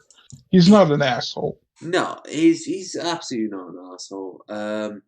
You see, Civilization and Crusader Kings and a bunch of other games now have Spiffing Brit modes, depending on the mods or even the DLC. If I remember right, I think it's called Humankind. There's a faction leader called Spiffing. He's one of like 5 other YouTubers / Twitcher stars, but it just shows like he's doing all right for himself. Is a Muslim. Wait, who's a Muslim now there, Bob? Kardashian really a Muslim, Bob? Because I made a few posts in the past about them being Muslim. Okay, no, they're not. They're Armenians, which means they are Christian. Like you there, Bob. Speaking of Bob and his pretension to call in on Raising Cane's to be Islamic, I have Raising Cane's that just opened up in my town. Oh. I want to go, but it's really popular right now because it's just newly opened. And it's a new restaurant to our town. So I'm waiting like maybe a month, 2 months. And when the traffic dies down, I'll probably go and enjoy some Raising Cane's. Nice. I'm gonna go now and grab the Irish cream because I'm not gonna lie, I probably want to end this within about an hour or so. I'm starting to feel pretty groggy. So it's okay. I already finished my 12 beers. They're all gone. Nice. You actually hold your drink a lot better than a lot of other people we've had on the show, so congratulations. Well, they're not 12 beers. Like 4 of them were mojitos, like guava mojitos. So they had more but of they a were still kick if 5% alcohol. Yeah, so if that's more of a flex. All I will say is, at one point, I swear I heard you slur your words. That's about it. That's all I've Hey, heard from you. if I So slurred my word only once, that's a pretty good that's strike for me. yeah, that's a fucking teabagging over the opposition. You know, like you deserve to feel good about yourself because yeah, I mean we've been doing this what now for like 4 hours. It's like you're not anywhere near as bad sounding as I am, although I am feeling also groggy.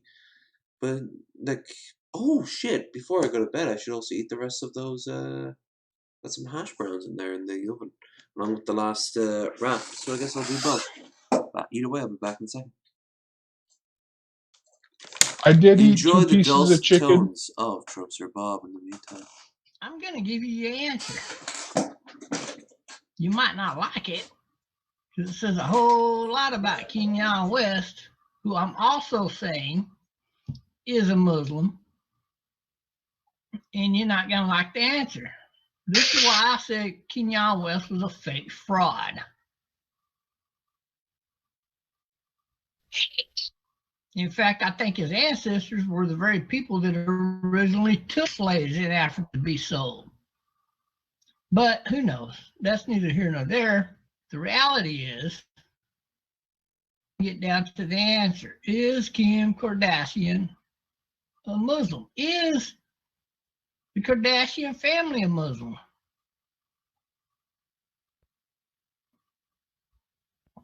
So here is your answer. Here's Kanye West, and a lot of people have accused him of having a white wife. This is not a white woman. This is a Middle Eastern woman. Let's get that straight. Don't make any mistake about it. This is the happy couple, the light-skinned black boy who's from a half-white family, and he has a Muslim wife.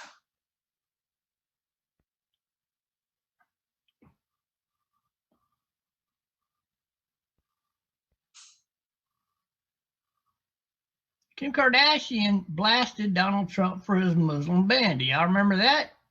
Or are you very short-memoried? Khloe Kardashian mocks Muslim women. So she mocked Muslim women to garner attention. Then she garnered the hijab right here and then got bashed for that. Or did y'all forget about her putting this hijab on and taking a picture? She's a Muslim. Here she is right here. She looks like a Muslim slut, don't she? Got her hair all dyed into the little blonde ends there. Ain't she just a little slutty slut? Khloe Kardashian. She's a chubby slut at that.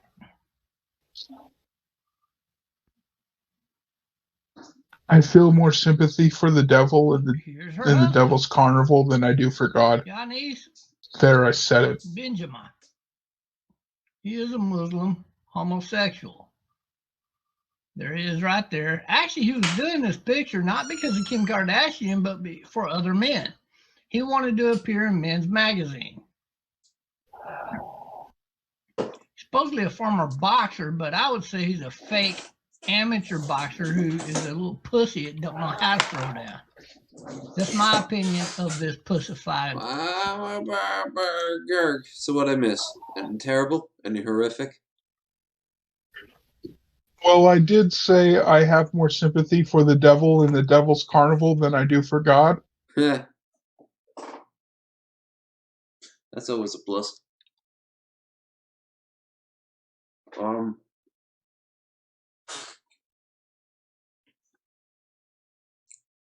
They've been in the oven the whole time.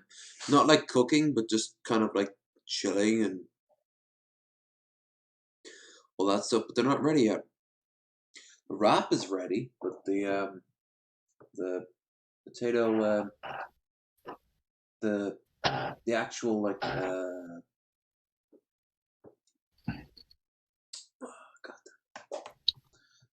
the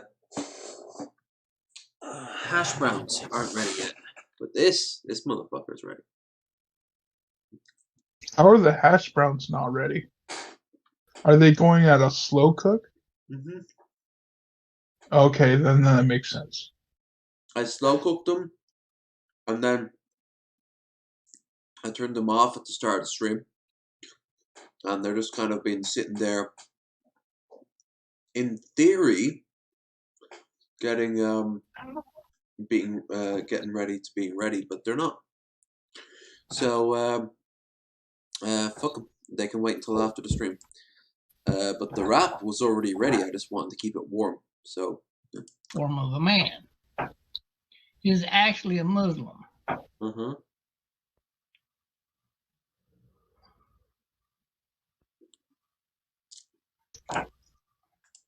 I don't.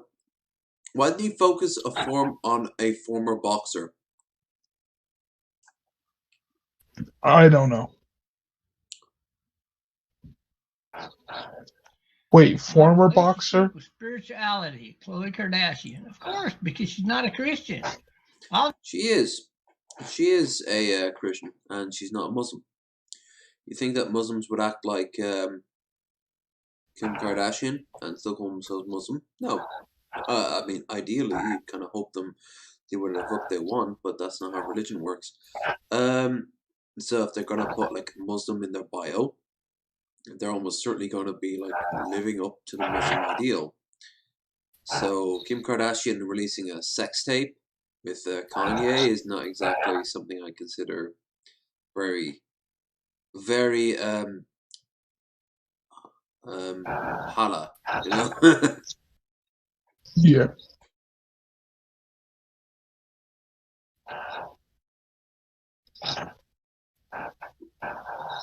I guess I missed that part from the Quran.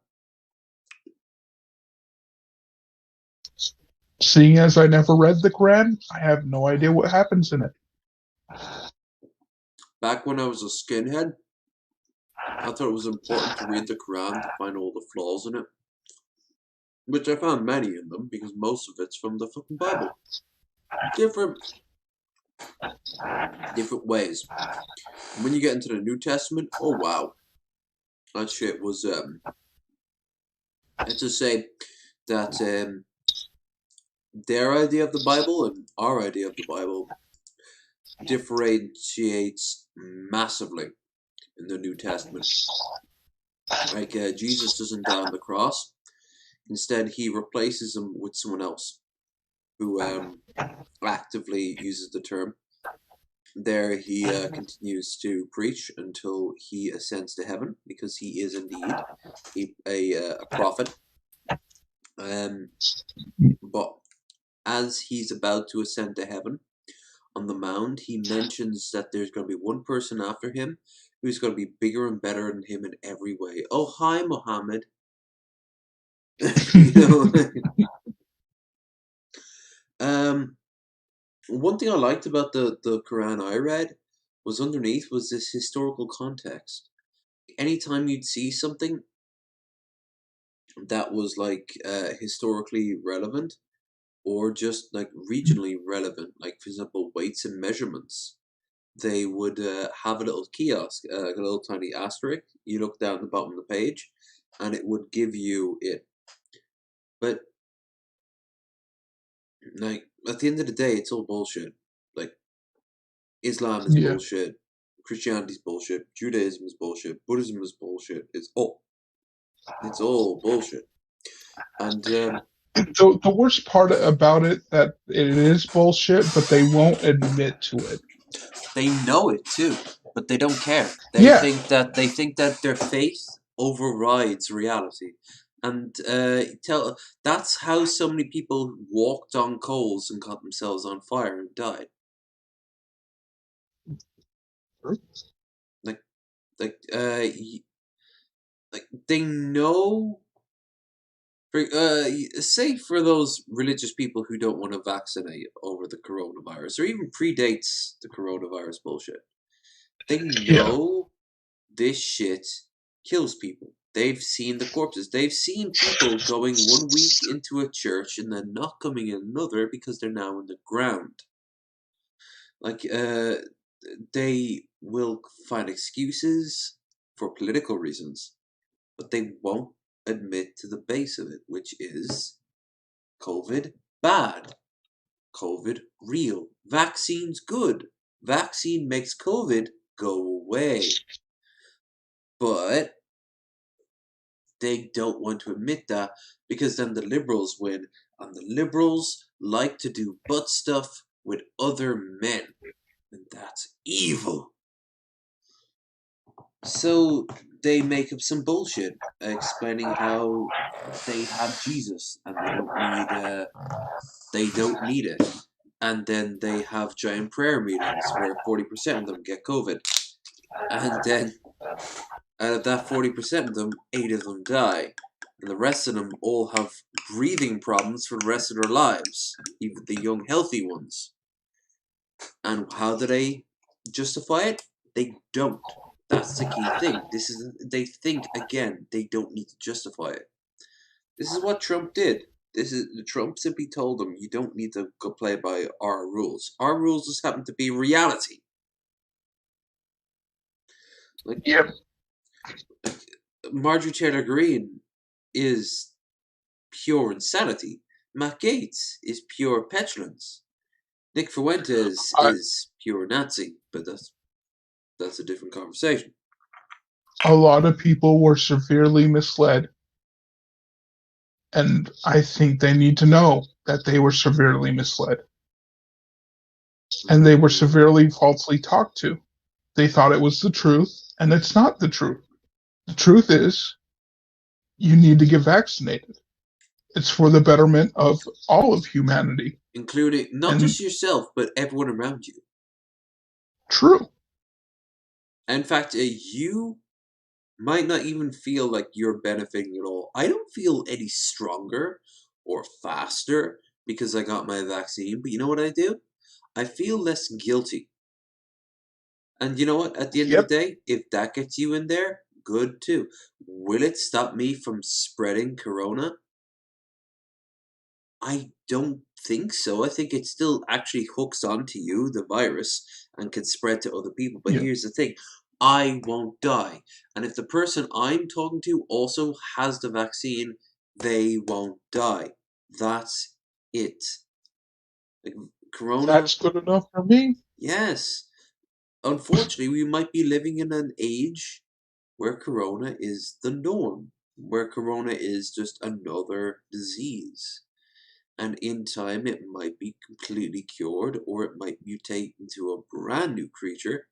But all I do know is you aren't helping by not vaccinating. You aren't helping by actively pushing against vaccinations.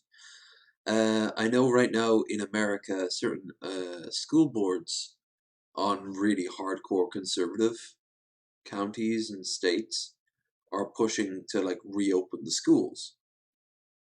That'll be alright for the first 48 hours, and then there'll be people who cough, little kids will cough, and then there'll be kids who pass out in school, and then there'll be kids who don't come back the next morning. There'll be kids who stop showing up because their parents wised up. But the damage will be done at that point. How much extra did you spread? Probably enough to infect a lot of people. 100%. It's sad. It's broken, and it is 100% like the fault of the fault of these anti-vax motherfuckers. And then you have people like promoting false anti See, and that's where I agree with Jeff Holiday. Like, the dude. I don't like how he. No, I won't even finish that sentence. But I do 100% support him. He was doing this long before COVID. going after people who are actively. true. Chili Juice is the most obvious one there. I mean, hell, he was on. Of course. He was on Dr. Phil. Yeah, he was on Dr. Phil, but he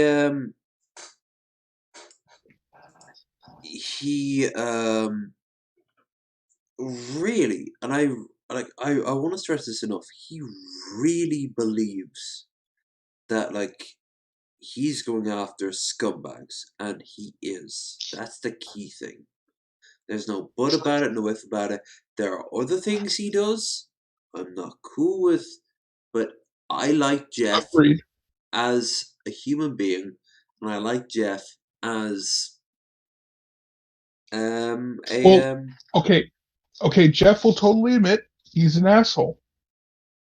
But he's a reasonable He also supports asshole. Joe, by the way. He also supports Joe. Yeah. He tried to convince me. He tried to sway me at one point on a chat. And I'm like, buddy, I heard this and all I'm hearing is all these negative things that you're spinning as a positive. But he's so much fun! You're so much fun, but you don't start a fucking race war. You know what I mean? Yeah, true. It's not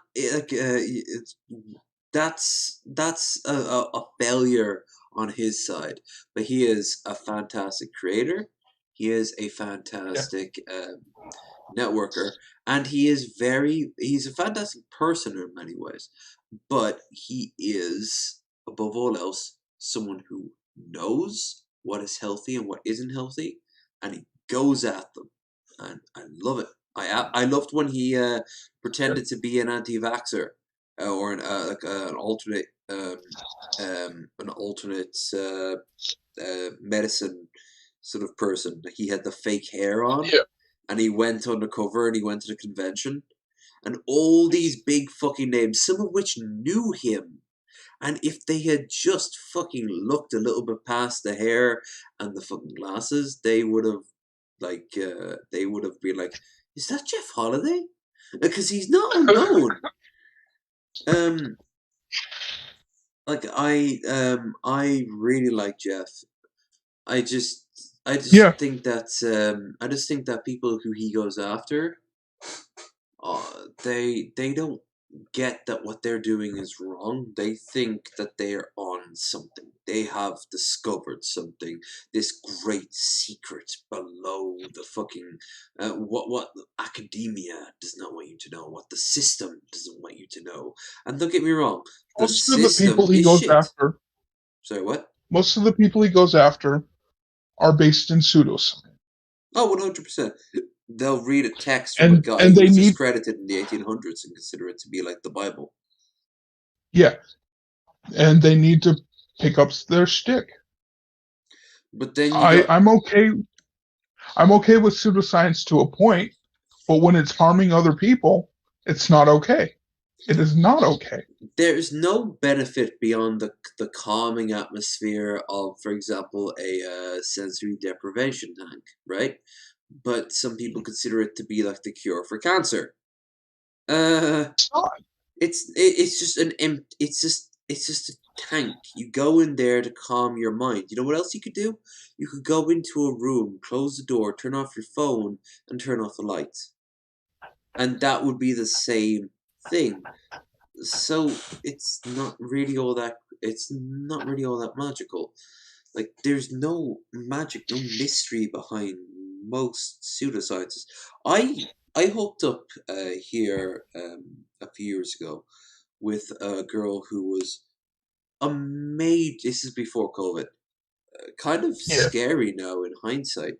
I mean, that's hindsight for you. She was a massive spiritual healer. She believed in crystals. She believed that crystals could heal you. That a lot of diseases are. Hold on. If crystals could heal me, do you know how many crystals I would have up my ass right now? Yeah. I'd have a lot of crystals up my ass. They'd be coming out of your goddamn nose. You'd have a fucking geode coming out of your mouth. True. If crystals could heal, right? They'd be everywhere on my body. And you wouldn't be alone. But she believed in things like arsenic, like the apple core, the arsenic in the Oh apple core. no. Yes, and I'm like, no, no. I actually asked her, you didn't believe in that, did you? And she's like, you know what? A little bit of arsenic can hurt you, and I'm like, yes, it can. It's literally poison. Okay. She has a point that minute amounts of poison cannot harm you. But if you keep putting them into your system, you can build up a tolerance, but that doesn't mean that poison can't still harm you. Yeah. The most obvious one is that you build up a tolerance to arsenic, as in, like, it doesn't show symptoms, but it still destroys your kidneys. True. Because it doesn't go away. It actually ingrains in your system. And it takes months to deal with it. But if you are doing this as a form of, like, a monthly thing, no. Yeah, she was actually applying to be she said a doctor, and I was like, a doctor as in, like, the Irish Medical Board is going to pass, and like, no, we don't listen to hold those on. hacks. We don't listen to those hacks. That's what she said. We don't listen to those. Okay. So she was going for like Doctor. spiritual science doctorate Yeah. kind of stuff. Giant quotation. And It was this pay-in sort of thing where it's like a 12-week course, and at the end of it, she was a spiritual doctor. I don't know whatever happened to her. I hope wherever she is right now, she's happy and she's healthy. Okay, so chiropractic does come from pseudoscience, but it does have legitimate scientific use. All right. To a degree. To a degree. Not all the way. I will admit, not all the way, but to a degree, it does have legitimate scientific That is use. true, and I will tell you an example personally, not one-to-one personal, but if you remember Caroline, who I've mentioned more than once and has been on this stream more than once, she was a former rugby player, and she fucked up her shoulder really bad. She says her physical therapist is also a chiropractor. So he does both physical therapy to get her shoulders back into place, which she says are now stronger than ever, and he also is a chiropractor, as in, like, he pops and smacks the spine and all that good shit. Yeah. But here's the thing: she says 100% she still goes to her doctor for all the advice, and she goes for him the same reason she is a Wicca. It gives her a sense of well-being. She is 100% aware she is not going to be better just by doing this, and there's a good chance the guy who is doing it to her is not helping in the slightest. But she says when she walks out of those places, she feels fantastic. It's my response is placebo effect. Fantastic. Lean in on that. Brilliant. Good luck to you. I wouldn't want to take that away from you. Why the hell would I? You are walking out there feeling like $1 million. It's just you are smart enough to know that it's probably not helping you in the way that he might be saying. But if she's feeling good about it, brilliant. I'm 100% for it. I personally probably wouldn't go to a chiropractor if I had the choice. But if I absolutely had to, maybe I would. I'm not saying I would exactly. But if it was like you have this as a release or you have nothing, I would probably take that as a release. Why do you think Even though I still see it as pseudoscience. Why do you think before all the states started to legalize weed, so many motherfuckers who were during the Reagan era were probably a part of the DARE campaign would go up to Canada to buy weed? Because they realized that, oh shit, I don't have a choice in the matter. I can either die in agony or go up and get some weed. And he gets some weed, he smokes some weed, and suddenly his back doesn't hurt nearly as much.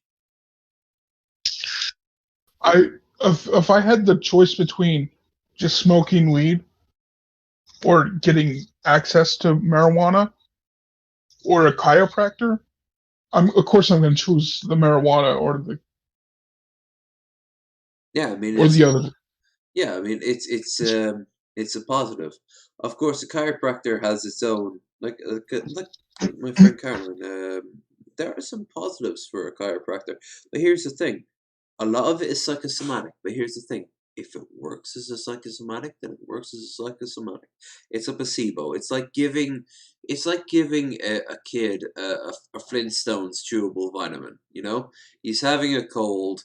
You give him fucking Dino. He chews on that.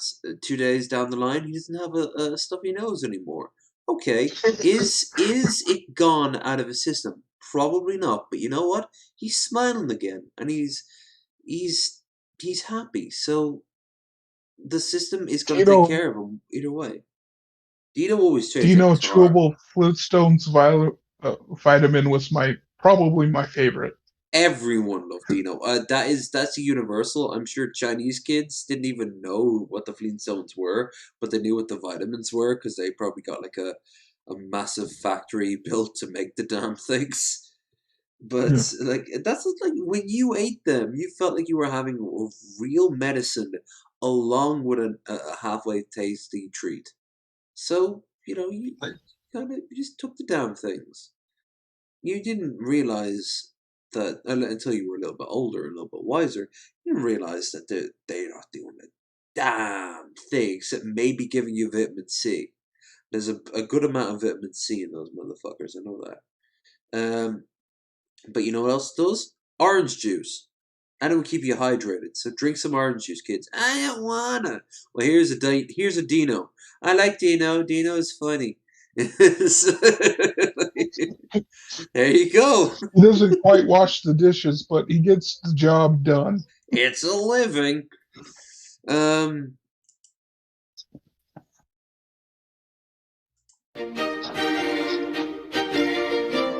Namaste. The traditional Irish cream. Origin, Ireland. That's a very posh part of Ireland. Story. Her name was Tom Jago. Aw, look at him. I think the simple tragedy the country known for delicious Irish dairy cream and wild whiskey. That is true. 100%. We don't have it as good as the English in terms of dairy, but we have the next best thing. And the only reason the English have superior dairy and superior cow-based anything is because they just have more land, so they have more of it. But this motherfucker right here realized that dairy and cream, oh yeah. I mean, I'm drinking a glass of it now. Here's a try.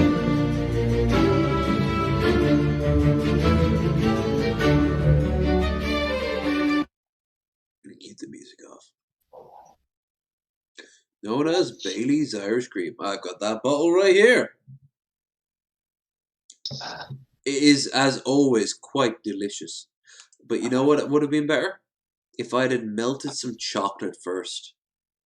As it like turned it into get some chocolate. You just made it sound delicious. Oh, it already is delicious. I mean, don't get me wrong. What I'm drinking right now is quite delicious. But if I had melted some chocolate prior and then turned it into like chocolate milk, oh, that would have been. Just get some chocolate milk. Just get some chocolate milk and some Bailey's Irish cream. Oh, one of the few times I'll ever include alcohol with chocolate. Bailey's, by the way, makes a fantastic around about Christmas, like a little selection tray of really fancy looking chocolates, liqueurs, of course. By the way, to get drunk, you'd have to eat about 40 of them. So you'd have to put a few away before you really got like noticeably drunk. Irish whiskey. That's to say it's impossible though. Sugar. White spirits. Bailey's flavor. What's Bailey's? I gotta What go is take Bailey's a piss. flavor? Bailey's flavor extracted from vanilla pods. Madagascar. Okay, cool. Cocoa beans comes from Ivory Coast. And Bailey by a company in the south of France. Yep. Yep. The area is produced Irish-wise.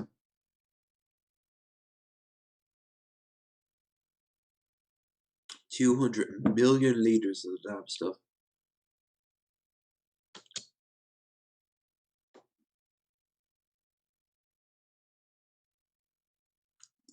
I want to stress this enough. Delicious. This motherfucker, if it wasn't 20 a bottle, I would have bought more than one bottle. Like this bottle. Ryby used to make fun of me for saying water bottle. Water bottle. Water bottle. She used to mock me for that. I am back. Welcome back. Yeah, whenever I've had a drink and I look at a bottle, I immediately just think of like how Ryby used to make fun of me for that. Water bottle. Water bottle. 3.3 billion Baileys of Irish cream per year. It's owned by Diageo. Everything in this country is owned by them. Whoa, okay. There's an angle I wasn't expecting. So you tell me how Bailey's is related to feminism. New global market. Rebrand Diageo. It's a slimline bottle. Wait, how is Bailey's related to feminism? I don't know, except that it's a slimline bottle. I mean, I'm looking at it right now, and it looks like a bottle out of D&D, I guess. Like, this is a bottle of, something. And now a taller, slimmer, with more elegant profile, jetpack bottle with sports around BB logo, designed to appeal to more to a Now, brand. what type of feminism does it target? Does it target like TERFs? Or does it target like third wave? There's a lot of types of feminism to target. I think they meant like a more feminine, because it seems to be appealing to more women, which is hilarious because more women I know who drink, they will drink anything given in front of them so long as they have a nice flavor to it. So Bailey's was going to be drink regardless, so why don't you give it a bottle looking like anything? Like, why the fuck did they think that looking more effeminate would matter? Like the B&B Bailey's logo they're talking about here on you can see it here on screen. It's Who also had the B&B logo was Bugle Boys. Okay, Bugle Boys is a U.S. custom for like Bugle Boys was a type of clothing for like bigger men, and they're out of style now. They're no longer around. But when they were around, if you were a bigger person, you knew you wanted Bugle Boys. I've got a few jeans at a Walmart and Target that I'm still wearing, and they're pretty high end. Like they're pretty expensive, not expensive. Pretty like heavy duty. But I think they're like one of them. I think is called like Tracker or Wrecker or something like that, and I forget what the other jean pair is, but they're all trying to be like Levi's without saying the word Levi. Gabrin. Oh, whoa! I was reading that, you little shit. Go back. Global brand director for Bailey's, Gabrin O'Brick, said, "We have created a beautiful new bottle, which is both modern and stylish with a greater sense of femininity." See, it wasn't feminism; it was just femininity. They just wanted the bottle to appeal to women by making it look more like a woman. But by that logic, shouldn't every single bottle of beer have like a fucking abs and like a six pack and fucking biceps and a huge dong? I mean, you'd store And more you could suck liquids in its it. dick. You'd store plenty of liquids in it. Would they have nipples, though? Of course they'd have nipples. What sort of bizarre statement was that? What torso doesn't have nipples? I mean, Batman had nipples in that Batman movie. Forget which one it is. The one with Clooney in it. Yeah. Batman. It wasn't Batman. Batman Returns or Batman. Batman and Robin. That's the one. It was Batman and Robin. Mm-hmm. This is why Superman Now works alone. He actually apologized during for that terrible script. He said that it's probably the worst thing he's ever done was that movie. Which I don't know. I mean, he was in ER. Hey, who was that other guy? Was it Billy Zane, who was in The Phantom? And I always confused Billy Zane from Titanic, the guy with. Yeah, I always confused Billy Zane for George Clooney when I was younger. I was like, they look the same to me. I can't tell the difference. As I got older, I could tell the difference, but as a younger child, I could not tell the difference. Well, nowadays he looks like fucking Lex Luthor, so.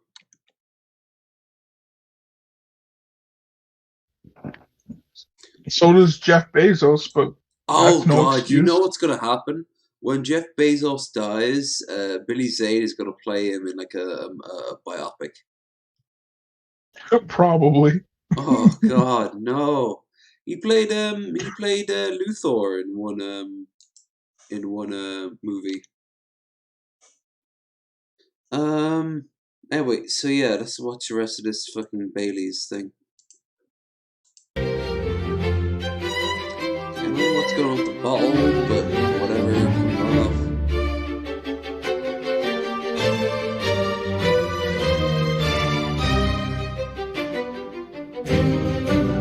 Products: Bailey's.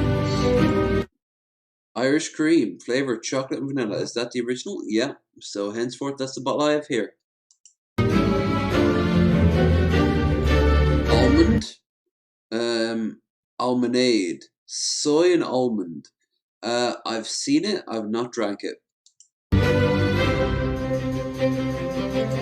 Chocolate looks. I've had that before. It is divine. I am not even kidding. That shit is something. It's like someone liquefied a cake and then tossed a few drops of booze in it. It is so good.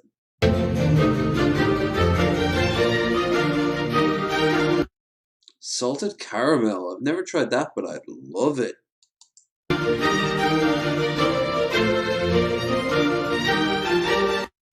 Bailey's strawberry and cream. Not my cup of tea. Espresso cream. I'd give that a go.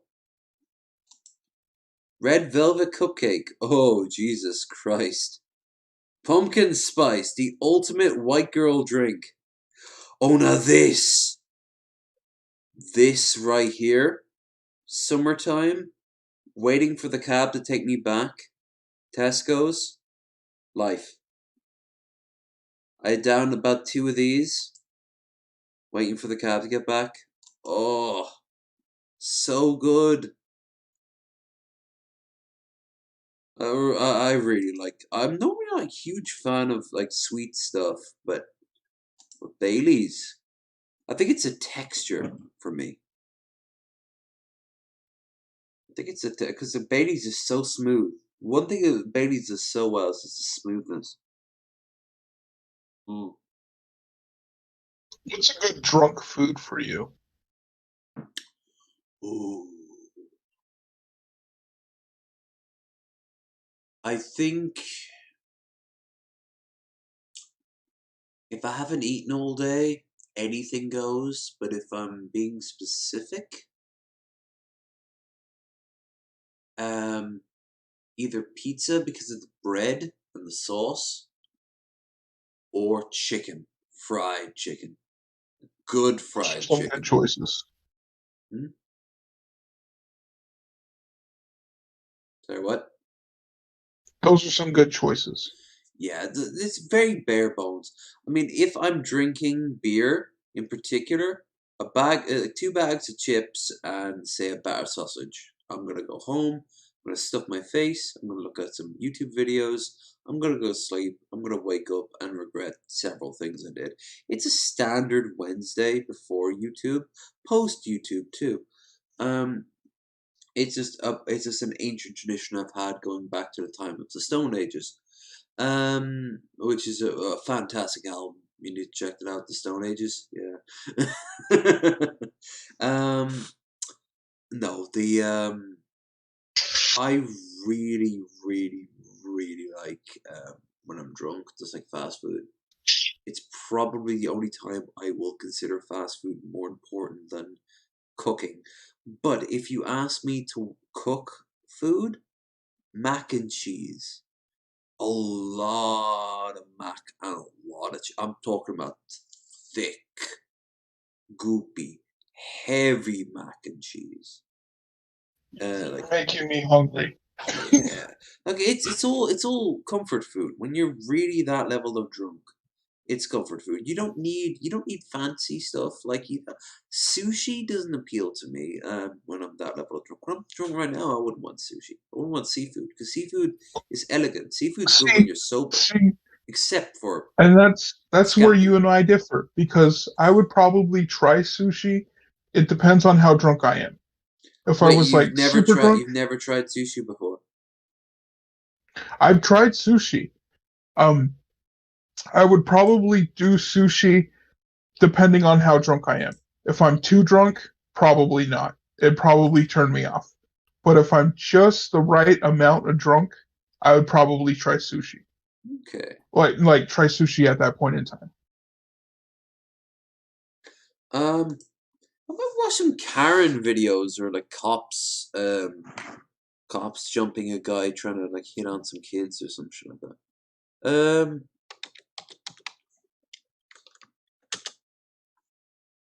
Let's see what we get. Whoa.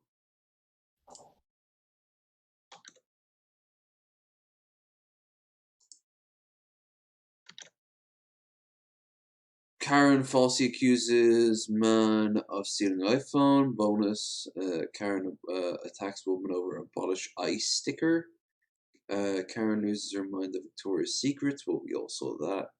The whole world saw that. I wonder what happened to her.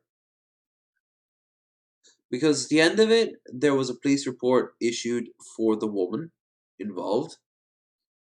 So I am. That's not good. Oh yeah. The Karen got herself. I don't know if she got herself arrested, but an investigation was open. A police report is good enough to say that something at least happened. Yeah. For them to be interested enough to put a police report in. Well, don't forget, it wasn't just the video and the testimony of the woman in question. It was also how the Karen responded to the cops, who wanted her just to go home and shut the fuck up. Like most of us in life when we see people like that. But she kept on doubling down, doubling down, doubling down. It didn't pan out. It didn't pan out. So obvious for the Karen, that is. For justice, well, like I said, I don't know. Maybe that Karen got off scot-free. Maybe that Karen right now is suing the mall for allowing herself to be treated so badly. Like you kind of roll your eyes at it, but shit like that does happen a lot. That dude, frat boy who was sellotaped to his chair for acting like a piece of shit and groping women.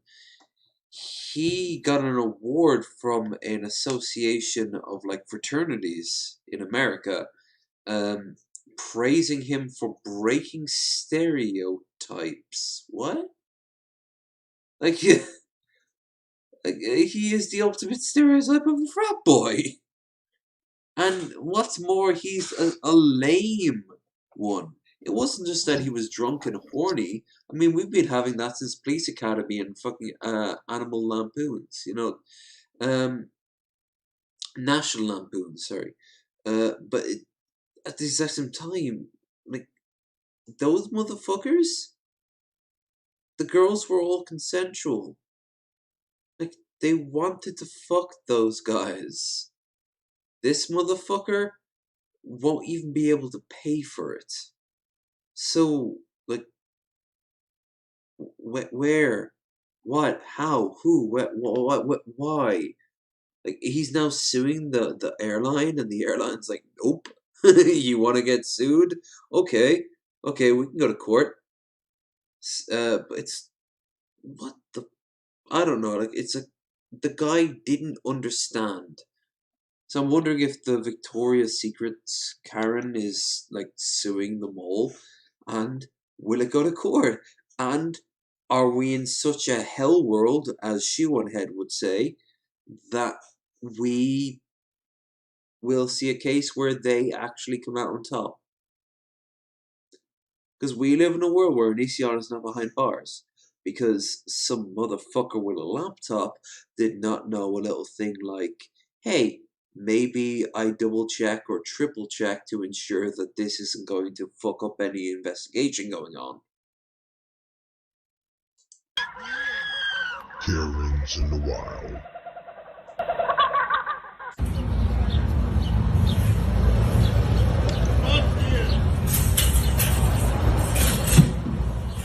Jeez.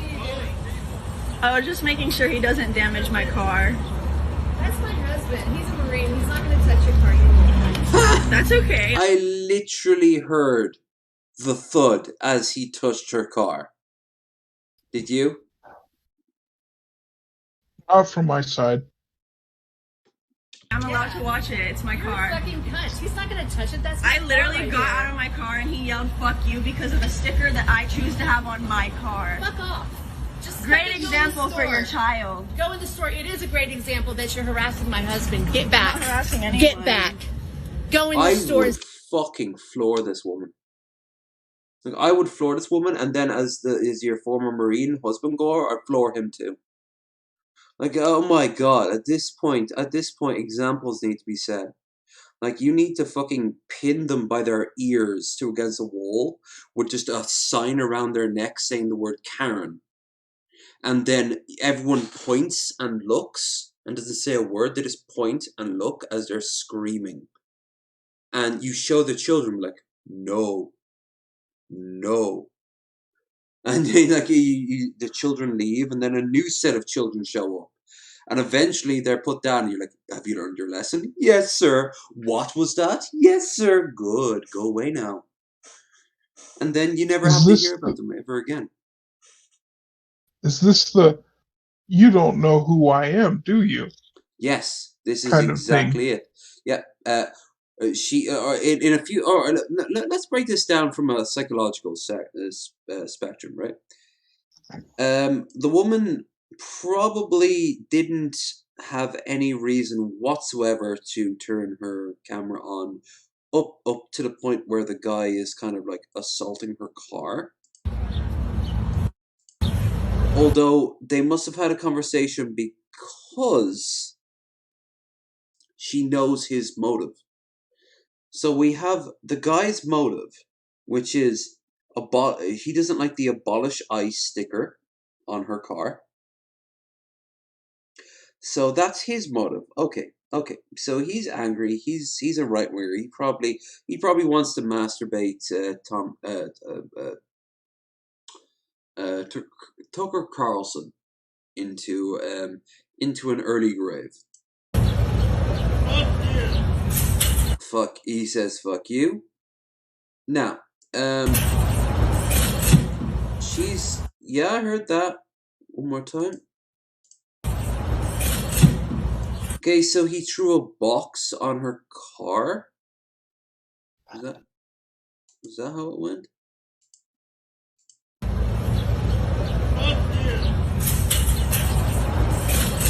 Yeah, so there's like an empty box and he's throwing it on top of the car in a pitch and a rage. So she's, of course, waiting for the cop to show up, and she's also filming it for obvious and straightforward reasons. And then the wife comes in. What are you doing? I was just making sure he doesn't damage my car. Yeah. That's my husband. He's a Marine. He's not going to touch your car. Okay, so number one, we already have numerous things. Number one, that's my husband. That's my husband, ownership. Number two, he's a Marine. He won't touch your car. Number one, authority. She's using authority, but not her authority, his authority. And an authority that's really, really vague. Like, you being a Marine, former or current, means that you can't act like a piece of shit. Number two, he won't touch your car. We literally just saw him touch your car. And it keeps on going. That's okay. I'm allowed to watch it. It's my car. Yeah, I'm allowed to watch it. It's my car, 100%. Now, that was negative. There was like a neutral statement she made. That's okay. I'm allowed to watch my car, which is true. You're allowed to do a lot of things. It's your car. However, look at her response. You fucking cunt. He's not going to... You fucking cunt. So, the fact that she wasn't humbled by the fact that she mentioned that her husband, not her, she is worthless, but her husband is strong. So she's using that as a sort of a parable. Like I said, ear, wall, bolt, into. Karen, neck, children point, and even throw stones. I mean, if they die of exposure, then oh well. I guess we find out who the neighbors who will let her live all that long. Maybe that Marine there could pay for the cost of burial. The state won't cover that. That she has to go into abortion clinics and gay bars. Yeah, if they want to start a civil war, they'll lose quickly. Let me tell you that. Gonna touch it. That's I literally got out of my car and he yelled, "Fuck you," because... Fuck you, because she even explains to the wife why this whole situation has happened. Because of the sticker that I choose to have on my car. Fuck off. Just great example for your child. Go in the store. It is a great example that you're harassing my husband. It's a great example that you're harassing my husband. That doesn't even work in her own argument sense. That's a word salad. It's like she had another thing lined up and she just couldn't wait for it, so she had to go right into it. Get back. Get back. Go. Ear, wool, children, stones. Go in the store and stay the fuck away from my husband. Look at those liver spots. Someone was out in the sun too long. Bitch. Fucking bitch. Great example. You done? You done? I fucking used the child as a blunt object on her. Like, I would literally, remember from Jason X with the fucking, like, I would just use the child as a blunt object, swinging the one around. Like, examples have to be made. Like, I'm to get some... In Minecraft, of course. Doesn't mean that a part of me doesn't want that to happen, but more likely I want that child to show up as an adult and testify against their parents with, this is important here, their interracial, intergendered partner, while they're both high as a kite on legal weed. Fucking groceries. Go do your job then. Go take care of yourself. Based. What is your goal here? What are you doing? Get me away from my husband right now. It's called loyalty. It's over there. It's called loyalty. Get the fuck away It's from called him. you're racist. It's called I'm just following orders. Him, you bitch. It's public. Oh, we can have a look at her. Sorry, go on. I don't believe I said anything. No. She looks like Margaret Thatcher, but fatter. You're racist. I can see it. Yeah. She looks like someone's awkward. She is someone's awkward aunt. No, everyone has a cool aunt. The one that can score you weed and has no problem that your cousin is gay. And then you have the other type of sister. Filming him, you bitch. It's public It's property. America, bitch. It's America, bitch. Go into the store. Mind your own business. He's at his vehicle. He's not at your vehicle. Your husband's Stay right there. away from him. I didn't do anything. They just started harassing me for no fucking reason. You started the harassment. Oh shit! No. She took the first swing. Oh, even better. Does he smack the thing off her hand?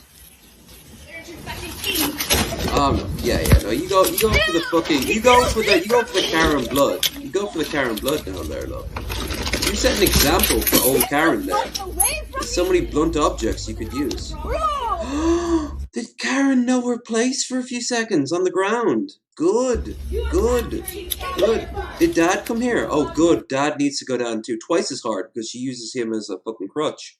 She needs to know that he is actually lesser than she is, and she's already a piece of shit. Look, I want to stress this enough. When I watch Karens, when I watch people like everyone from Bagel Boss, who I consider a form of a Karen, to this, to cops who overstretch their power, regardless of country.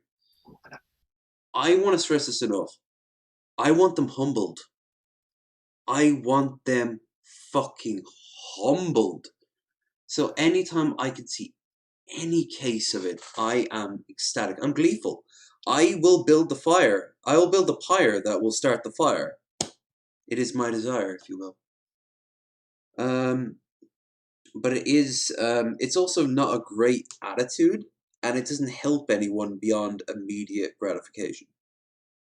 So, guys, don't act like low energy videos. Act like a lot of people you see on the Karen videos. Keep quiet and just film them. Always just film them. But you know, like, there are times where if blood has to flow, then fucking make them flow far more than they've ever had to flow in their lives. But Bill, you have anything you want to add to this? Not really. Are you pro or against my my Karen stance? Pro. You need to put Karens in their place when they need to be put in their place. And that's mostly often. By default, you could argue that every Karen, when they act like a Karen, is, especially on recordings, is them acting up.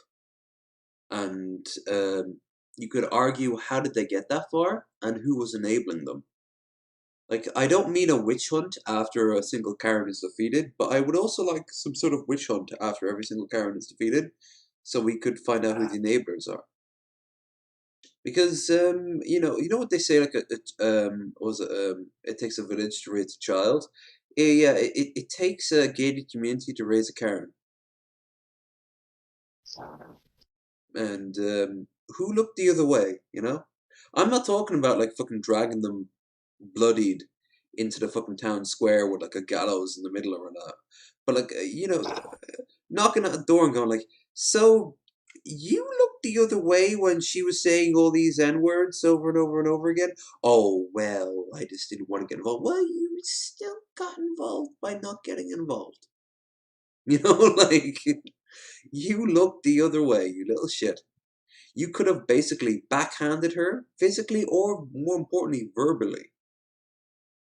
Or maybe best of all. Because what I want, I love the stories. Don't get me wrong. I absolutely adore the stories of people who are like Karens or maybe alt-righters who, I mean, hell, I'm a former skinhead.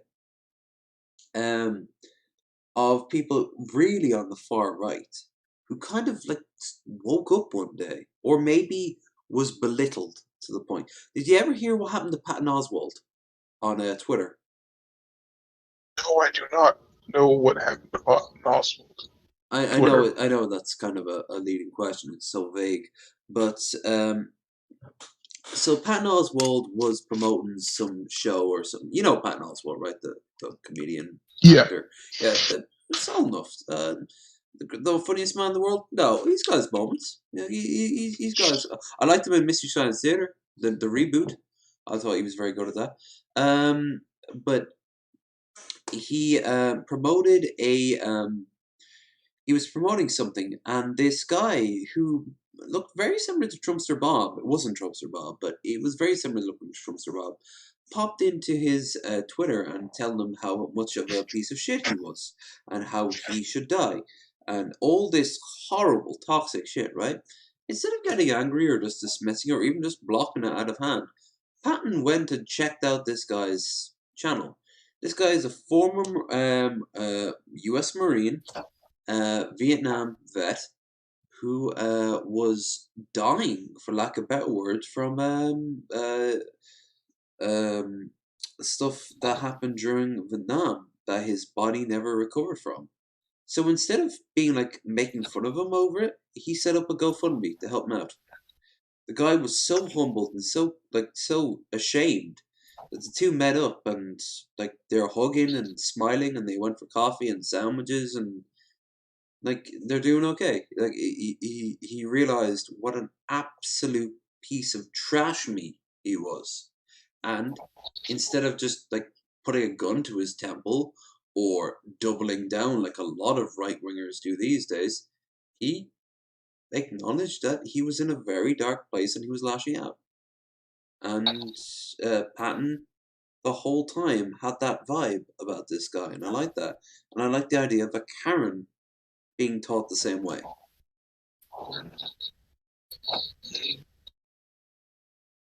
And what do you think about that anyway? That would probably work. Like, if you don't get them in the space where they're being wrong, you get them where it's like they have no choice but to concede that they were wrong.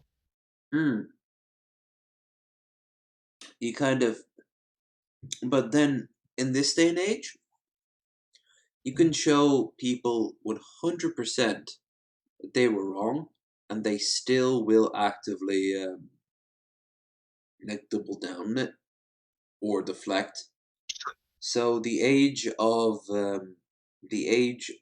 people saying that they're wrong on the right, at least. On the left, it's a different story altogether. The motherfuckers who actively engage, like, I did a microtransgression in 2009. I'm sorry. Go to my Instagram and like my pictures. You know, like it has a different feeling, and Bo Burnham talks about it in Inside. People who were like, I'm sorry I said those things, except I'm not sorry, except I am sorry, except I'm not sorry. The important thing is you're talking about me, and that's gonna help my money. But people on the right, they don't even do that.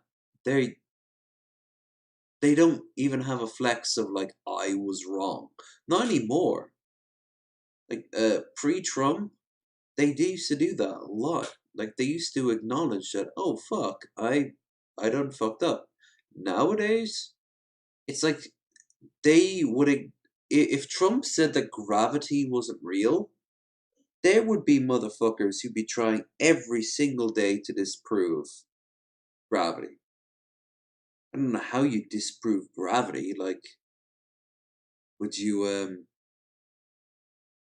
like create a form of like jet boots and like fly up into the air a little bit and go like, haha, see, I can fly whenever I want. You know, like, what if trying to disprove gravity like creates this evolution of invention that just skyrockets humanity into the future?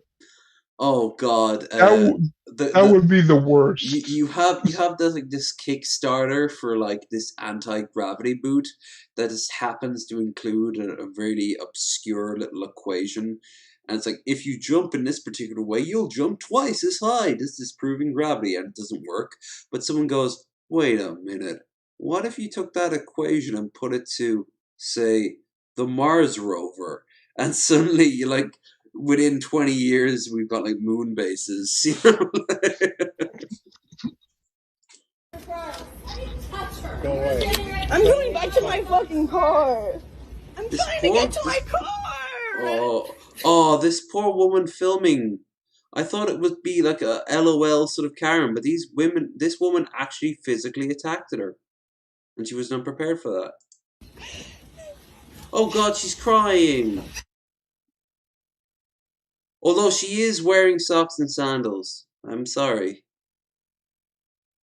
I am sorry there, love.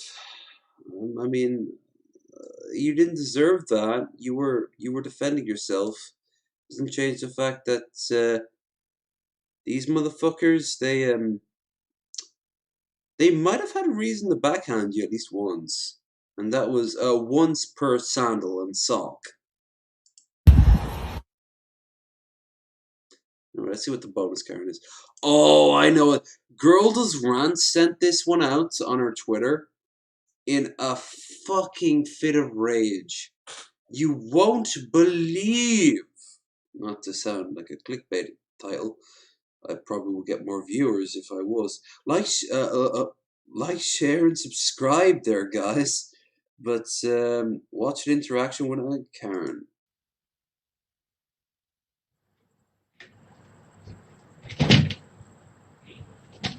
How are you? I'm good. How are you?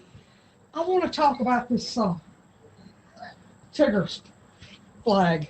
Okay. I don't like it. Okay.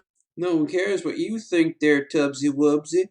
And why don't you go back to your bag of marmalade? Okay, why not? Now, I thought the American flag was real nice. Yeah. You know, the freedom? You know, the freedom? The freedom to do whatever the fuck you want, like having a gun that I have on me right now. I don't say nothing about the shrubbery being cut. I don't say nothing about the backyard. But now, I don't like that. What a passive-aggressive little cunt already. Like, I like the flag, but the rest of it, you know. But I don't say that because that's your land, you know, like it's your land. But I have a problem with the Tigger flag, and it's not a metaphor either. Tigger, as in Tigger from Winnie the Pooh. They have a flag of Tigger. Why? I don't know, and I don't feel 100% comfortable saying the name over and over again, especially with drink on me, just in case there's a slip of the word. Slip of the old word. But my God, she's freaking out over a Winnie the Pooh character flag. Oh, okay, I didn't hang that. My brother hung that. I know. I'm just telling you, I don't like it. Oh well. Would you like to come in and do hardcore drugs with us? Perhaps an orgy? We're sacrificing things to God. And not the gods you know, darker gods, truer gods, older gods. Okay. And we have rules. I don't want. No, you don't have rules. We, who are we? I have to go find out what they are, but I don't like that. I mean, this isn't a homeowners association, though. No, but there's rules for the community. No, there isn't. If there's literally no homeowners association, then there's no rules. Like that's actually one thing about American. We'd call them estates. You'd call them just neighborhoods or hoods or like the streets or blocks or whatever. The point is, like, you don't really care a lot of times about what a house can and cannot look like. You can have this sort of one-paneled single-story thing next to this multi-blocked motherfucker, made out of like really nice stone. I mean, are you gonna see that? Probably not, but it has a passed by houses right now that are like wildly different in terms of price. In Ireland, no, you've got like housing estates, same row. Every single house looks the exact same. I mean, everyone has their nuances, stuff you put in the window and stuff like that. But for the most part, it's all the same. So how homeowner associations, they don't exist in Ireland, not in that sort of way, and they really clearly don't work here. So what's there is called Williamsburg something, and there's rules. Williamsburg? Okay. So, I'm just the police saying. can come and take you away and explain. You can explain to them the rules. I don't like it. All right. It makes it look tacky. Tacky. Makes the neighborhood look She's tacky. wearing pastels It and she's doesn't, talking but about that's okay. tacky. Huh? I said it doesn't, but it's okay. You're allowed your opinion. Okay. Thank you. Uh-huh. I'm gonna find out about it. All right. Well, you have a good day. Ignored. So this was the offensive flag. Yes, it is Tigger from Winnie the Pooh. Yep. It's Tigger from Winnie the Pooh. Why? How? What? Where?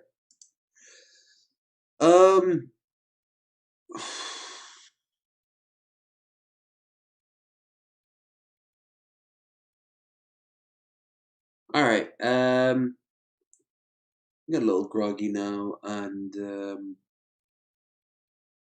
I'd say 5.5 hours is a chunk of change. What about you there, Bill? I could call it a night. Yeah, I'd say so as well. I mean, I haven't been. It's been a abstract episode, but that's fine. That's what True Drugs Minimum is all about. I'm really pissed off that the link I shared immediately was fucking negated by OBS, but that's the way it goes until I get myself a computer that isn't currently on fire. Bill, I didn't link anything because I don't know if anything you do is linked. Well, actually, there is one thing we could talk about before we go. Would you like to talk about your political choices on the local election? I chose a guy who lost all of his guns in a boat tragedy, is what he says. So what's his name? His name is Caleb Reeves.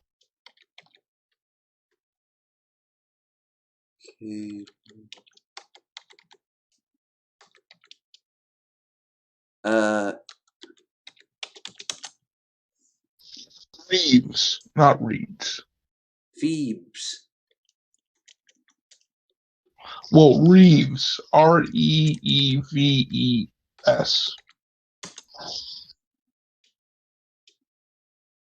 That him?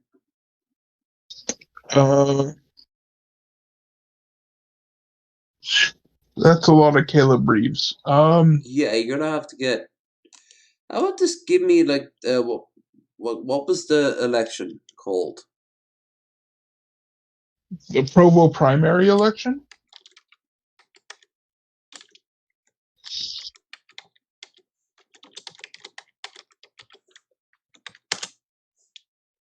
Okay.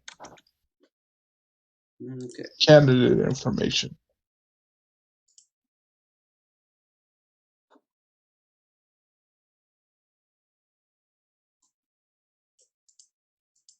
So that's the current one, is it?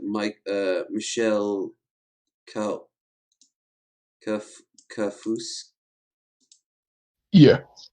Okay. But he's down the row. Caleb Reeves, there we go. Now click his website. He looks like he should be teaching me how to barbecue. Did you click his website? No, hold on. No one.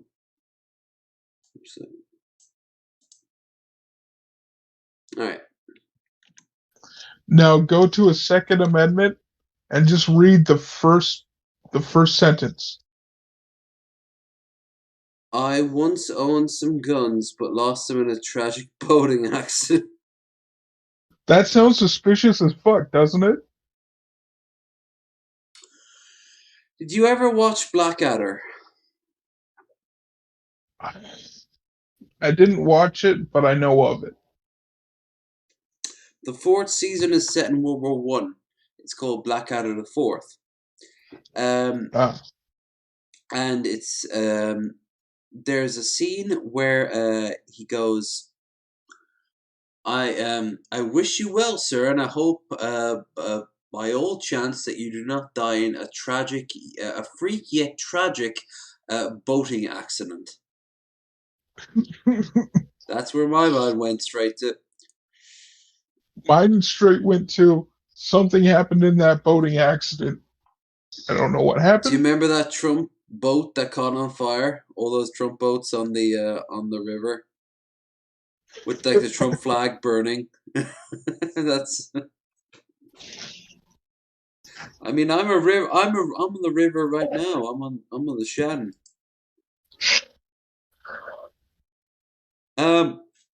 Okay, so what? All right, let's see abortion. I am pro-life. LGBTQA. What you want to have sex with is my business. As long as it's illegal and consensual. Good. Who you love doesn't determine your worth as a human being. What if a person? I've said the word. Okay, that's fine. Each decisive. No. Okay, so one thing I support. One. COVID. I don't believe COVID is fake. Good. I got it in December. Oh dear, it's a strange disease. You'll take it on a kiss in a way. I don't get it, but I understand as people approach pregnancy in ways. Stance of being people should do what they feel need to be safe. It's too vague. Way too vague. He is playing as many sides as he can, almost like a politician. Simply put, he needs to take a stronger stance on that. If he has COVID, he should have actively been like, oh shit, COVID's real. We need to fucking fund to destroy this nightmare disease. Mandates, Second Amendment, abortion, that, Trump. Political affiliation. I'm a resident unaffiliated. I call myself an independent centralist. Like a second party system, and I'm getting worse. I don't see any sort of like relation to how he's going to get work for people who don't have work, or is unemployment not a big issue where you live?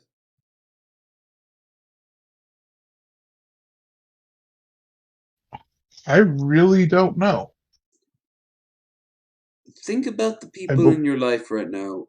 Are they all employed?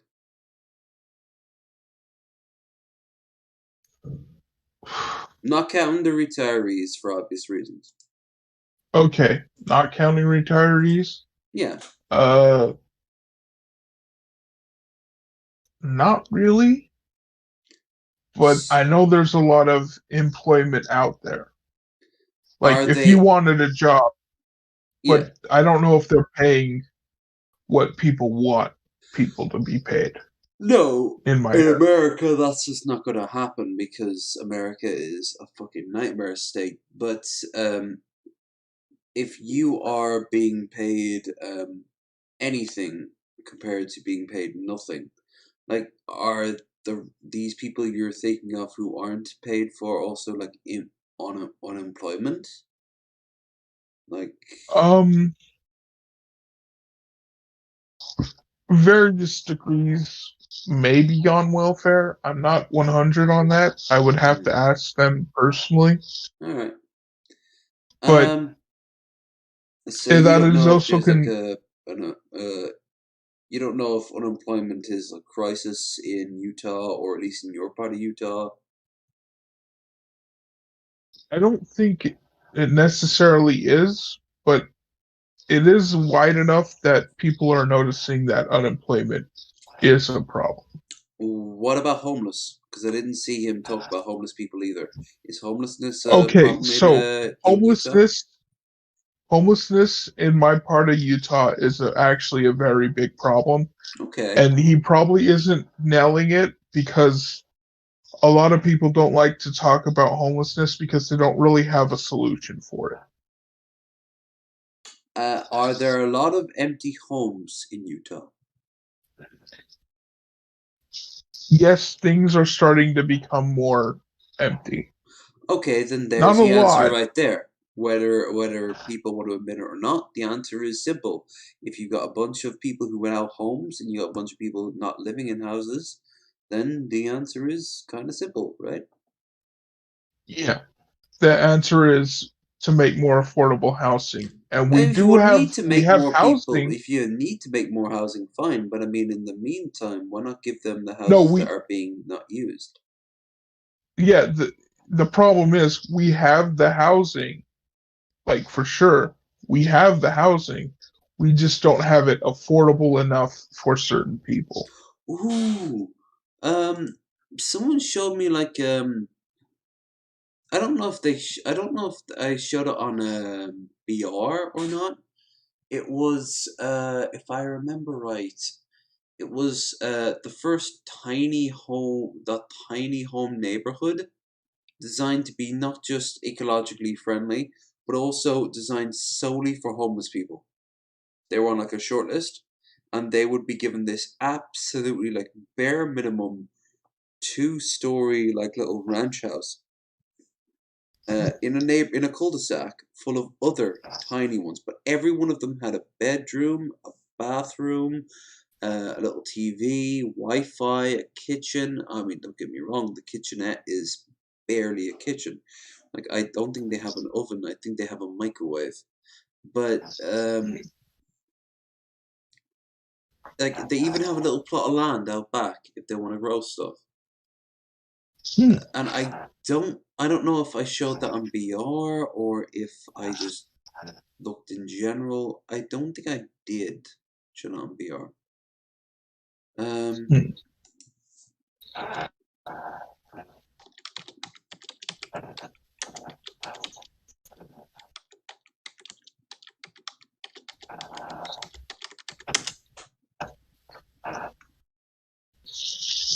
Tiny house. I love the idea of tiny houses, by the way. I live in an apartment that's so huge in proportion to what I need and what, frankly, I want. It's just a lot of cleaning, among other things, but it costs more money for me than I need. I tried to get a third person in, but between Metal Monkey's a little bit unsure of people he doesn't know, being a like living in with us, and just trying to get people into a little tiny apartment like that. It's not easy, but it's like if we kept it up, it would be there. But then COVID and America happened. Yeah. Anyway, I would love a little home like this, but I would love a little home like this in a city. Now they always put it out in the countryside.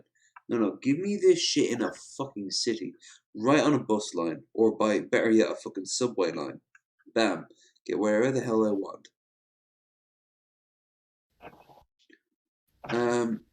They are so nice looking because think about the thing about a tiny house. It's not just that you have like the bare minimum; it's that you have a comfortable bare minimum.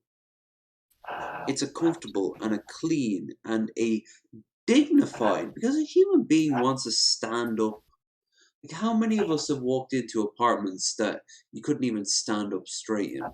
Bullshit. No one deserves that. But do you need that extra room? No. Most likely, if you do, then I hope. I mean, stuff like this. That's in theory. Your fire is your kitchen, for example. There's the stove right there. Does it have Wi-Fi? Does it have a toilet? Well, as far as I can tell, no. That person is going really rustic. But here's the thing: some people are okay with that. Good. opens up an opportunity for someone who needs a home to go and find a home, right?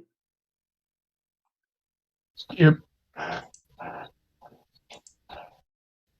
Now, don't get me wrong. I've always loved the sort of minimalistic, open air space of, say, a loft in New York or something like that. It's just, it's just something that I've always thought was kind of important. So we looked at the guy you sided with, and for the record, there, Bill, your decisions are your own. This matters 10 trillion times more to you than it does to me. You looked at all the candidates and you decided that Caleb was the best for you. That's fair. Who would have been the worst? Who is the worst person on this list in your mind? For mayor? Yeah. Like, okay, go back up. Who is the person you're like, no? Ghetto. Who? Ghetto. Even though the anarchist in me really wanted to vote for him, the socialist in me was like, no way. Not a single chance. M. David Ghetto Sanchez? Yeah. He has a smug look. He looks like he should have like a tool belt and be standing next to fucking Tim the Toolman Taylor. You know? Let's have a look. His is a Facebook page. So this is his Facebook. It's all they give you, like the. Yeah. I guess his candidacy of mayor. So what put you off? Like what was the negative about that ghetto guy? I did like his anarchist approach, but I did not like his anarchist follow through. Which is tear it all down. Well, more along the lines of it was more anarchist capitalist, and I am more of an anarchist socialist. Wait, are you saying he's an Hold on, are you saying he's an anarcho-capitalist? He is right-leaning libertarian, like bordering on ANCAP. Yeah, he is basically like saying the government not only has no right to dictate to what the companies want, the companies should be the ones that dictate the terms to the fucking, these are the motherfuckers who would be okay with having like fucking fiefdoms and shit like that, like little tiny isolated towns in a sea of nothing, aka fucking the Badlands. And inside it, you'd be all using company script, you know? And just so that they have the right to hit on underage girls, because a lot of ANCAPs seem to be really okay with that, because it doesn't infringe on their freedom. Yeah. Cool, I guess. How about I put you in a death camp? It's just tossing it out there, you know, like, you fucking freak. And this is me talking, the man who's more beard than face at this point. But no, like, I understand where your mind went from there. So that was the worst one you went for. I honestly thought you were picking some obscure fucking right winger who is like, hey, Matt Gaetz probably did nothing wrong, and Trump won the election, but it was covered up by Hillary in the bunker with Soros and the Fed. You know, like some fucking Joe Rogan, Alex Jones, Fed motherfucker. But I'm glad to see that. I'm glad to see there's always the third option, which is like just horrible. I'm glad to see that's still there.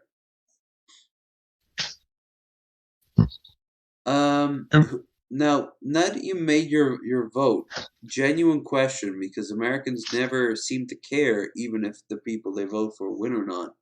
Who is going to win, in your opinion? given my opinion, more than likely the person. And don't be like starry-eyed, and don't be jaded. Like, you know it better than I will. Just okay, so I kind of already know who's gonna win because it happened last time. It's gonna be Michelle Kafusi. Okay. I don't want her to win. Me She's personally, the I incumbent don't want her to mayor, win. right? Huh? She's the incumbent. She's already mayor. Yeah. She's already mayor. She's already went for attorney general in our state. She lost that, but I know she's gonna win because last time there was another guy who won the first vote, and then all of a sudden it kind of changed. It changed through mail-in voting for some odd reason, and she won. So, yeah. I doubt, even if that's true, that mail-in voting angle does sound like Trump should have won the election. So, Yeah, so I'm just saying there is some weird shit going on in Utah, and it should be looked into, but it won't be.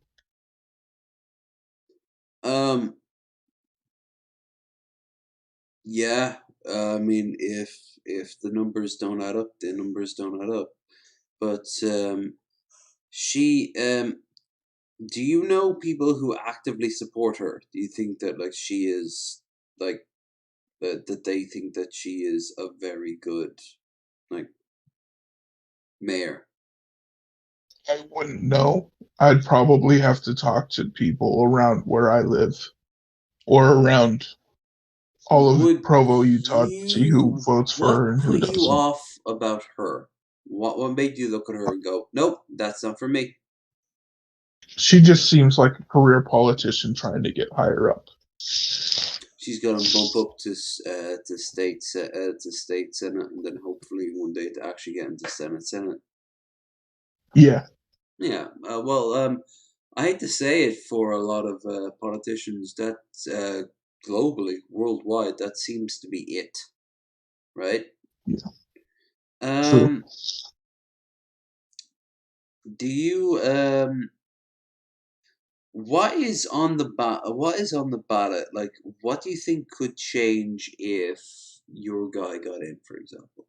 What would you like him to change? Is he going to tax He heavier on probably won't. corporations, or Actually, he's going to be lighter on taxes. He already said so. So But is he going to legalize he did weed, or nope, nothing. He was just the most, in my opinion, the most selectable candidate. So I read up on him.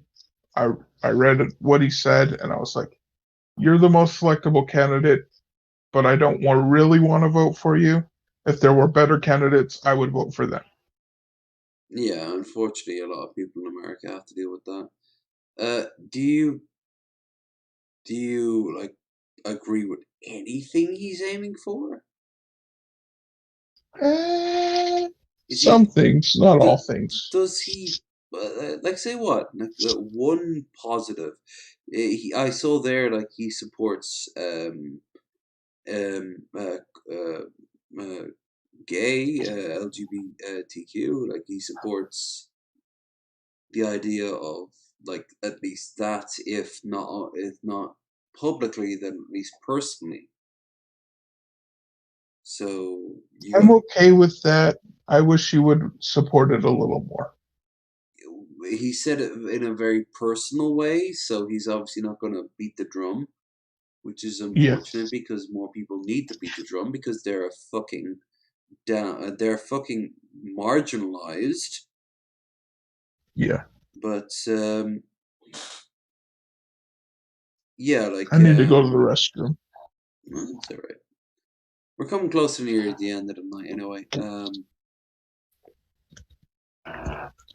In fact, we have about 10 minutes, and then we can have we can say we did 6 hours. So, I hope you guys have been enjoying it. For the last 10 minutes, I guess I'm going to be a little fucking pay pig, or I'm going to demand that you become pay pigs, and point out that we have our stream goal there at the top. Eddie VPC and Bearded Boon. Bearded Boon does not apply unless Grindar is on screen. Description down below. The PC could help in a lot of different... Tonight is a great example of that. Oh my god. The computer is barely chugging along. It froze more than once. Hell, there's a reason why we have 2 cutoffs. But if you want to know, also I raised my first 1,000 today, so I am also very happy for that. Obviously, if you don't have the money, you don't have the money. That's not fair. That's fine.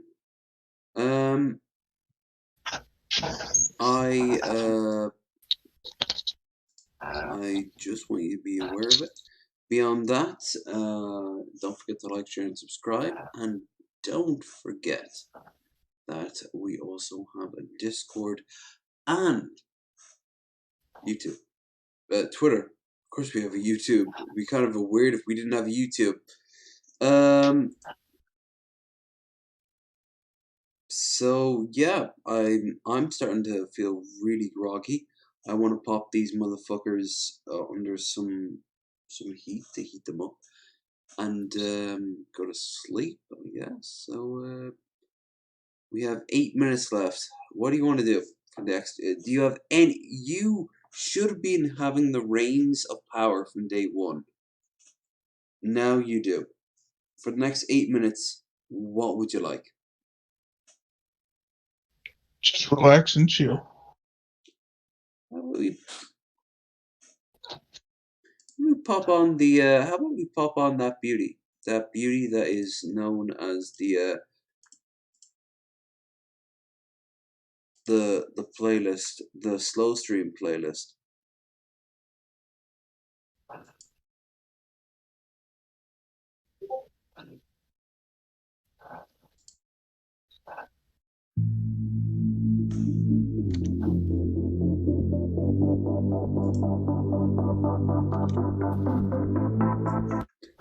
I'm not a mood for any Billy music tonight. Billy is awesome, but genuine question. Have you enjoyed yourself tonight?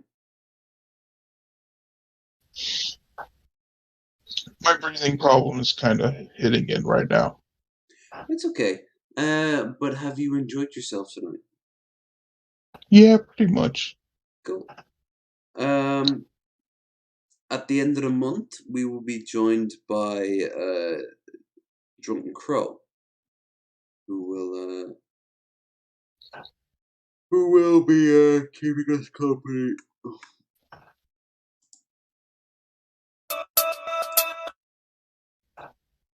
No.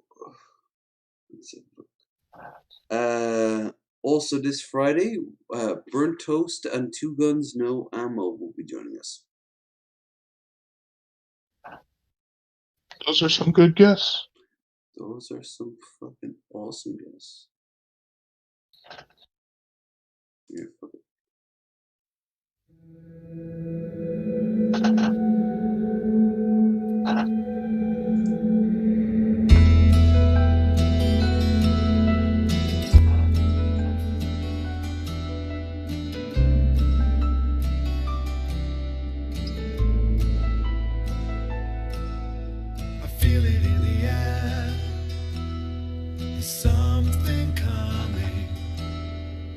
Remember, Kai said she absolutely adores the song. It's pretty good, but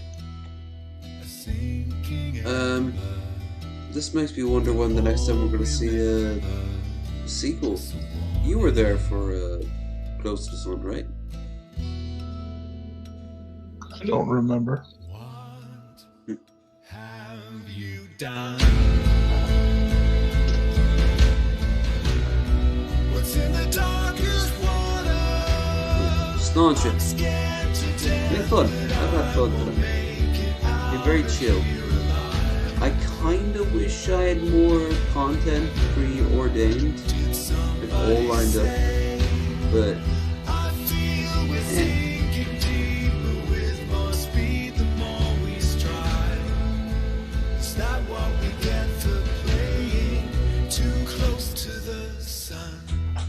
I'm actually really surprised you motherfuckers want to keep coming back, and new people keep popping up.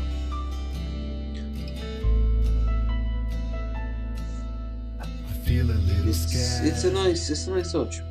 A storm is coming, the thunder's breaking on us.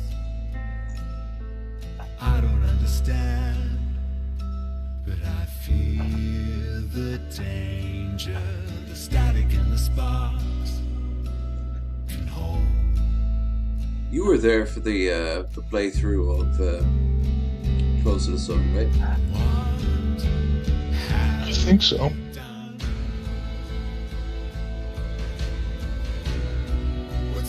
I realized the game is outreaching itself when it's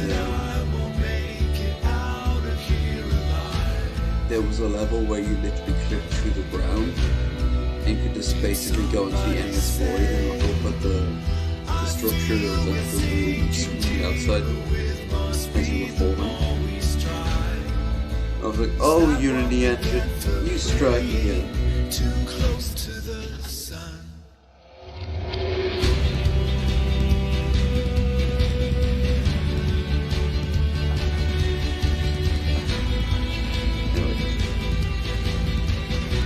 We're done after this.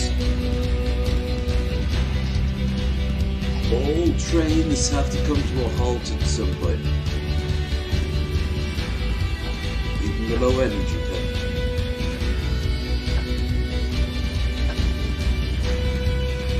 I'll be back on Friday for a toast, 2 guns. Shall keep us company along with Krendar. We've been playing with fire.